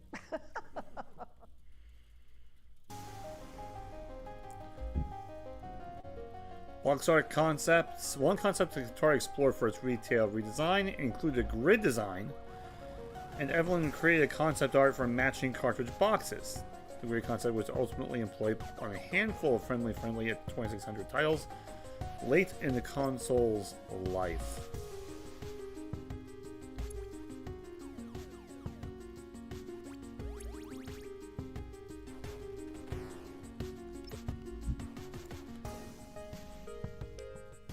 Atari's art's development, led by George Opperman, created several options for the Atari logo before landing on the now iconic Fuji logo.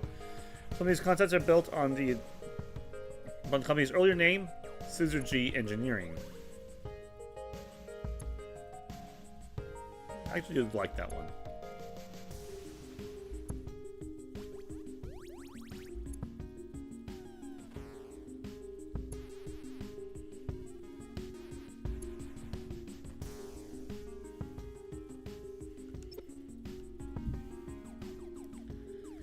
Ellen So's design concepts for a refreshed Atari 2600 retail box, as well as the never issued 3200 and the 3600 Super System, which became the Atari 5200.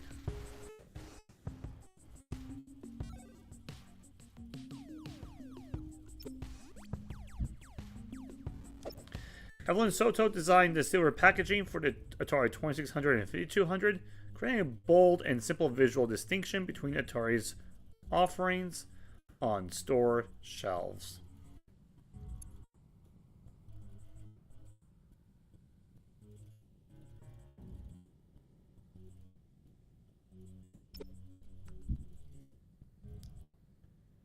A co-creation of toy manufacturer Milton Bradley, the Atari 2600 voice controller never materialized, but Evelyn conceptualized boxes for two of its planned titles, Star Raiders and Baseball.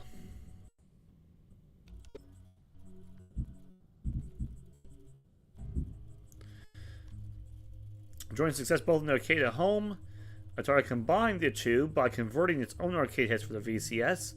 What's more, it licensed coin-op operators like Space Invaders, Defender, and Berserk as exclusive offerings for its home machines, helping Atari maintain its market leadership for years. I think this is the last. Come back to that. As pinball's popularity waned, manufacturers like Bally, Gottlieb, and Stern expanded their scope to offer video arcade games as well. Stern Electronics' Berserk, which trapped players in an endless maze of killer robots, became the company's biggest arcade hit. Berserk's robotic voice, yelling intruder alert, and coin detected in pocket in arcades taunted passing players. Berserk's promotional flyer notes the game depicts 30 phrases and 64,000 randomly generated mazes.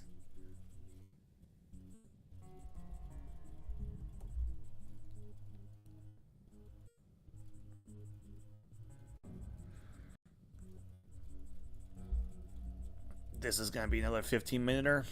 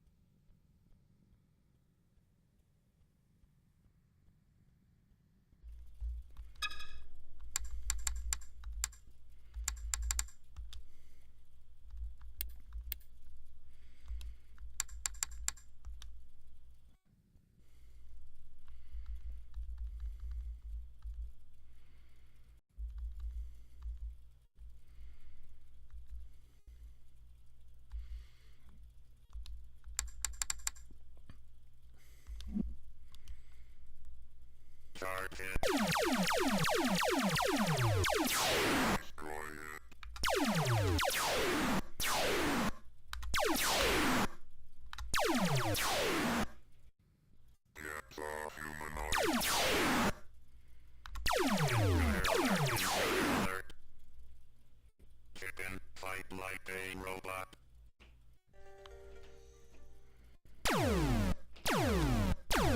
Intruder alert, Get the chicken, fight like a robot.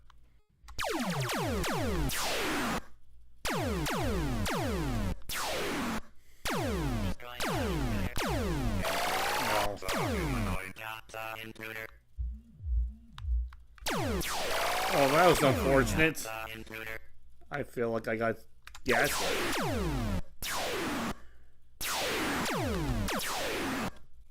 Chicken, fight like a robot.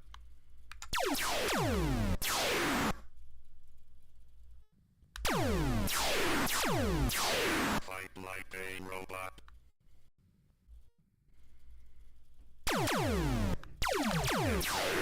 Intruder alert. Charge it. Humanoid. Intruder. That's the one thing I thought I had it.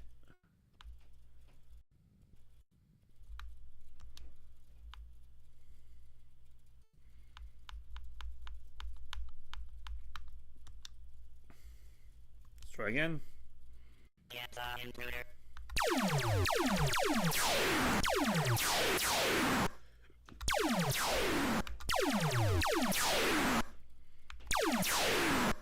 Get the humanoid. Oh, that's unfortunate. I didn't realize that.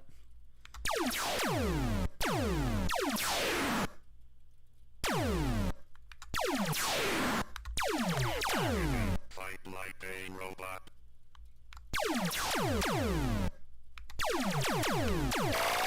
Oh man.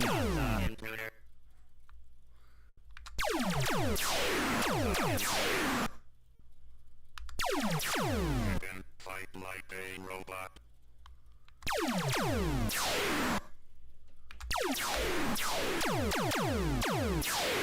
Chicken, fight like a robot. Oh man. Humanoid. Once again, it's one of those cases where I thought I got him and then I aimed the wrong way. And that created the opening I could not react. Yeah, sometimes it's the precision. It's the precision. You know what? I'm going to turn off the timer. So I'm going to make an executive decision like I have the last few days. There are a ton of berserks in this DLC, and since we're just going through DLC here, we're just gonna play each game twice. So we're gonna get out. Otherwise, we'll be playing 15 minutes of each one, and that's gonna get annoying.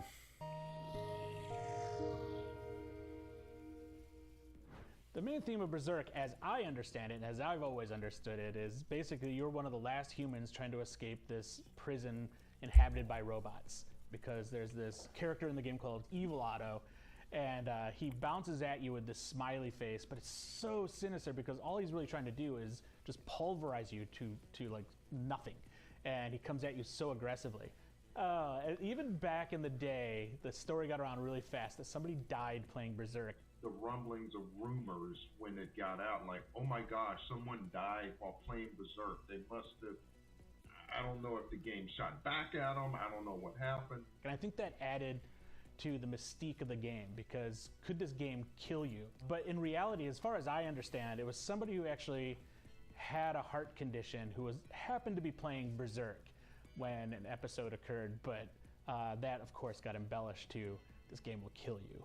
I remember Berserk coming out for the 2600 and I was very impressed. The characters were very simple, but moved exactly like the arcade. The gameplay was great. I thought it was one of the great Atari cartridges, up there with Space Invaders in that time frame of arcade ports. One of my favorite games on the 2600 happened to be Berserk. I thought it was really well produced. It didn't look like other Atari games where they flickered a lot. The characters were really solid. Everything looked great, and it was a really great representation of the arcade game. Yeah, the gameplay was well tweaked, which is not given the credibility that it should. The amount of tweaking that gameplay requires to make an excellent game, to make a truly great game, it's unappreciated. Oh my God. Yeah. When I was learning, or basically teaching myself how to program the Atari 2600, as one does, I started to dabble with audio, and I had seen that somebody had replicated synthesized voice on the 2600. And so that kind of occurred to me that it would be really cool to take that approach and that concept and apply it to Berserk to have the perfect version of Berserk for the Atari 2600. That set in motion my desire to just like pursue relentlessly putting voice into 2600 Berserk. And then my understanding of the arcade game is there's a specific speech synthesis chip that was used for the game. And to compare that to the 2600, there's no such thing on the 2600. And so in order to get speech to even sound similar to that chip, you have to apply all of Atari 2600's resources to it. So in order to get the sample to play back fast enough, you have to do things like don't display the screen. So the screen goes black so you can get a cleaner and more audible sound out of the processor, the sound processor. Some of the changes that I had applied to the game early on were mostly palette related and some graphical changes. Also added a title screen. I always felt that like later Atari 2600 games that had title screens were really cool, so I wanted us to feel like those. But ultimately that was where my work ended. But then the community hopped in after that release, and Dennis DeBro particularly found out by disassembling the game that there was actually code for the robots to shoot diagonally like in the arcade game. I found it fascinating that after I dabbled a little bit with Berserk to watch other people go in and find all these other things within the source code that I missed completely, and start to apply that to like what would become ultimately Berserk Voice Enhanced.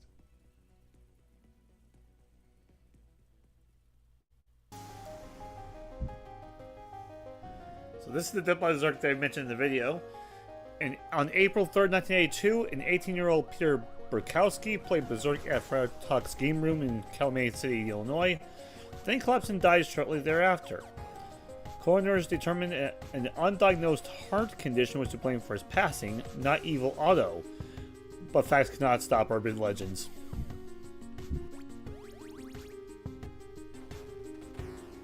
As a sequel to Berserk, Frenzy delivers new enemies and interesting change to the terrain. Some walls can be destroyed while other walls ricochet shots, meaning the player can actually shoot themselves.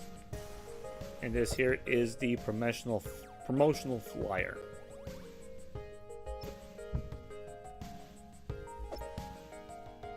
Let's play a couple games real quick.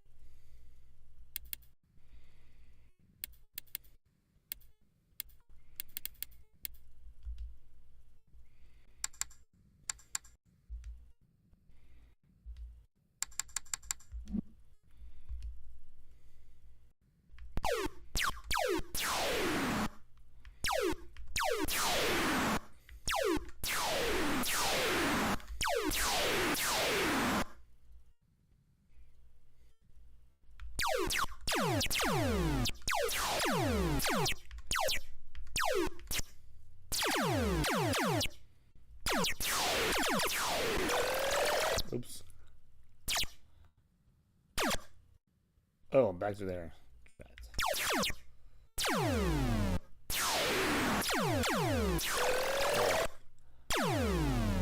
Robot attack.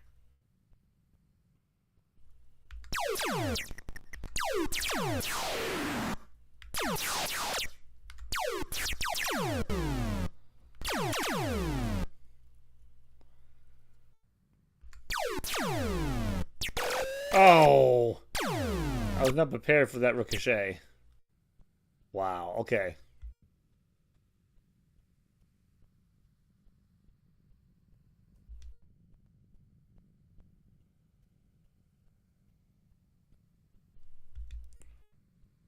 Let's do one more game.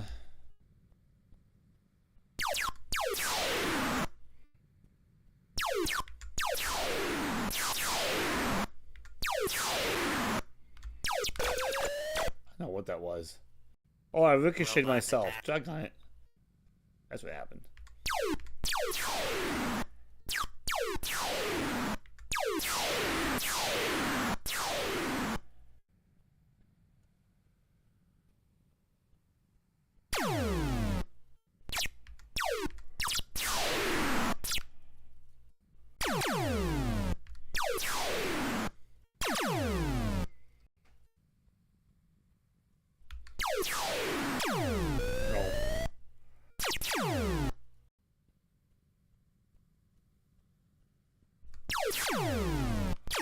Oh, nowhere to go. That was unfortunate. And that's game. I think I did worse than my second time.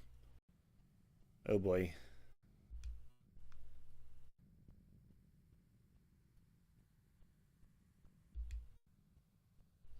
Well, let's get out of that.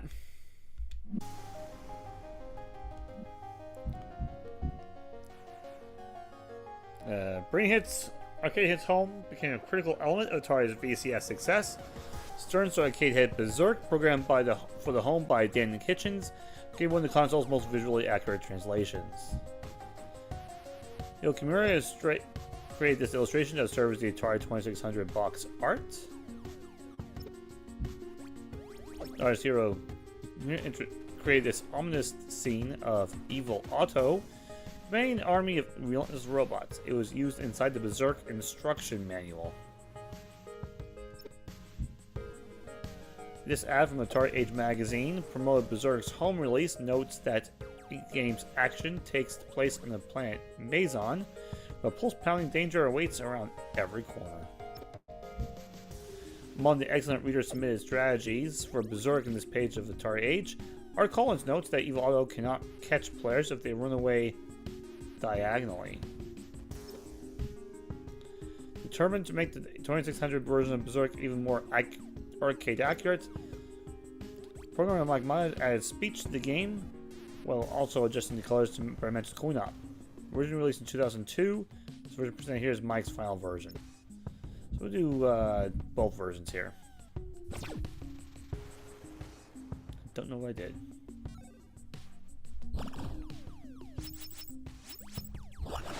I pressed the wrong button, that's what I did.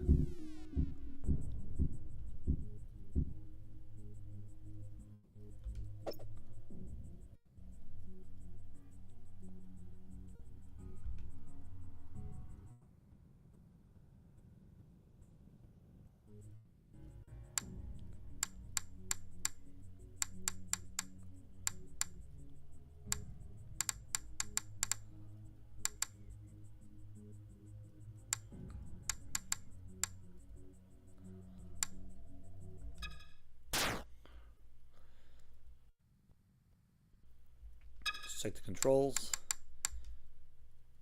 Yep. That's what I thought.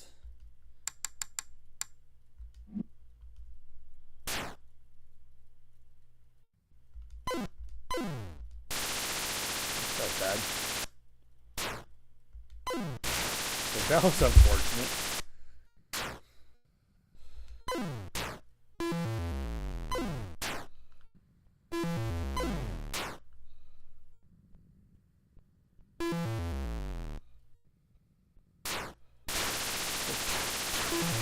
I feel like I'm getting the shaft there. Okay, let's try this game again. That was pathetic.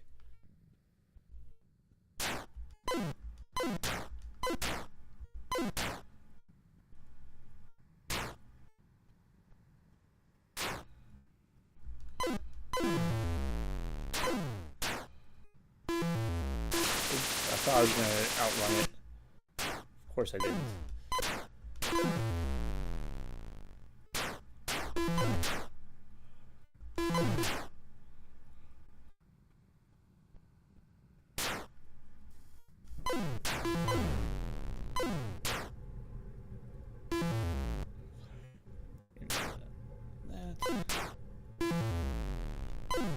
Oh man.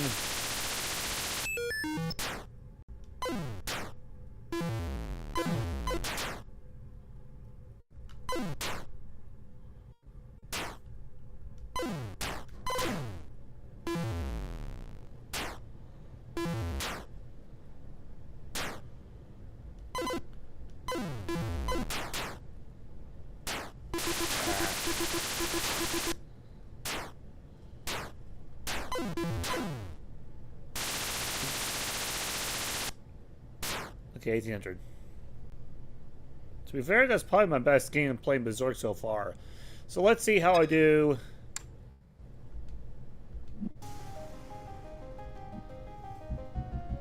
With Berserk Voice Enhanced.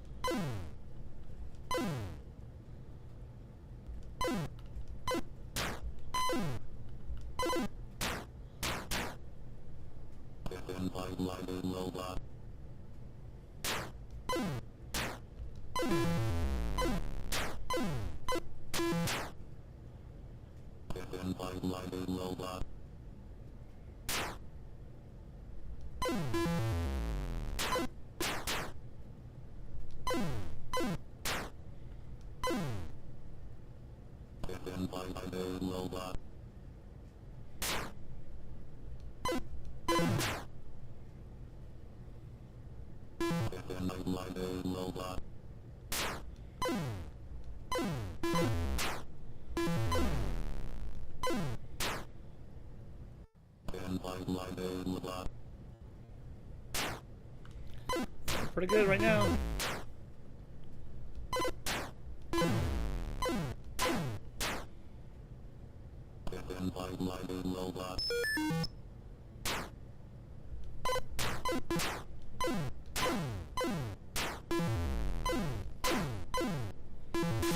Ah.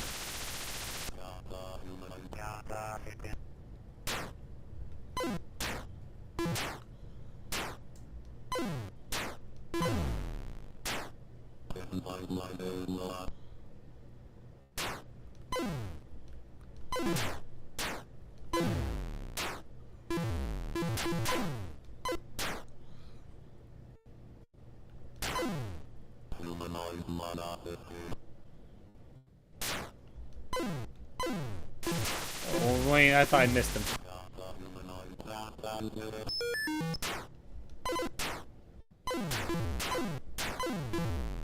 Oh.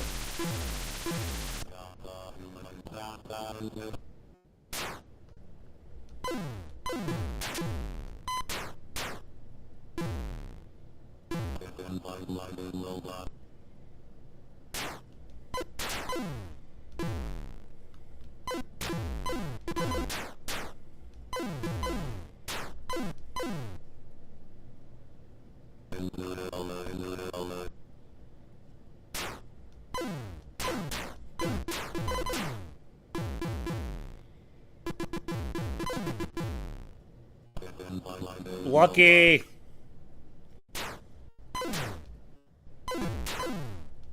Ah. Away from me. Oh.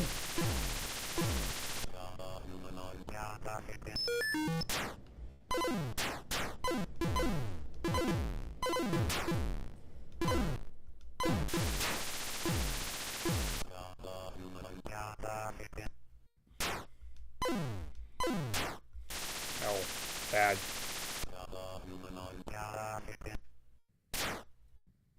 Let's do one more game. 35-30 is my score to beat. That's my best Berserk score to date by a long shot. Oh,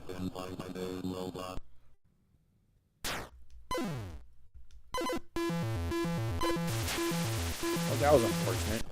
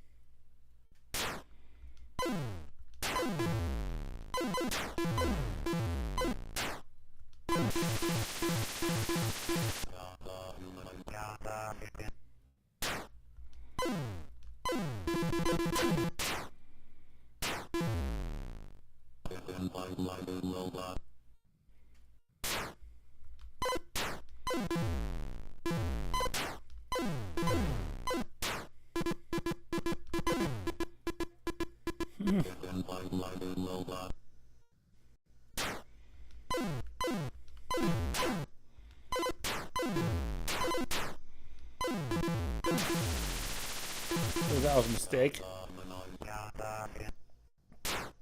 You know what else is a mistake? Ordering from the wrong, ooh.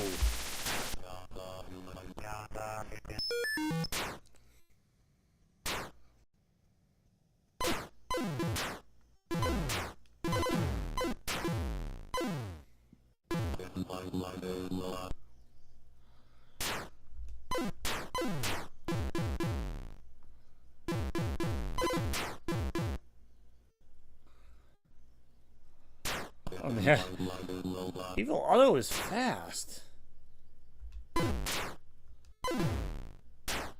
Oh, I thought I had him too. Not quite as high, 2840. So I didn't quite might beat that score. That was unfortunate. But we're gonna move on.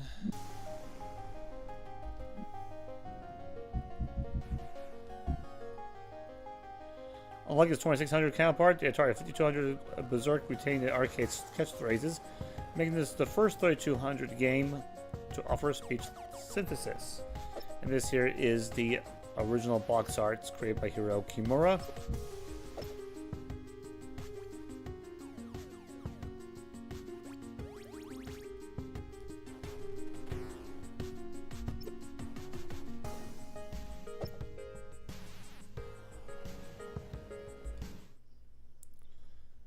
So there you go.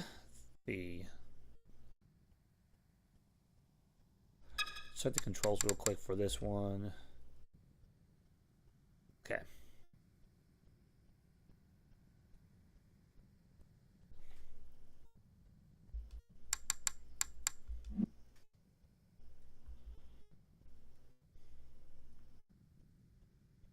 Yeah, it's a little choppy than. Oh, the frame rate of this one is bad. Wow.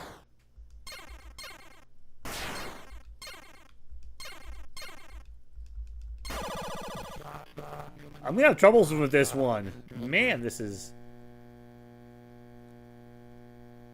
The voice is impressive. I'll get... Oh.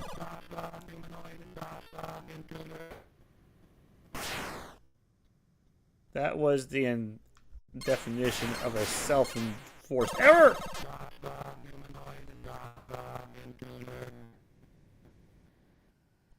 Okay, 600. That was pathetic. Let's do that again. And let's do a better job.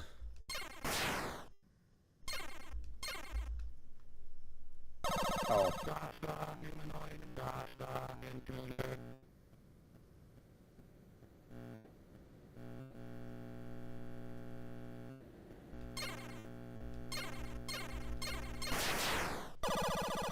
Wait a minute. That was uncalled for. That was... Wow. I call shenanigans. I call that a bug. Unfair bug.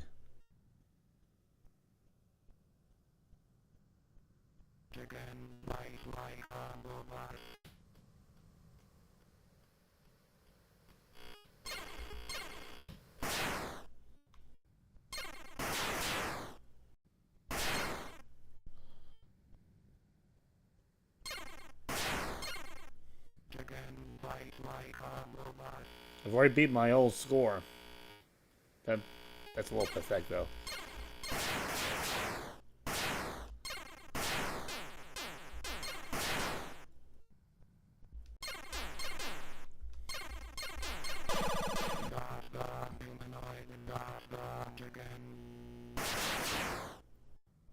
All right, 950. So not quite to 1,000, but I'll take it. It's the best we'll do. I believe that's all the Berserks. So we have Atari Video Cube. This artwork used in the main art for Atari Video Cube and the Urban Cube reissue takes a literal approach to illustrating the gameplay. A cerebral but unused illustration for Rubik's Cube. It'll be at least 6 months before Atari Video Cube is sold in any stores. Note this Atari Club ad. The game was re-released in 1984, retitled with the official Rubik's Cube license. The Atari Age feature takes a holistic view of the Rubik's Cube craze, offering an academic look at puzzles throughout the ages before any of the preview of the upcoming Atari Video Cube. And there we go.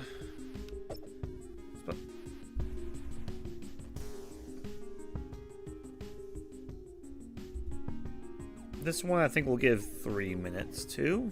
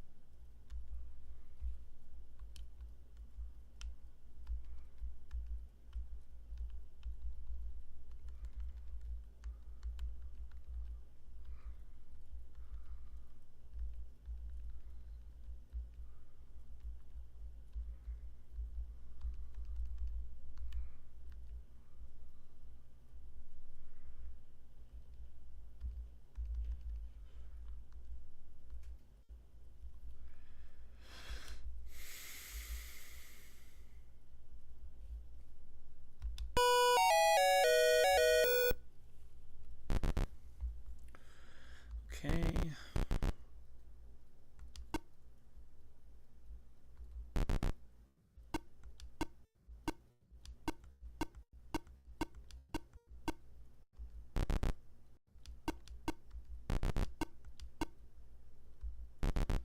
Okay, how are you supposed to control this?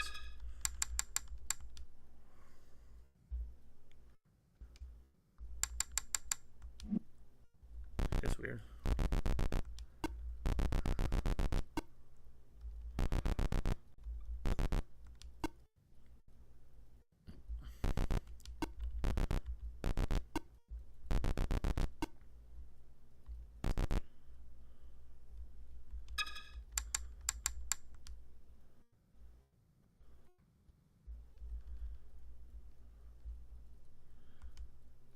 Wait, is that it?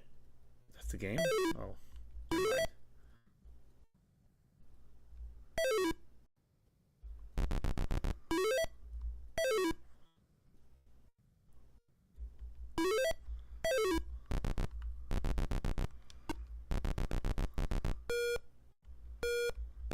Oh, we have to.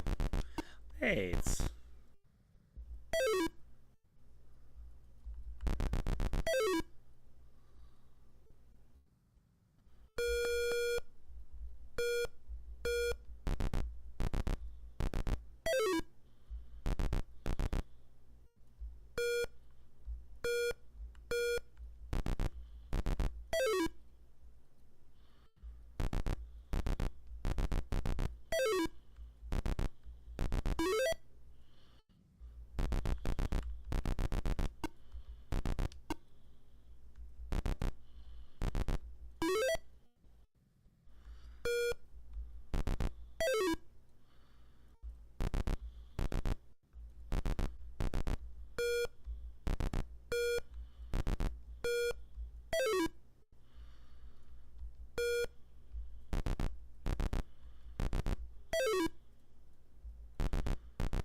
Oh, I didn't realize time had already expired, and flat out admit, I just don't know what I'm doing.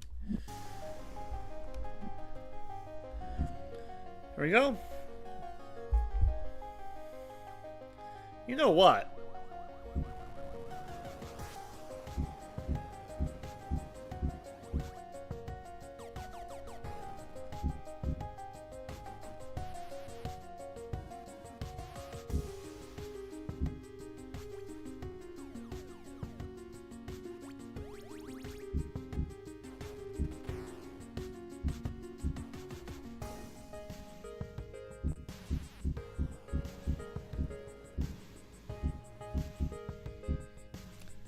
We have reached 1987 in this timeline, and we're not there yet.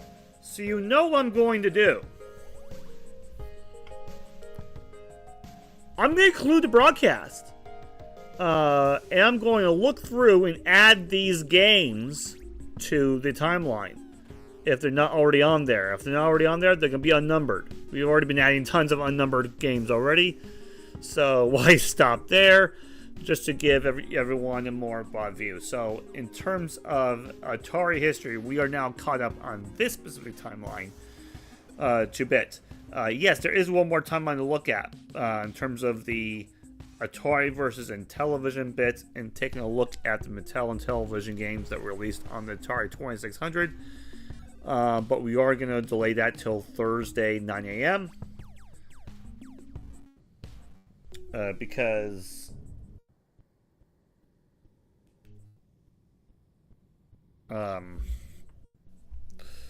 it's already been long enough. So we have that tomorrow. We have the Thursday. No show tomorrow. Thursday, we have the other Atari 50 timeline. We have the 3 Capcom arcade games, and then we have Dig Dug 2, and then one other arcade game that I cannot think of right off the top of my head.